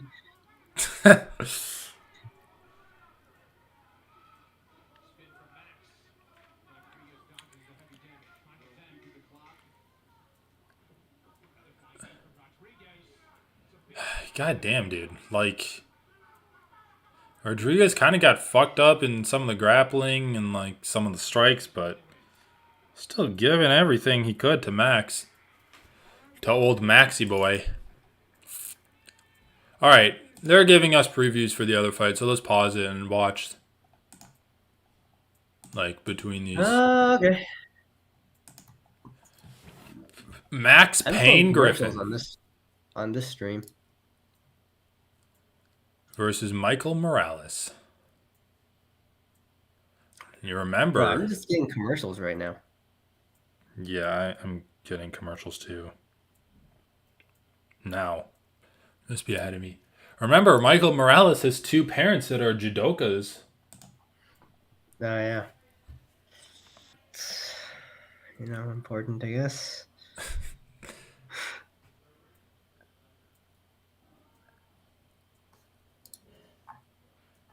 Dude, have you ever played Final Fantasy? No, a new game just came out. A new Final Fantasy. You haven't ever played it either. It doesn't look really fun. It doesn't look that fun to me. Apparently, part of the game is like it's kind of like watching a movie. Like the cutscenes are super long, Oh, like really? 30-minute cutscenes. Oh. It just doesn't So sound it's fun to me. basically like an interactive anime. Yeah, pretty much, I guess. I guess that's like a reason why people are obsessed with it. There's like so many. Oh. Fuck. Alright, how many fights are left? Yeah, dude, the UFC broadcast. I want to do a video where it's like which company like has the best broadcast, which like promotion, which promotions broadcasts are the best. Dude, so far it's been BKFC and it hasn't been close.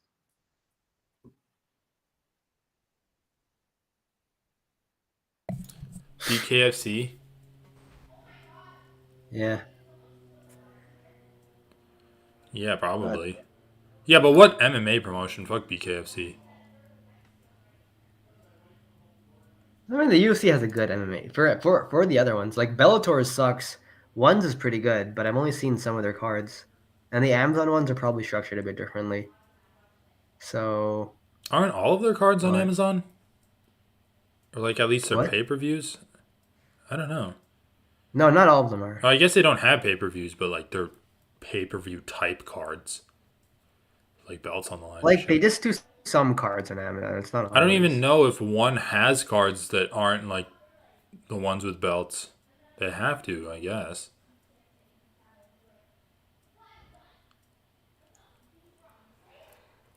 I mean, UFC isn't bad, but you're right. It is still.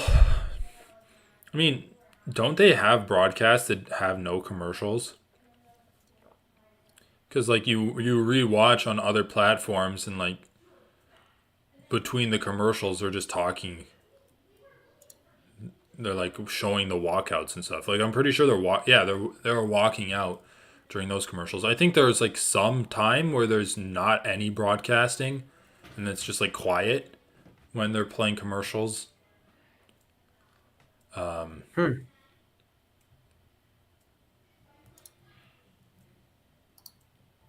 I don't know. I guess it'd be. Hmm. I guess it's just like how much actual downtime is there when there's like no one walking out.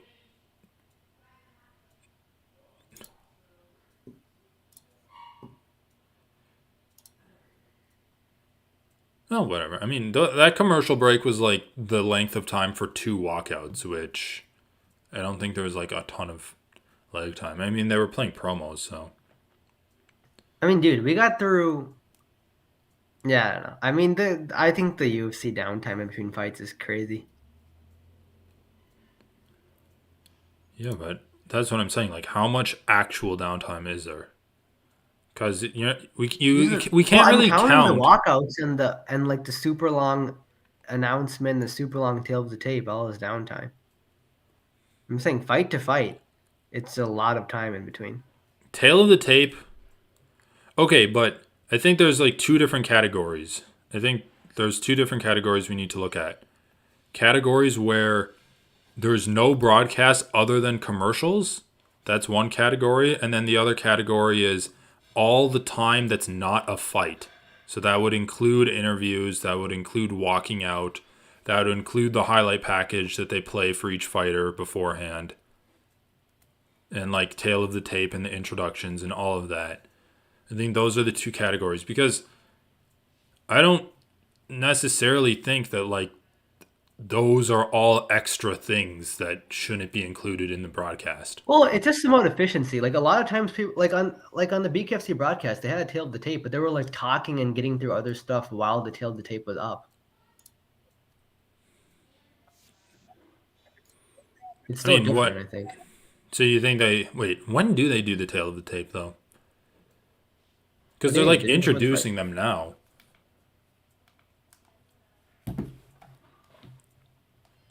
Oh, like where in the thing? I'm pretty sure it's before the announcer. So while they're in the cage before the announcement. Yes, yeah.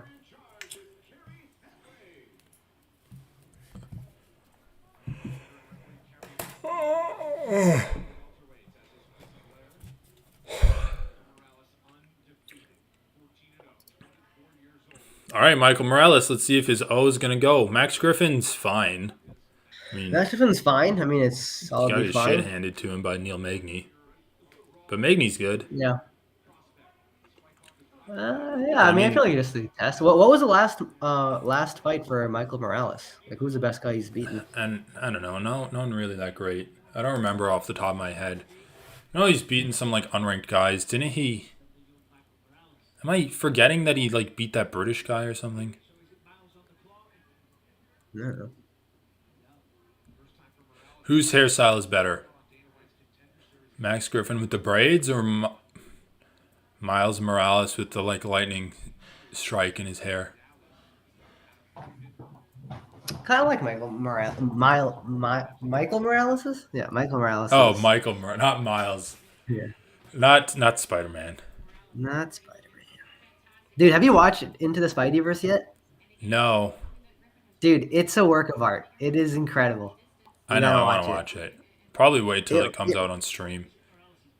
dude, yeah, fine. I mean, I don't think it's necessary to watch in theaters, but you gotta watch it ASAP. Well, I loved the first one. I thought that first one was great. Dude, this one was even better than the first one. Really?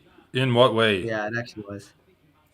Just like the art and music was so good, and the animation style. The music was like, yeah, the music actually was pretty good in the first one, Like it was especially crazy, for man. a movie. It was really, really good. Yeah, dude, I bet. Like, I don't know. I heard the story wasn't that interesting. I liked it. I like the story. I mean, you'll see what it's annoying. You'll see what I mean when you watch it, but immediately. But I like it wasn't like the story was a huge problem either. And again, like stories are kind of, I think, overemphasized sometimes.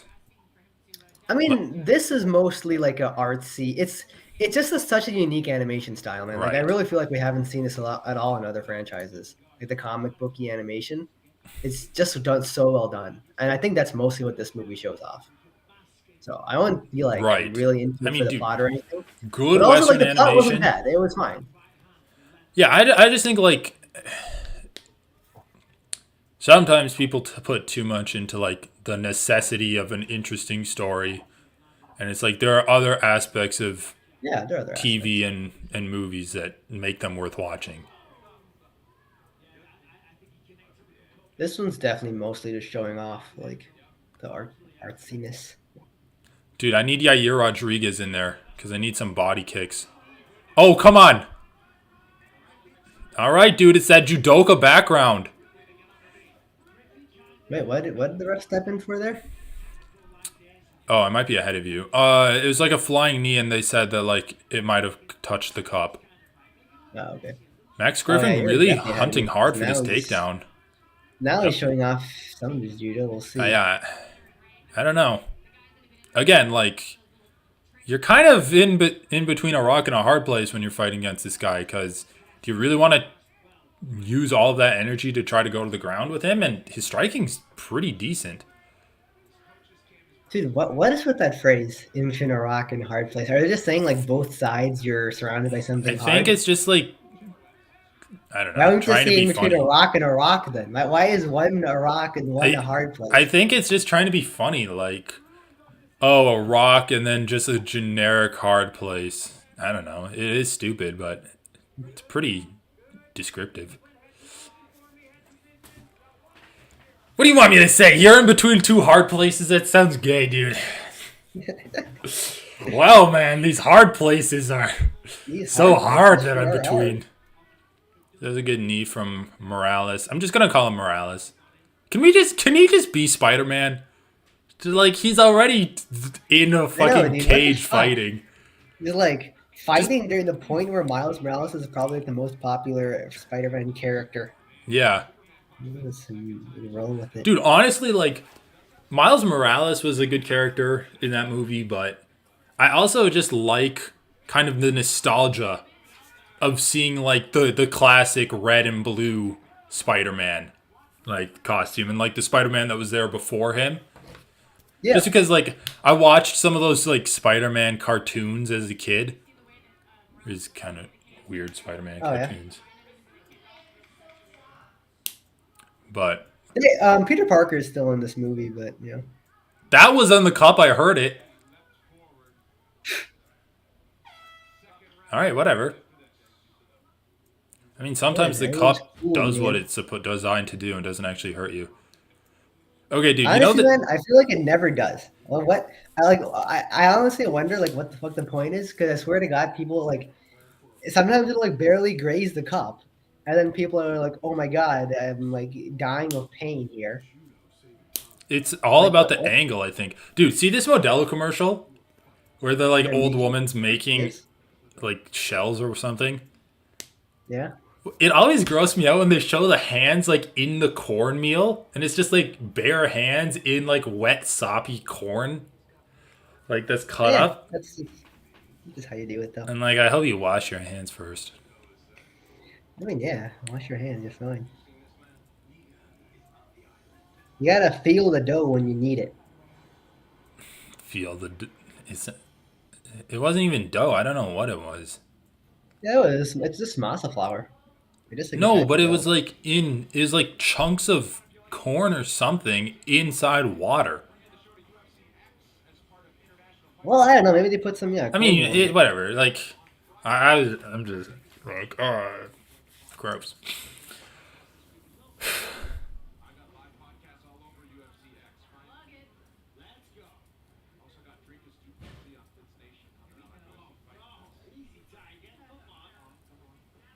Dude, did you hear Sean Strickland his last interview for this week? Yeah, I was gonna ask you. I saw it. Typical. Wasn't even like I don't know. Whatever. Dude, at some point you gotta just like get rid of the "oh I speak my mind" excuse and just accept that you're like an asshole. I mean, yeah.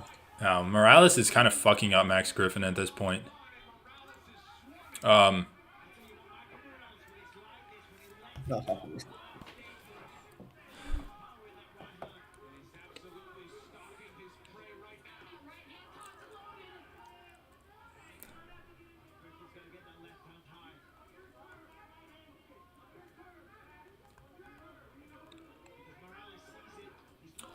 Jesus Christ, he's really just.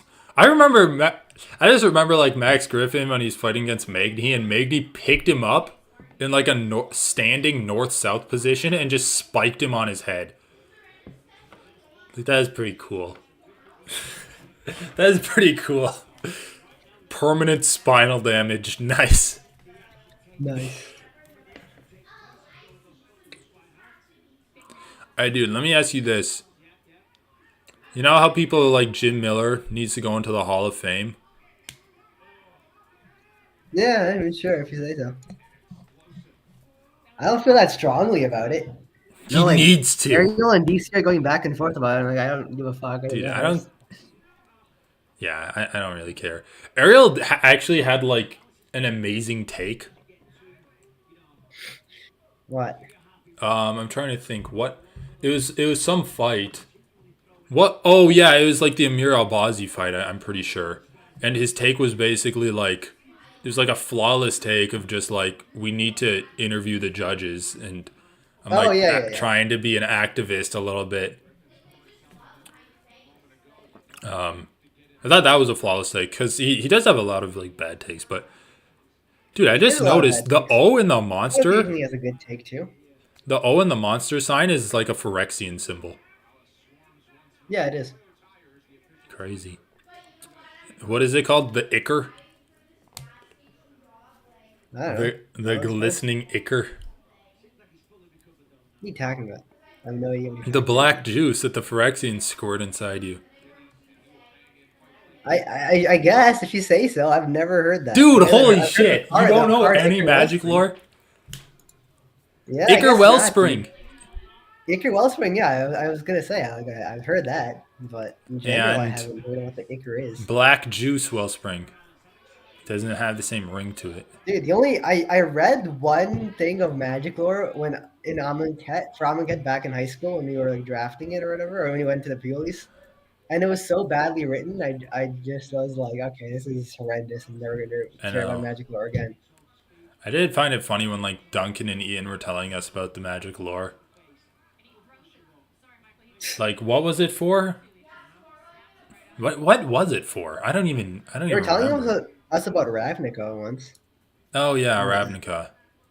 Yeah, that's kind of funny. Yeah, magic lore sucks.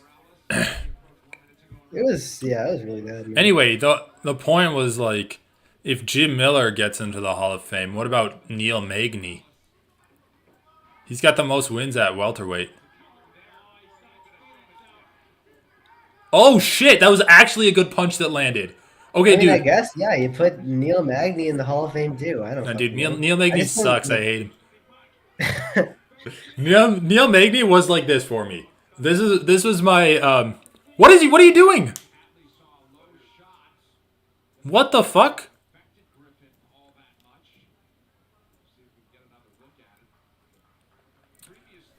Alright, dude. How good are Morales' tattoos? Yeah, I can't tell what they are. Yeah. Okay, there's a good view. It's like a gecko on his back or like a salamander. That was barely low. Kerry Hatley. Come on, my man. I've never seen someone showboat and then actually land a good shot. Like, so far, the only person who I've seen do that is Max Holloway.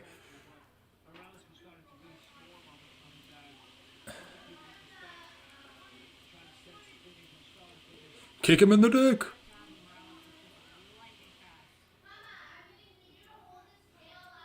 Dude, Max Griffin had like one fight where he was good.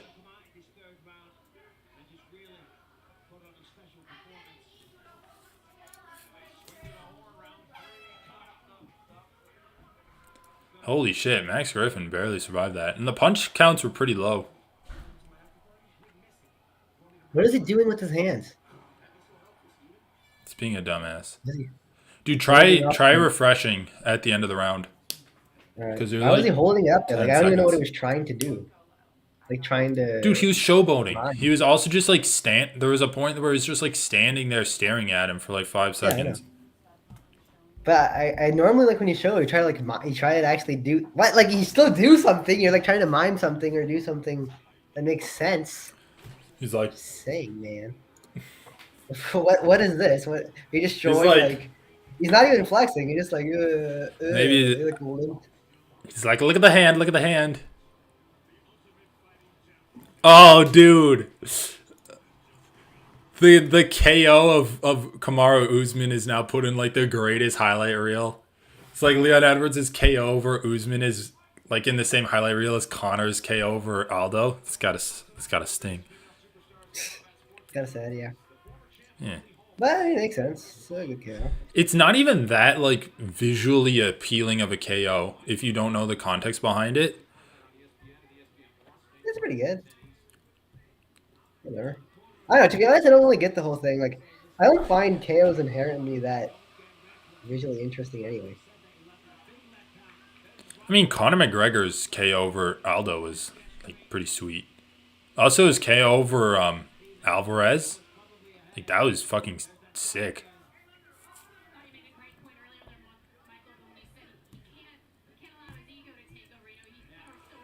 All right, come on, Morales.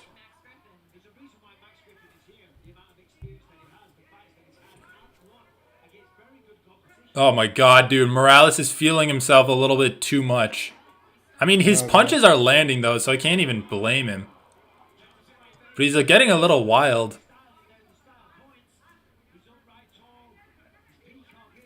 He's peacocking, they say.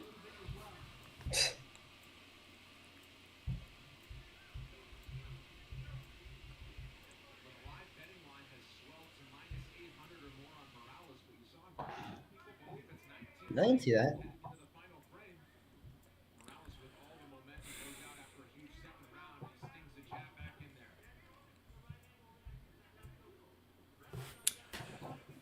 Max Griffin looks a little bit out, like just underskilled in this fight, and just like under physically attributed. He also has like a lot of good moments. I don't know. Well, I think he did win the first round.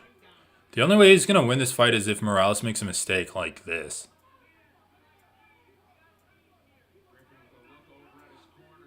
Just hang on, Griffin. You're gonna win the fight if you just don't let your hands get separated. Oh, come on.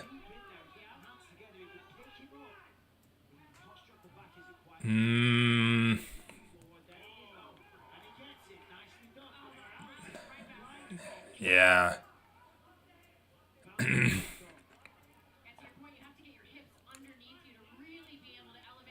Jesus Christ, Morales, that was some good clinch work. That was actually good. The way he broke that single leg split there.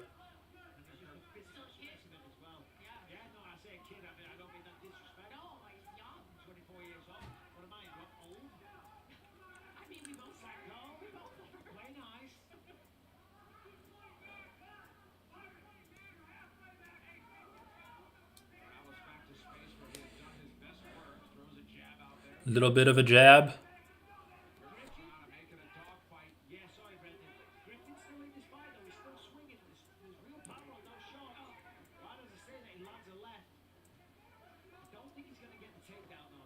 Ooh. Oh. Griffin's really wearing it now. Oh my god. Did you hear that, bro? That was knee to forehead.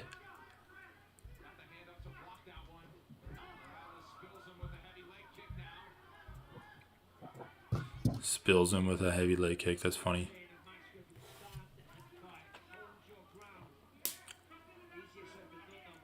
Dude, Chris Weidman versus what's his name coming back? Chris Weidman. Who's he fighting now? I know. He's fighting that guy that Brad Tavares. Oh yeah. I'm gonna guess that's a fine fight back It's interesting. for him. I don't know. Might actually go with the wide man. Yeah, maybe.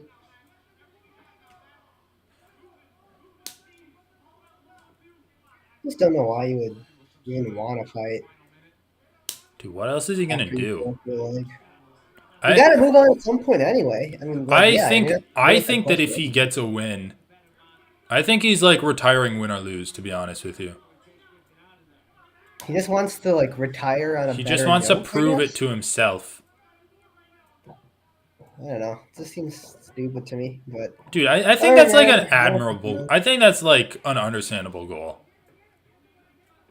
Like, An just prove understandable that you goal. can come back and like compete after like a life changing horrendous injury. Dude, his judoka roots are shining through. His parents must be smiling up in Just heaven. don't think the risks are worth it. And like, and if you know like you don't have a future in the sport anyway, why take more brain damage? Yeah. I think fighters get to a point where they don't really care about brain damage anymore.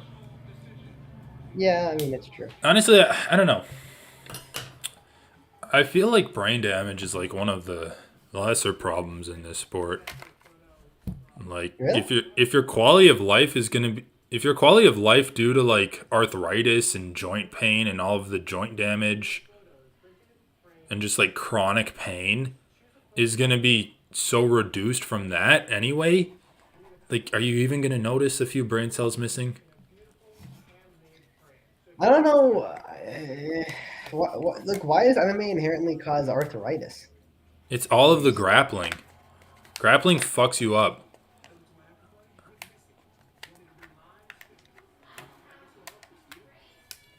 I don't know why, but like, have your joints felt better after doing jujitsu hard for like a week? I mean, it's kind of like okay, yeah, but if joints repair and adapt and come back stronger, it's not like you're a car. You got like a limited joint I mean, lifetime. to a limit, they'll repair, and I don't think your joints are like really muscle where they come back stronger. Well, your tendons are. Yeah, but just like wear and tear like on all of your cartilage through your joints. I mean, yeah, Plus, dude, these guys are taking like growth hormone and stuff. That stuff can regrow cartilage and everything. yeah, that's true.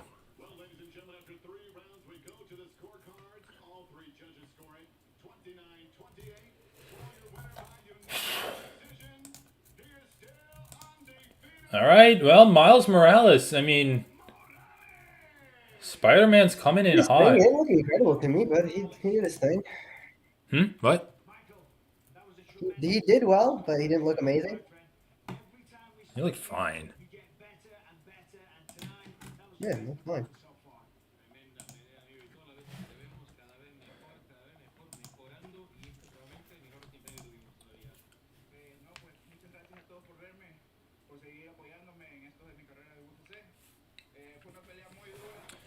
He has, I don't know. He's got a very good build for welterweight. Like actually like an extremely impressive build. He's only 24, bro. This is sad.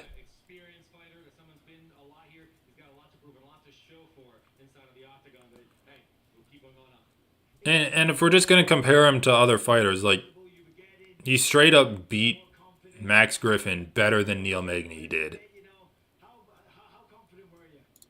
Like I think there's a lot of ranked fighters this kid could beat right now. Yeah, I agree. I'm not low on him. I mean, yeah, he didn't blow me away with this performance, but it's still incredibly impressive. Hmm. All right, dude, we have Stick with your descriptors. a Like, ranked yeah, lightweight fight, and then Sean Strickland. Nice. he's only 24. Dude, what am I doing with my life? What the fuck am I doing with my life? I mean, Fuck, dude. dude, it's too okay. late. Your parents weren't two It's too late for me judokas. to be great at anything. You didn't have the blessing of the judoka spirit. Yeah, I know. All right, let's finish this Max Holloway fight. Fine. All right, ready, set, Yeah, sure. Play. play. Dude, I don't know, man. It's too late for me to be great at anything. You know about that? Like, too late. Yeah, but greatness is all subjective. What do you mean? People said it was too late for Trump to be great. Prove them wrong.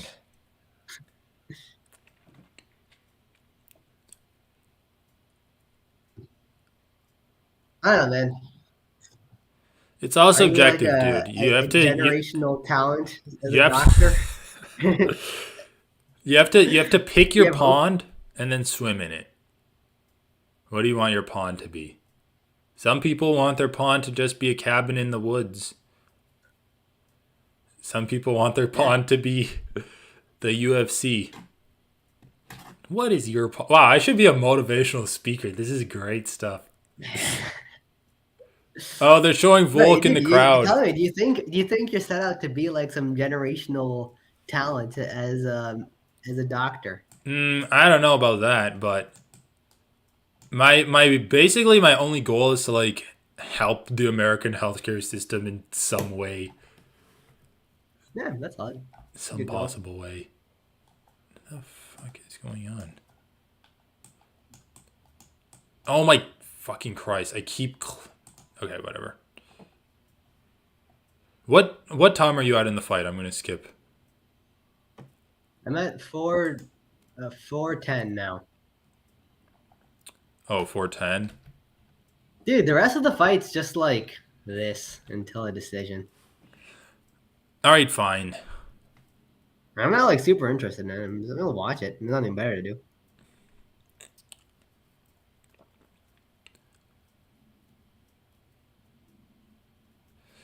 Yeah, Volkanovski's probably gonna beat Yair. It'd be insane if Yair won, though.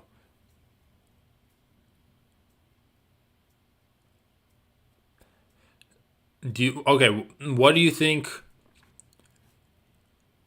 All right, let me ask you this: what do you think happens if Volkanovski loses, but it's a close fight and he gets like hurt in the fifth and then finished?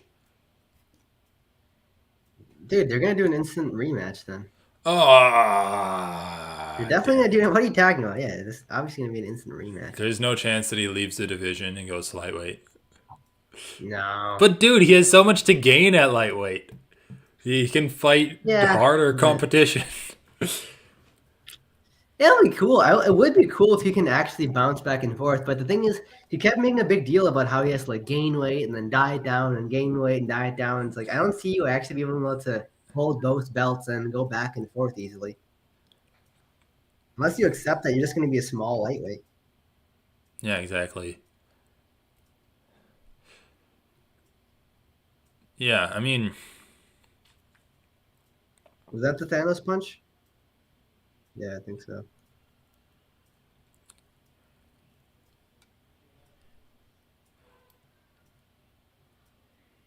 dude, the featherweight division kind of sucks without Volkanovski. Like, Giga Chikadze's out. Movsar Evloev is, I don't know, getting fucked up by guys making their UFC debut. Ilya Taporia is good, but if he Ellie doesn't Topuria is beat good. Volkanovski, then he's always going to be like, oh, he never fought the top guy. Yair Rodriguez has like insane damage output, but he just can't stay on his fucking feet. Falls all over the place.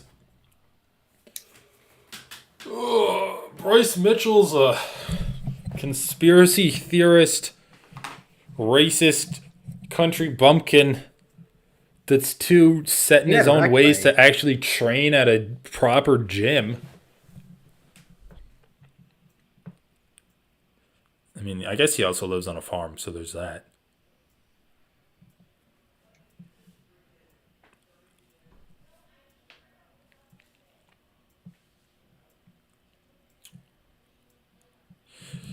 All right, fine. Dude, you convinced me. Yair's not going to beat Volkanovski, but let's talk about Ilya.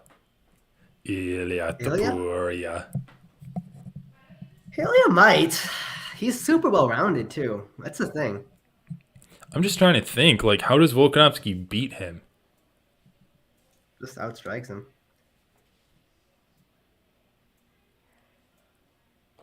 Yeah, but Ilya's His so grappling background defensively also sound, isn't bro. Ilya. When he wants to be defensive, he's super defensive. Like, like maybe Volkanovski can land some good leg kicks on him, but I do kind of see it being difficult for him to land like clean punches consistently.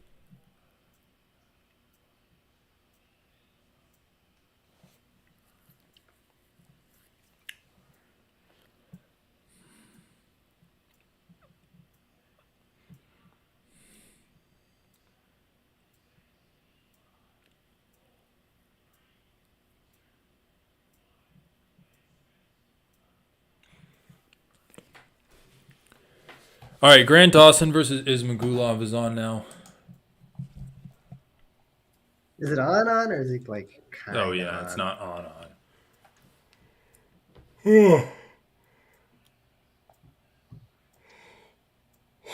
Um. Yeah. I don't know, man. So when are you going to med school, man? I don't know. Still working on it. I thought you applied. Oh yeah, but just because I applied doesn't mean I'm going.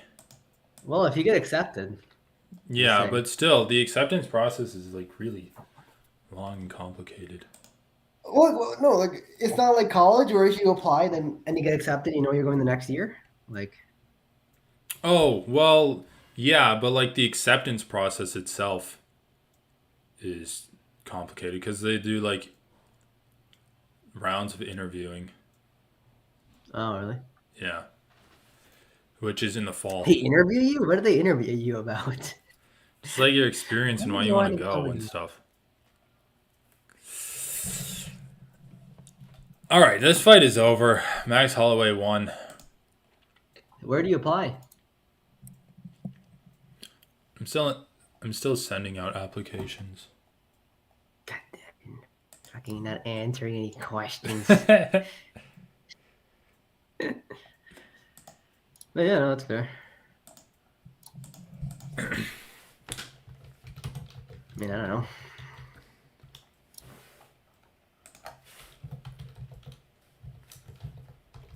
Like, what are you like looking at mostly, or where you're trying to go? Probably around the Midwest, but probably gonna apply to some like osteopathic schools too. So they have What's like that? lower. It's basically like medical schools, except they don't. They have lower standards. Well, what's the difference between like an osteopathic school and a medical school? It's just like it's slight. It's just slightly less rigorous and different. It's like different areas of focus.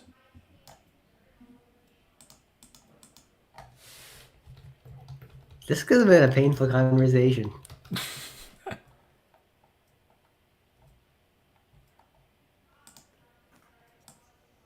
But yeah, that's fine. I don't know what osteopathic means. That's basically what I'm asking you. But you're like, it has a different Dude, focus. I don't know. I'm Like, just gonna apply to it and see what happens.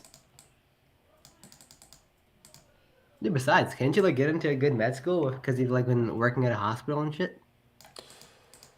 We'll Like, what do see. I you mean, I'll even let you know? know. Dude, I don't fucking know yet. Like, I don't know what to say. Like, All I've been. Yeah, dude, it's gonna be rough. Gonna go into debt. I mean, I guess I'm already poor, but even more poor. yeah, but you've been basically like being able to put all your money in savings, so that's good. Yeah, that's true. And you still have another year, even if you get in like now. It's like still gonna be working for another year. I mean, yeah, I guess I'll have some money set up, but I'm still gonna have to like take out loans and stuff. Yeah, I know, but that's like normal. Like all doctors do that. I think you're in a good situation overall. Yeah. I mean, I'm pretty much as in a good a situation as possible. Yeah, yeah, that's what I'm saying. All right, dude, who's gonna win this fight?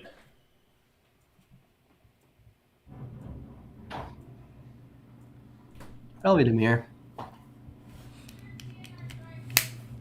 Yeah, I don't know. It's close. Yeah, it's close, but probably Demir still.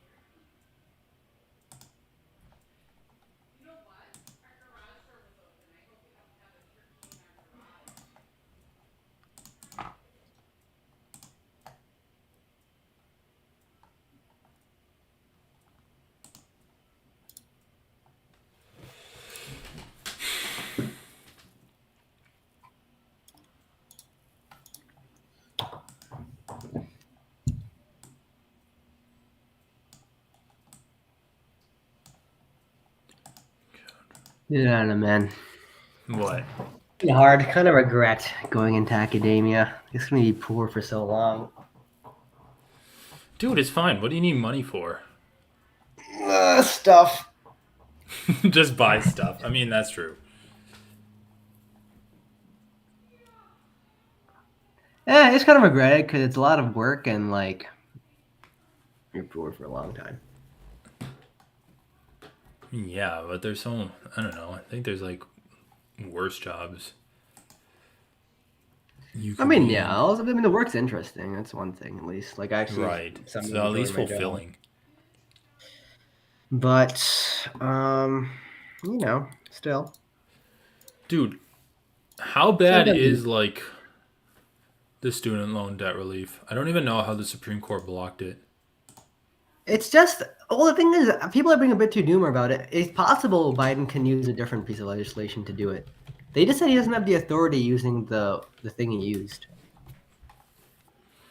Right. But also, even in terms of legislature support, we're like one vote away from passing it through a filibuster. So, like, it's still possible. Hmm.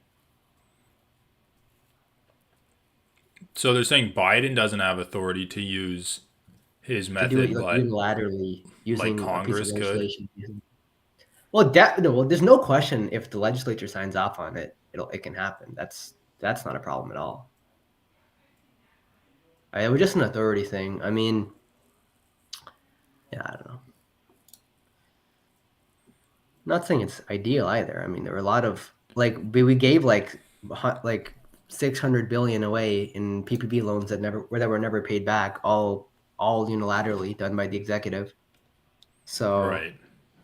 I'm not like it's just the classic But I heard a lot of like businesses are being investigated for misuse of PPP loans. I mean, good. We're not going to recover that money. Dude, half the people who got the loans are fucking in Congress. Like they're not gonna. It's ridiculous, dude. Yeah, that's true. Like yeah, they're not gonna recover the money. That's all. That's all I'm saying.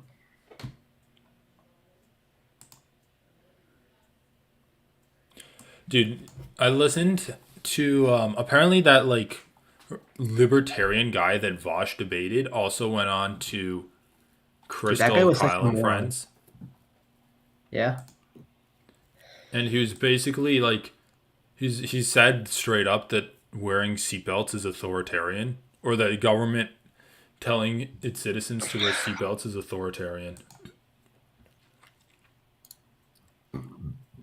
Dude, libertarians never care about the libertarian issues that I actually care about, like jails and police overreach and like actual practical Yeah, I freedom, know. like the ability to switch jobs easily. Like you could easily justify. The thing is, one of the best. All like libertarians want people to be able to freely move jobs so that the labor market functions better. Which means that, You should be pro open border. well, you should be pro healthcare, dude. People stay in their jobs because they lose insurance when they in between moving jobs. That's like the biggest argument for government healthcare. This job lock argument, like people are stuck in jobs that are underpaying them and are underutilizing their skills, and it's like an Yeah, economic that's a good drag. point. But like I don't know. My issue is like libertarians, I feel like don't think about the big picture at all. Like I'm like all for this individual freedom stuff, but like it's like I guess it's just the difference in positive freedom and negative freedom. Like they think freedom is the absence of restrictions versus freedom in reality is the presence of the presence of security, the ability to move Right. around more easily, the ability to search, the ability to move locations, the ability to find different jobs. Like Well, it's I don't know. freedom for rich people is what they want.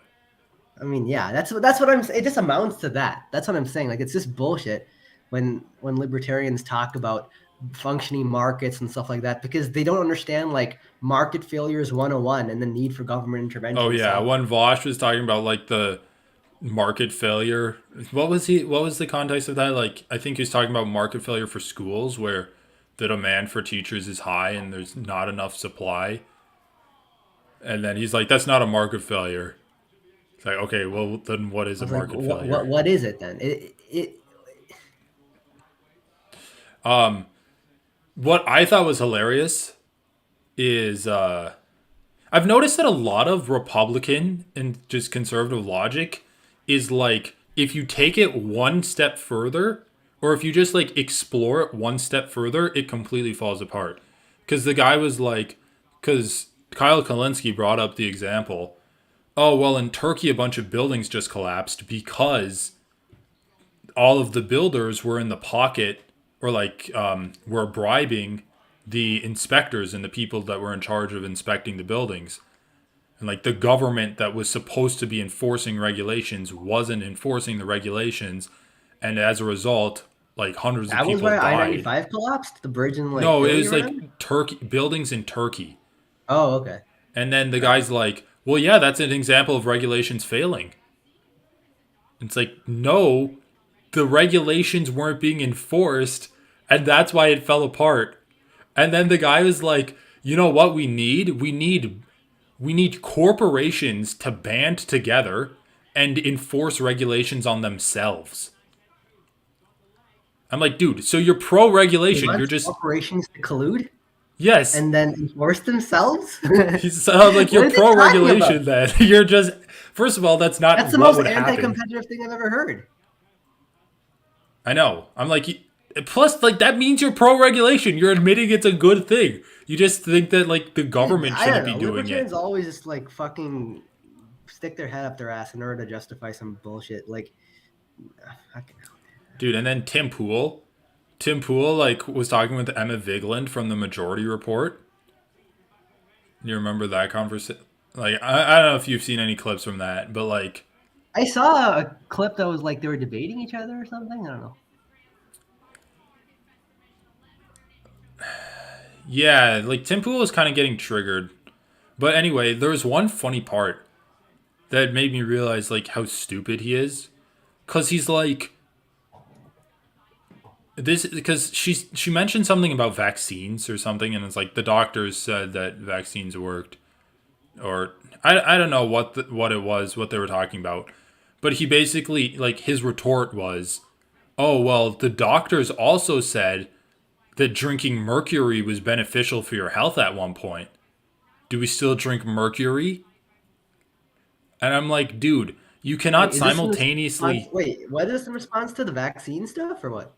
He's basically saying, like, you shouldn't trust doctors because at one point doctors thought that drinking Yeah, but this mercury is like, helped yeah, your that's the health. same thing as like the vaccine stuff, right? I Yeah, mean, it's saying in the basically. context of, yeah, yeah. But like, Well, the that answer to that position's is so that funny science because changes and adapts and updates. it's inherently contradictory. Because if you're saying that, like, oh, doctors were so stupid back then because they thought drinking mercury was bad, you're saying, or because they thought drinking mercury was good, you're saying that now we know drinking mercury is bad, and you know that because doctors fucking tell you. That, yeah, exactly. It's literally just yes, the process of science updating and reflecting its best interpretation of the truth. Right, It's the I best know. approximation of the truth. Science is an approximation of reality. We it's trying to observe things and make generalized statements that are always probabilistic, and you go with your interpretation of the truth. That's the most probabilistic. And then in the face of new evidence, you update and change. That's the beauty of science. Dude, can Grant Dawson get a submission from this position? How did he even get in this position? I fucking haven't been watching this fight at all.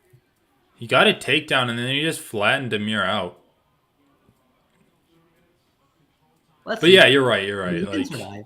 He being can survive that. anti-science is kind of comical. I mean, obviously there's flaws with science, especially when, like, science requires funding and a lot of that funding comes from corporate entities Yeah, it's all or like the industry government funded that science, of course. Like you have to be skeptical of industry funded science, but you can't just dismiss the scientific method or this like science in general. right. And not to mention the vaccine research, like the Hotez guy that's been in the news, that's been in this discussion lately. He wasn't funded by any big pharmaceutical companies. He listed out all his funding. He was like, "I'm the guy you want. Like, I'm not funded by any element of big pharma. I'm not funded by any private interest. No moneyed interest behind me. I'm all like government funded and like a bunch of like basically neutral funding sources." Right.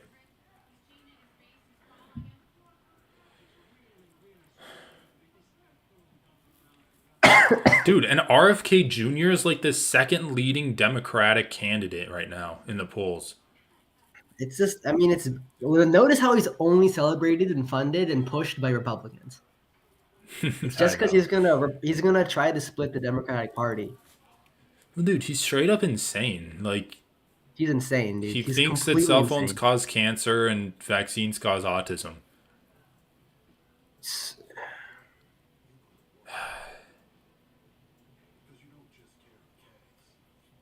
Dude, like, I don't know.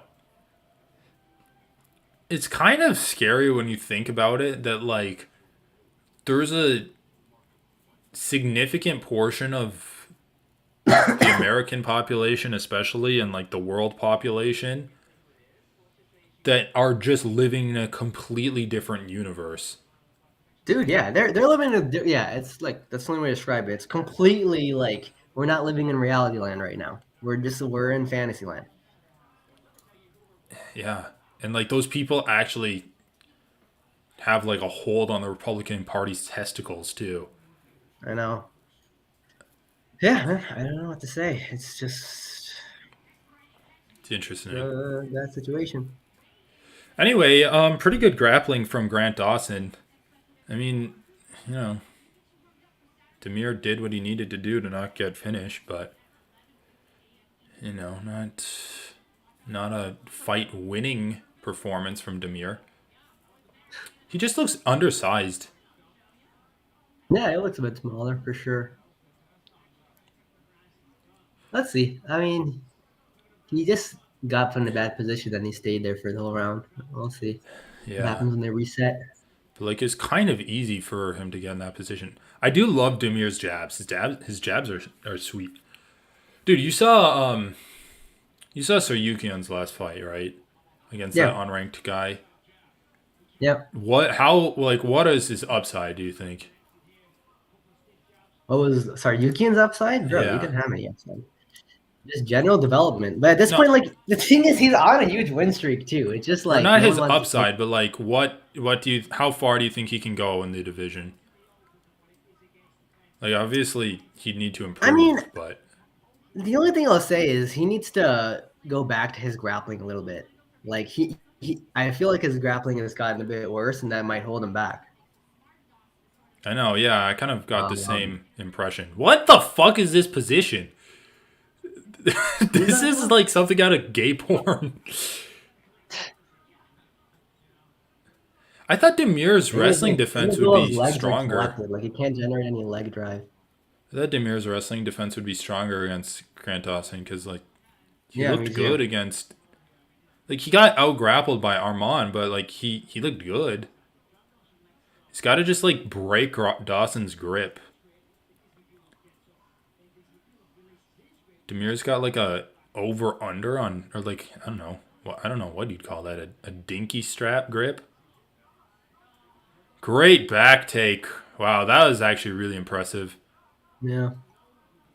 I don't know what time you're at, but 240 he just like 245 now. broke his grip on Ismagulov's legs.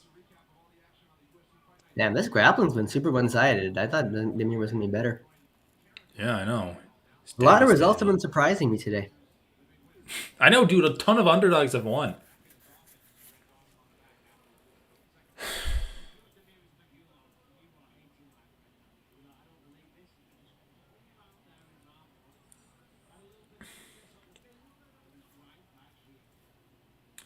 I mean, man, Grant Dawson's good. I'm not gonna lie. His striking is not impressive in the slightest, but like when you can grapple like that, Yeah, no,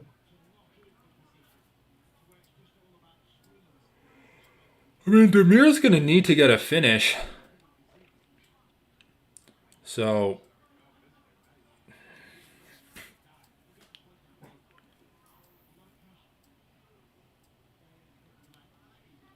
we already saw one front chin choke.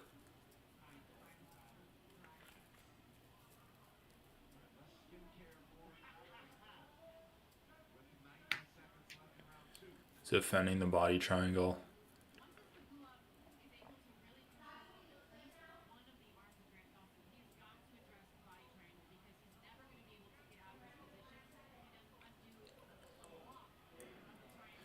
Grant Dawson just looks so much bigger too, especially when he's on his back like that.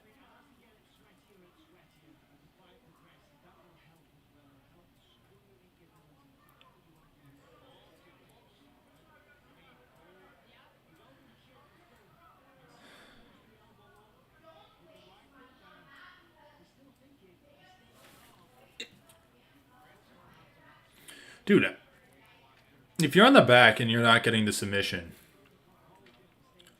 what do you I do? don't. I think you just stay there and win the round though. Still, Okay, yeah, but like you'd have to kind of transition to try to maximize ground and pound at that point. You don't want to give up your body triangle. Like I mean, you can transition to mount if you want to do more stuff, but I think like it's not even worth it. You just passively win by staying on someone's mount back. is such a harder position to hold than this. That's what I'm saying. It's just not even worth it. Like you can just throw shitty punches, like shitty RNC attempts, and like you'll win the round anyway. Yeah, you win the round. You don't really damage your opponent to make it easier for you That's to what I'm win the saying. Like next if you round. need to get a finish or you need to like make something happen to put a stamp on the round, like if it's in the balance, then okay, maybe. you take that risk. But that's risk reward. That's why open scoring is good because you would know when to take those risks. I just mean though, like holding the back in that back position, like what's the best ground and pound you can get from that back? Dude, I don't know what do you mean. Like Alger did a good job. You have to scooch up a bit, then you can like wail on him. Yeah, you need to like create distance, land Yeah, elbows, yeah, it's hammer not like fists. super easy, but it's doable.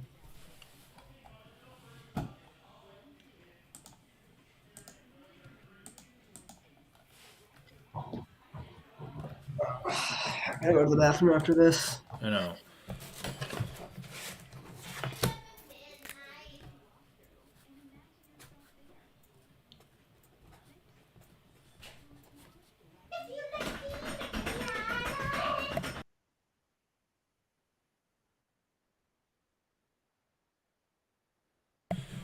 All right, third round. Let's see what Demir can really get going.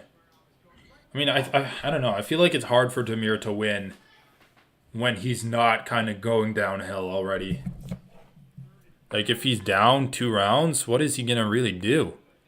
It's gonna have to give it a finish, but it's seemed crazier.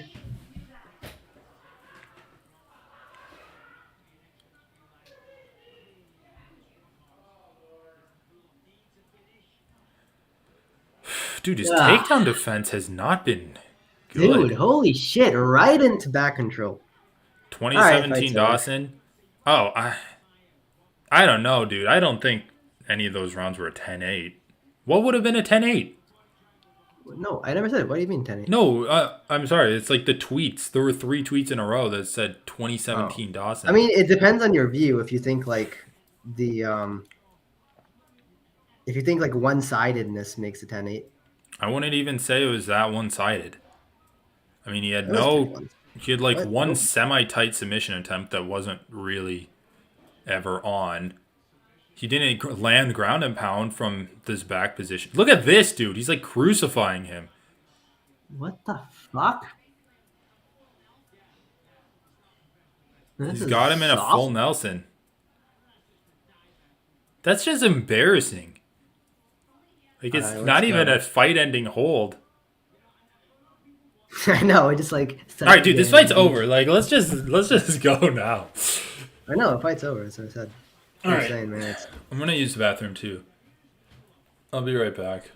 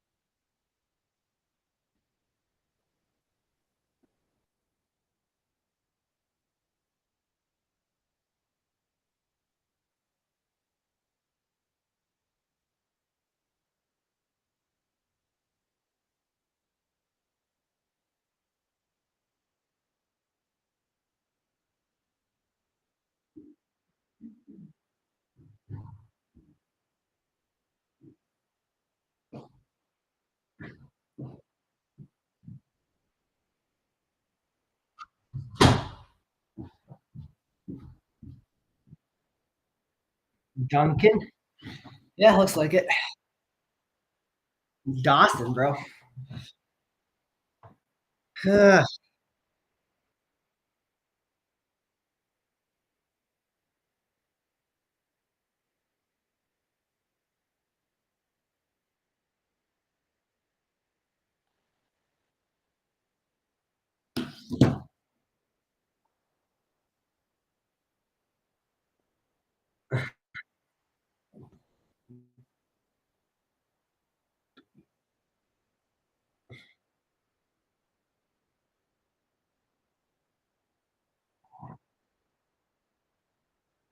Yeah, yeah.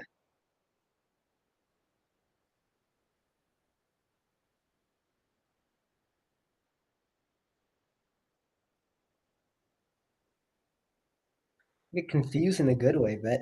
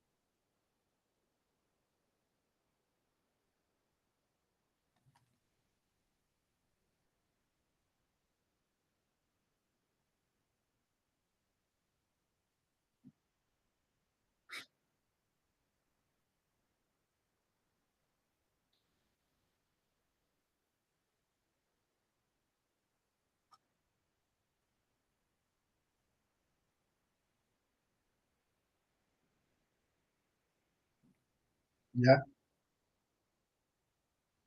yeah.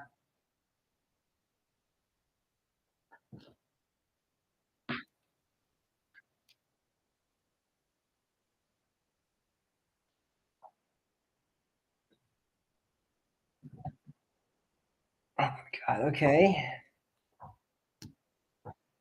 but that's a circular. I mean, it's just unfalsifiable. Now you have to prove that God created nature.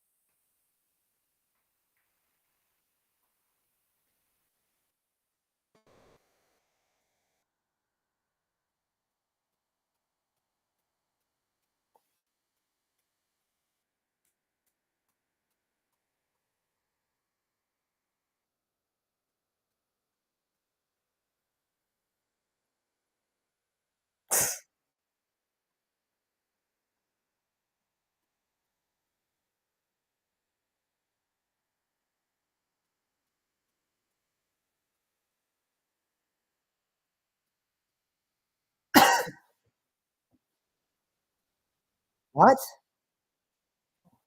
How would that be the barest understanding of it? It at least requires like an intellectual leap to do that.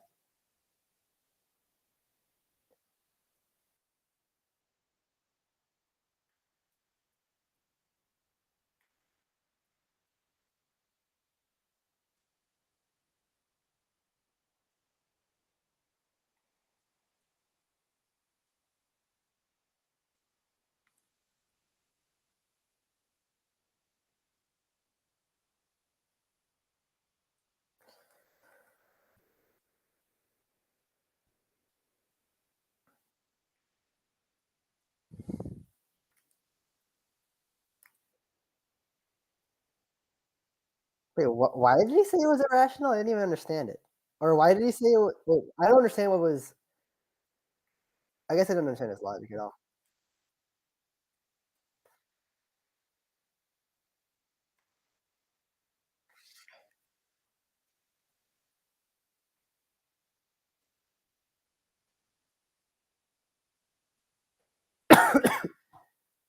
Okay, but then it's your burden to prove that God designed nature.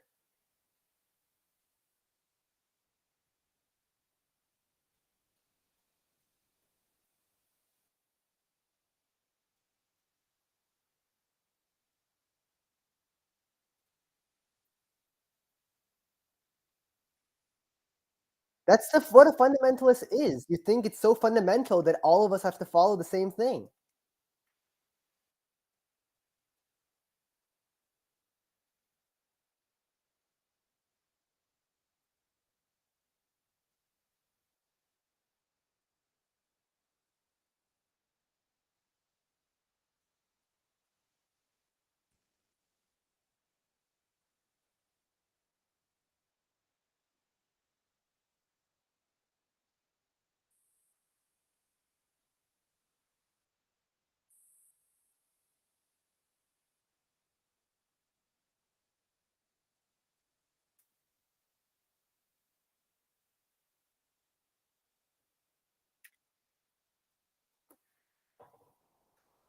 Abus Magomedov.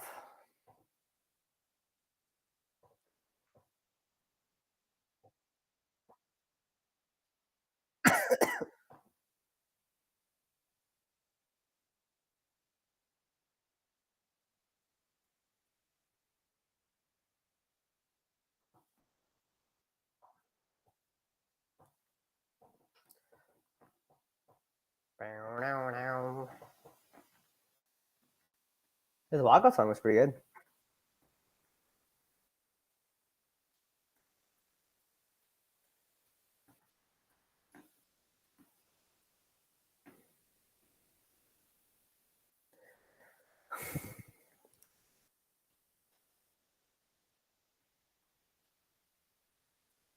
Yeah, I think so. It's far enough away, right?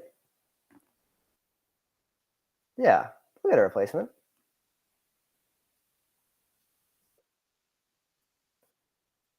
Umar. Push him, push him. I don't know when that's happening. God damn it, dude. Next week's card is solid. It's just so good, actually. I like every single fight on the main card. Except Bo Nickel versus Shashan Gore, but that's gonna be entertaining in its own way.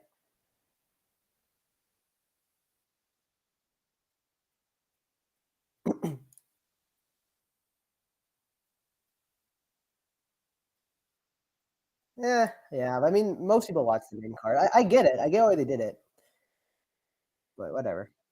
I mean, the prelims aren't amazing, but the main card is just solid. I mean, Jack Della dropped out though, so I don't know. Or no, Sean Brady dropped out. Oh yeah, he's fighting. Jack Della's fighting someone else on a different card. Yeah, but not for next week. It's a different card, but I forget who it is now.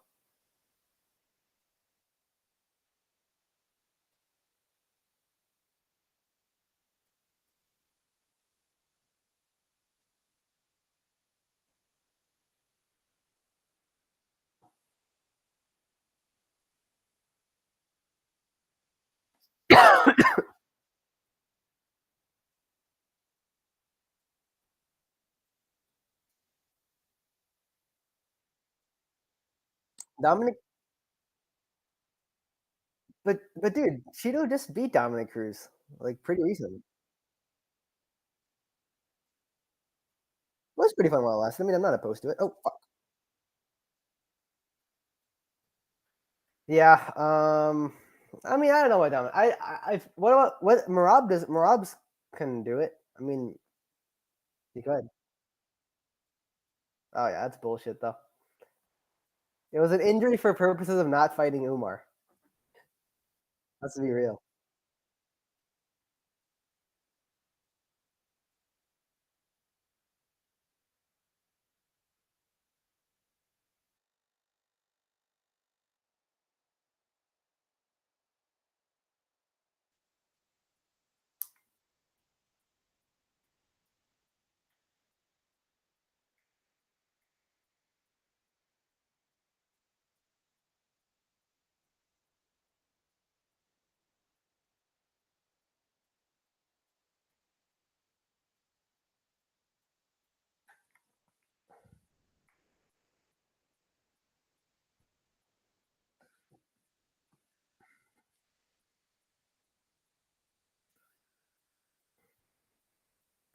All right, pretty interesting this fight. Don't think it's gonna go to decision, to be honest. Maybe on Strickland, I guess can always go to decision.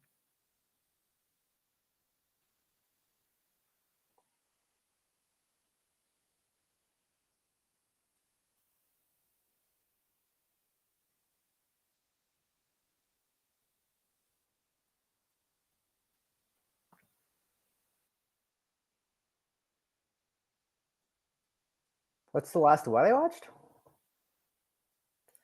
I was watching like what was I? Oh yeah, I was watching Succession.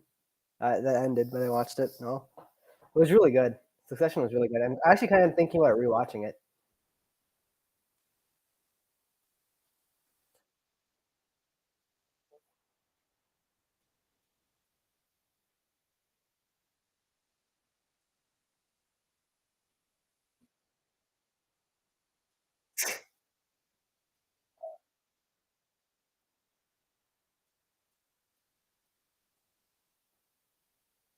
Oh, are you there?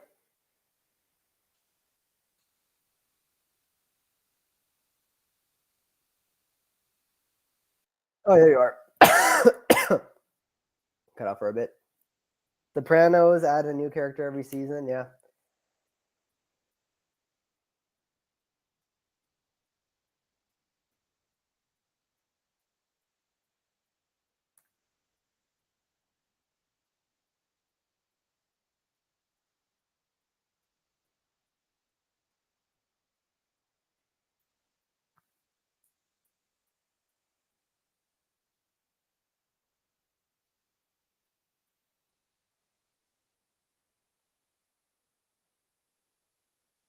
Dusseldorf.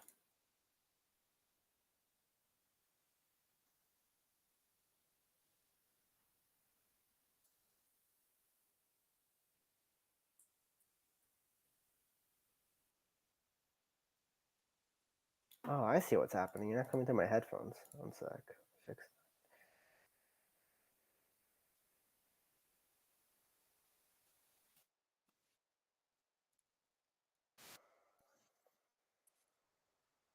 There you go.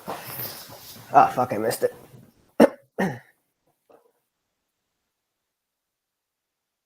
Yeah, it looks like hi, folks. Yep. I was fixing my audio input for a sec, but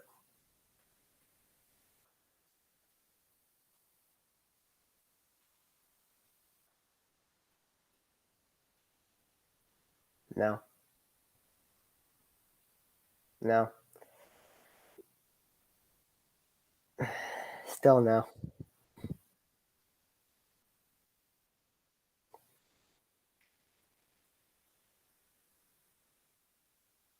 Yeah, it was.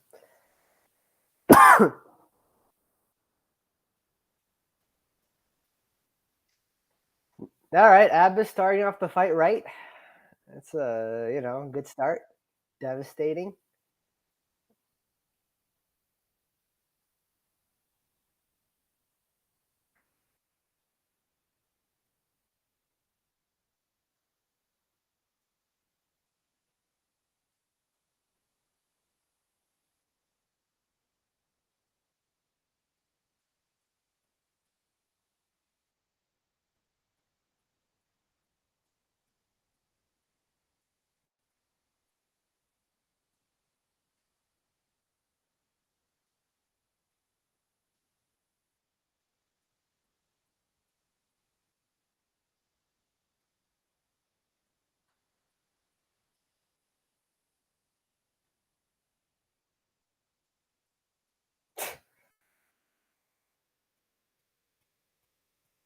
Okay.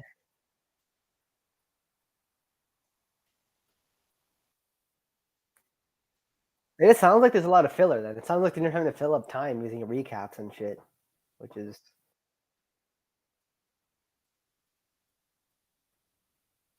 right, right, right.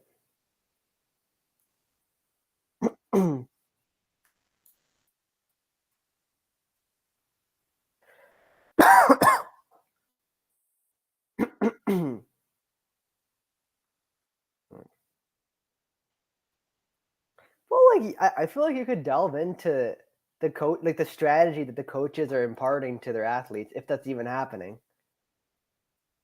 and then talk about what part of the plan worked and didn't work. But I've just heard Connor hasn't really even been coaching anyone.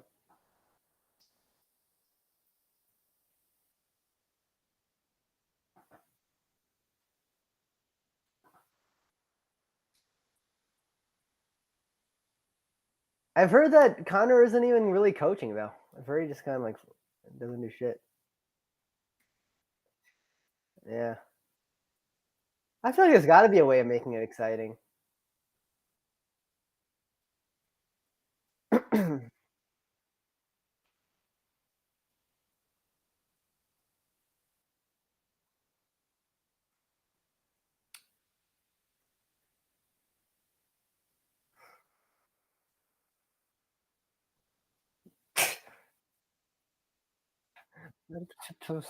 I actually didn't know what you meant at all.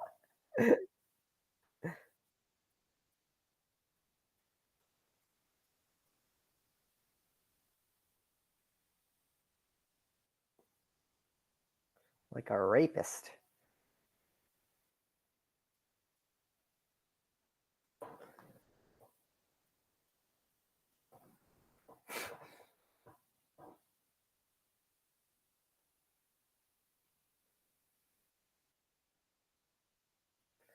Dude, I've never seen.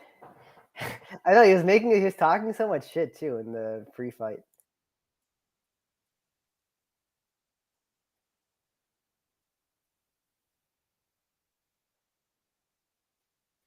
I know.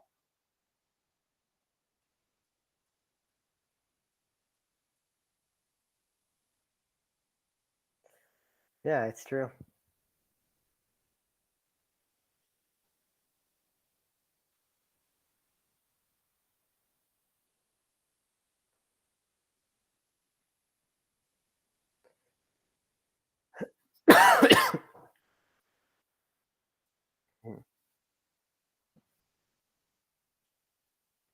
Yeah. Yeah, kind of. I guess I don't know.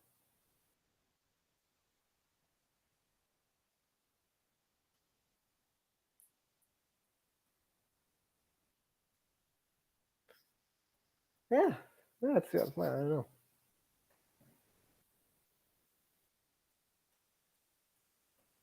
Dude, if Sean Strickland's strategy doesn't work from the first minute, it's not going to work the whole fight because he's not going to change. It's not going to change. Like this is the whole fight. You're going to see now. Whoever wins the first round wins.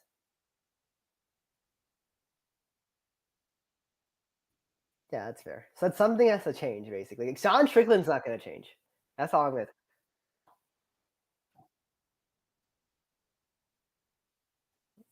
He does sometimes. Yeah, you're right. He sees an opportunity.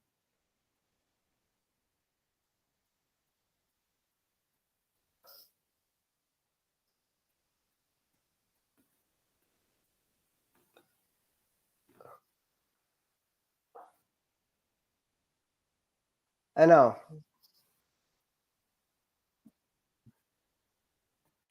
I know. It's so timid. It's like he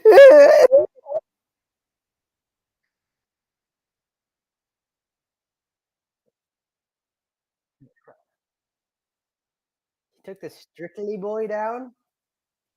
Don't get strict. You got to be careful not to get strict. All right. Well, that was good. Stayed on the back pretty well. Oh, nice. Actually, good work by Strickland there too.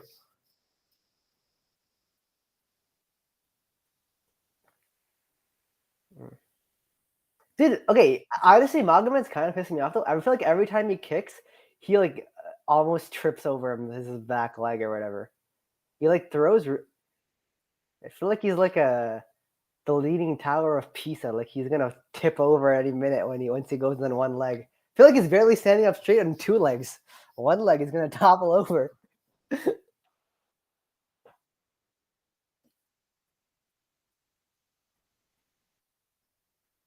Yeah, yeah. Like, why are you stumbling so much, man?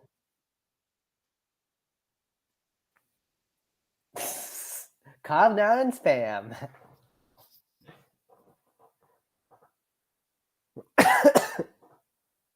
I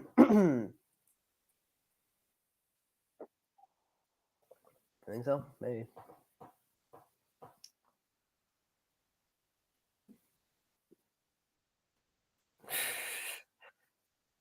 I know he uses one free foul at the wrong time. It's a problem.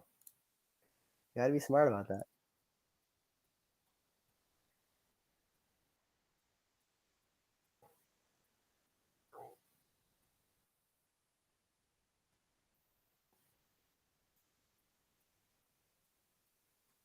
Yeah.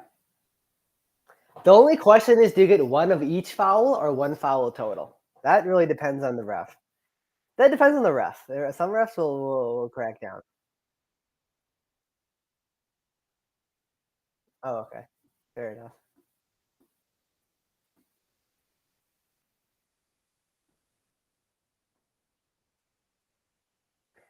Hmm.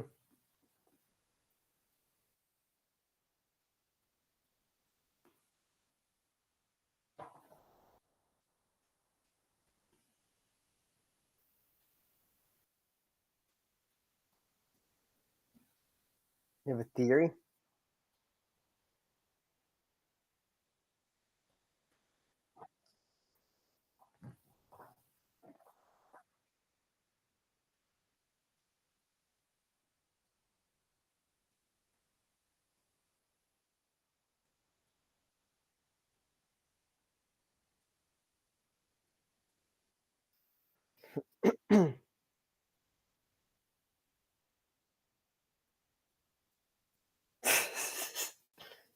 Anyway, yeah, it's true. He's always like taking short steps anyway. But yeah, he hurt Magomedov while you were talking there. Let's see though. Magomedov is, yeah, he did. He actually was like stumbled. Dude, he was actually no, dude. He actually did get hurt. It was like right after fight, he was stumbling around. He was like been getting kind of frantic, and now he's recovered.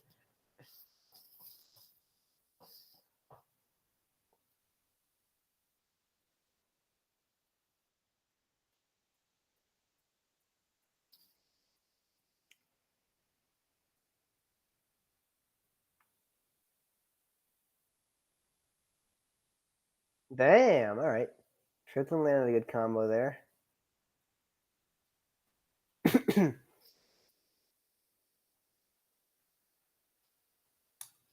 Maybe they should have given Abus more time. Yeah, he is tired.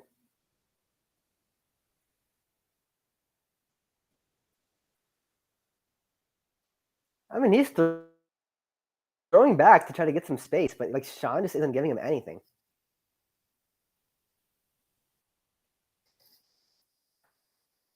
Yeah,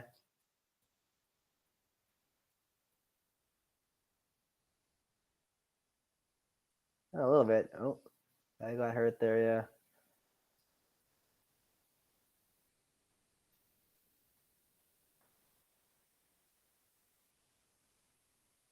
I mean, this is 3 minutes left almost in this round. It's not a question of surviving. He's got to actually turn this around.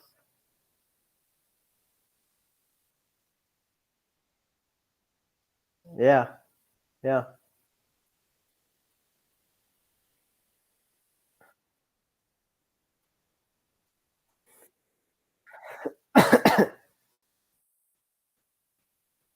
Didn't even like it wasn't even that fast paced of a first round. I don't know why he's so tired.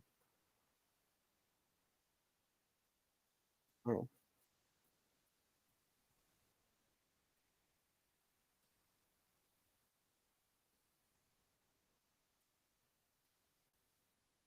Yeah, he's tired.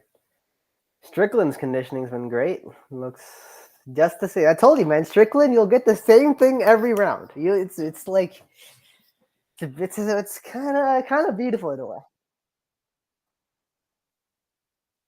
No, yeah, I love him a bit. Yeah, he's not gonna, but he's not forcing it either. I think he's doing it great, perfectly.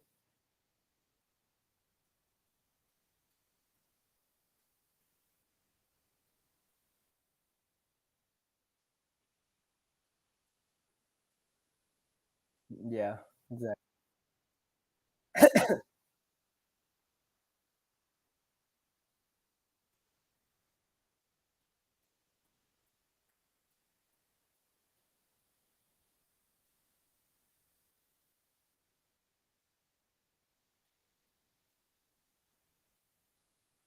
Strickland hasn't been is not known for his power, and yeah, you're right. All right. I mean, dude, Magomedov just sat down because he was tired. Basically, that's what happened. There's literally nothing different about that punch. All right, come on, man. When a guy's giving up, a guy's giving up.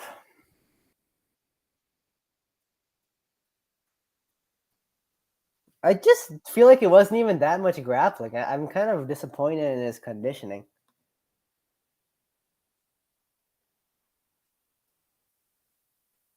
Nothing. You're gonna lose. Is what you're gonna do.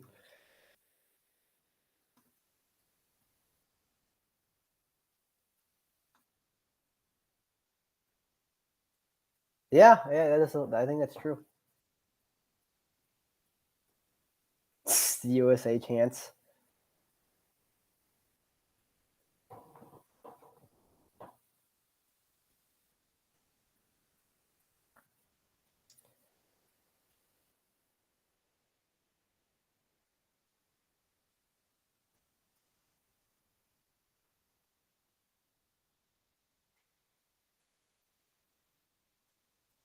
He barely did any. I mean, he did the same thing. It didn't change anything.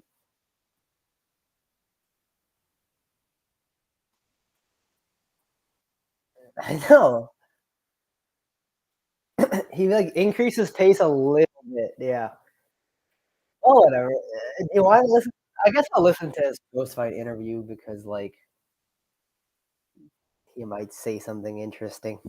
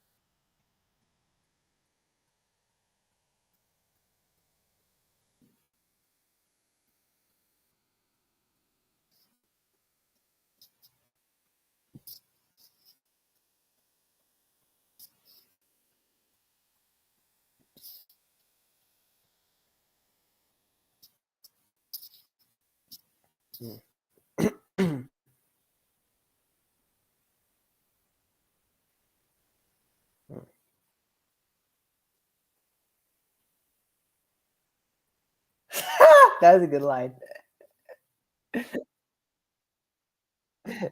Izzy was like, "Look at my skin." It's a weird clip where he's like, "It's black, but he's like, look at my skin, it's black, but I'm still Chinese." It was like a weird clip when he was fighting in China. Yeah.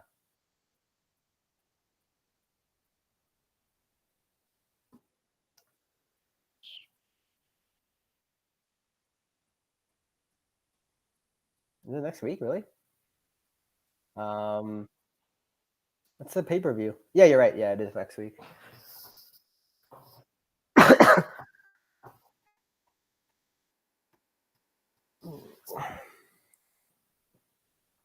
I mean, I would rather. I don't know. Do you want to see Whitaker? I mean, yeah, for the most part. Do you want to see Whitaker? If Whitaker wins next week, do you want to see Whitaker versus Izzy? I'm closing that broadcast, by the way. I I just don't give Strickland any chance against Izzy, but they'll have some good trash talk.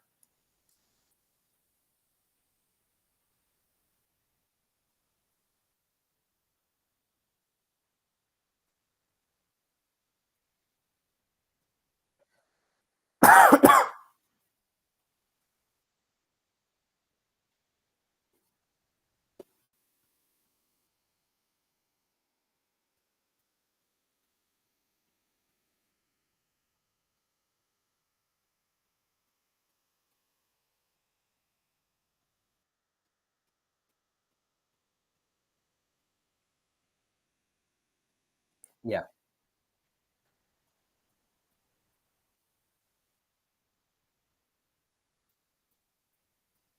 Yeah. I mean, yeah, I think the Whitaker fight's closer. I give Whitaker way more chances. It's like, I mean, I will be down. I honestly feel like Whitaker, every time he fights Izzy, I feel like he gets better and better.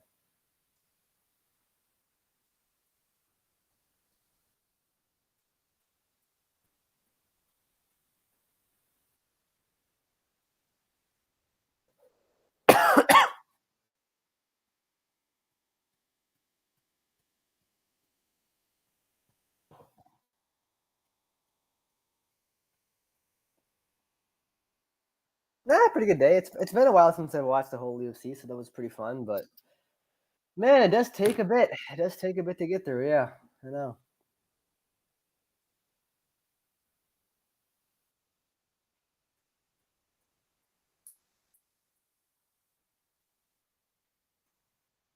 I mean, we watching the Max Holloway versus Yair. That was a veteran move right there.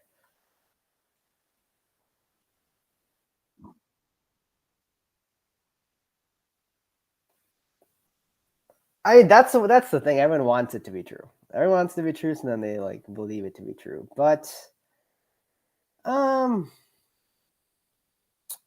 you know,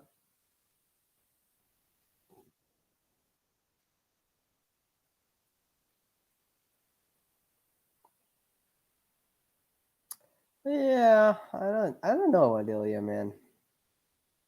The thing is, the last performance was kind of jarring to me because it like I just I felt like he improved it a lot.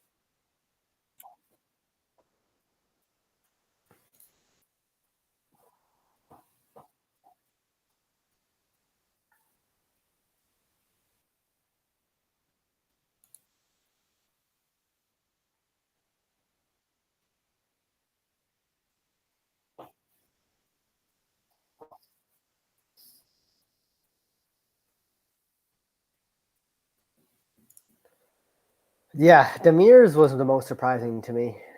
I'm actually not like super familiar with him because I missed some of his fights, but I thought he would. I just kind of assumed he would have better takedown defense.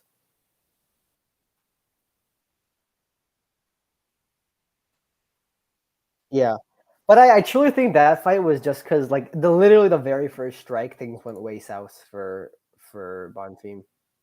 Honestly, you got yeah, but he was just hurt right off the bat. Like he started that fight really hurt, so I think things kind of snowballed from there. Yeah, dude, I think so. I mean, his striking, he just doesn't have the striking to really compete against the top guys, but I mean, it's legit.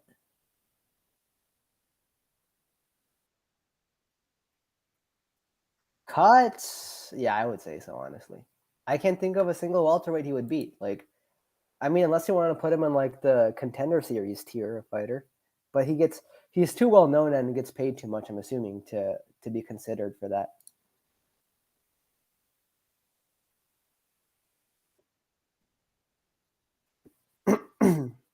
I mean, 30 isn't that old though. 30 should be like your prime. It should be your prime, right?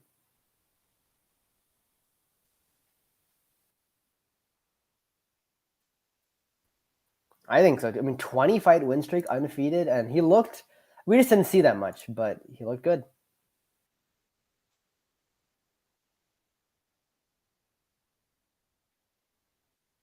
Oh yeah,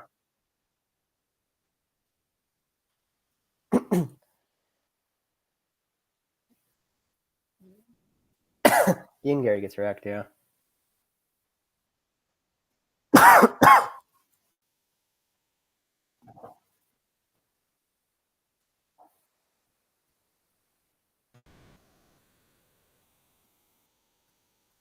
I know exactly. You have to literally refuse. You have to like let him up to wait for him. Like it's so. It's just like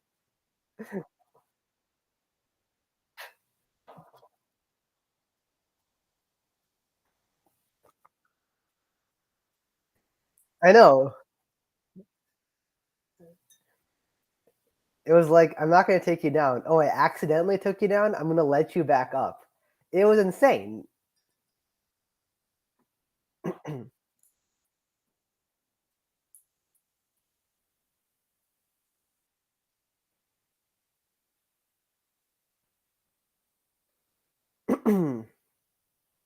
Renat versus Burns would be a sweet fight. I mean, I'm really liking how they're fast tracking some of these middleweight contenders. I'm hoping they do that for these welterweight contenders too.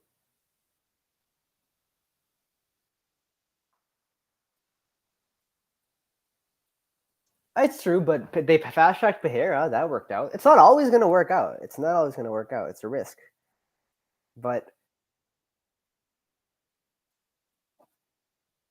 yeah, he didn't have a great showing. You're right.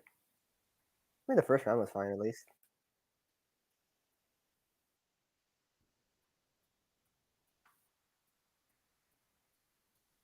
Um, well, what do you think happens?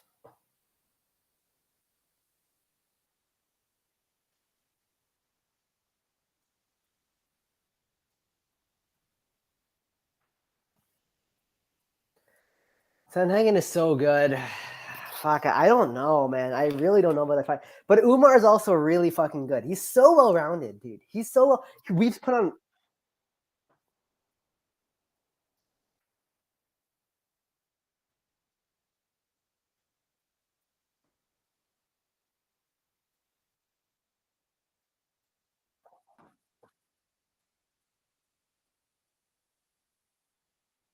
I know, but he does. It's actually bullshit though. Like he beat Sergey Morozov, which is a really good fighter, a really good fight, and like obviously good. Then he goes up, beats Brian, like smashes Brian Kelleher at featherweight, and then he has to go fight Nate Maness again at bantamweight. He just been so slow rolled. Then he beats Ione Barcelos first round knockout. Like he just gets so slow rolled. It's kind of crazy. I mean, if no one's fighting him and this is what's happening, it's over and over and over again. Yeah, you got to just launch him forward. And then, yeah, I don't know. I'm still fine if he puts on a good showing and he loses to not like, tank him in the rankings. That's okay for me. It's 4 versus 11. That should be like normal occurrence in my opinion. 7 spots away, there's no difference.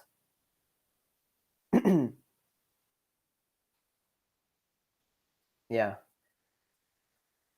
I have no idea either, man. I really don't. But like, honestly, Umar has put on some amazing performances, but they're all against lower level talent.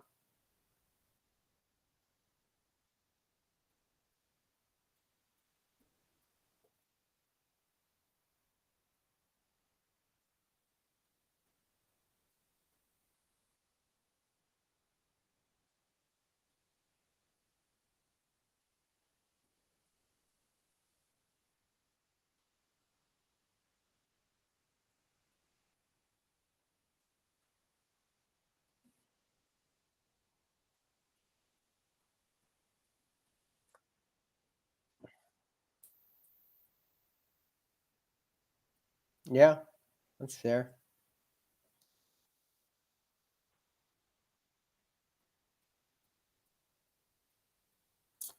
Yeah, there's an earlier fight where he survived an armbar that was super deep for a long time.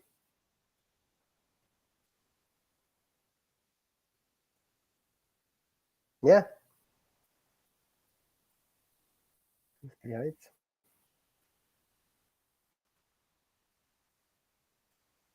I know. It's sad for him. But yeah, I know it's happening.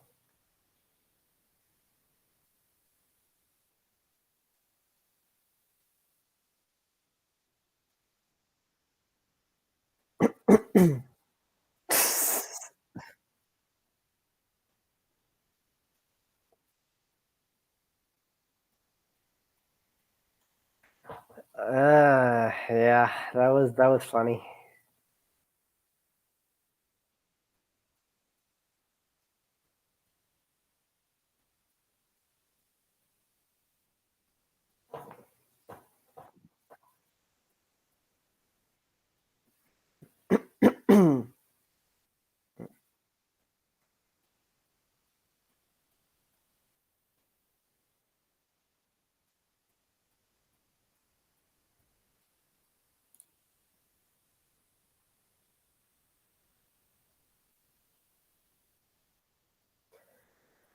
Oh god damn it! I have to fucking. How is this so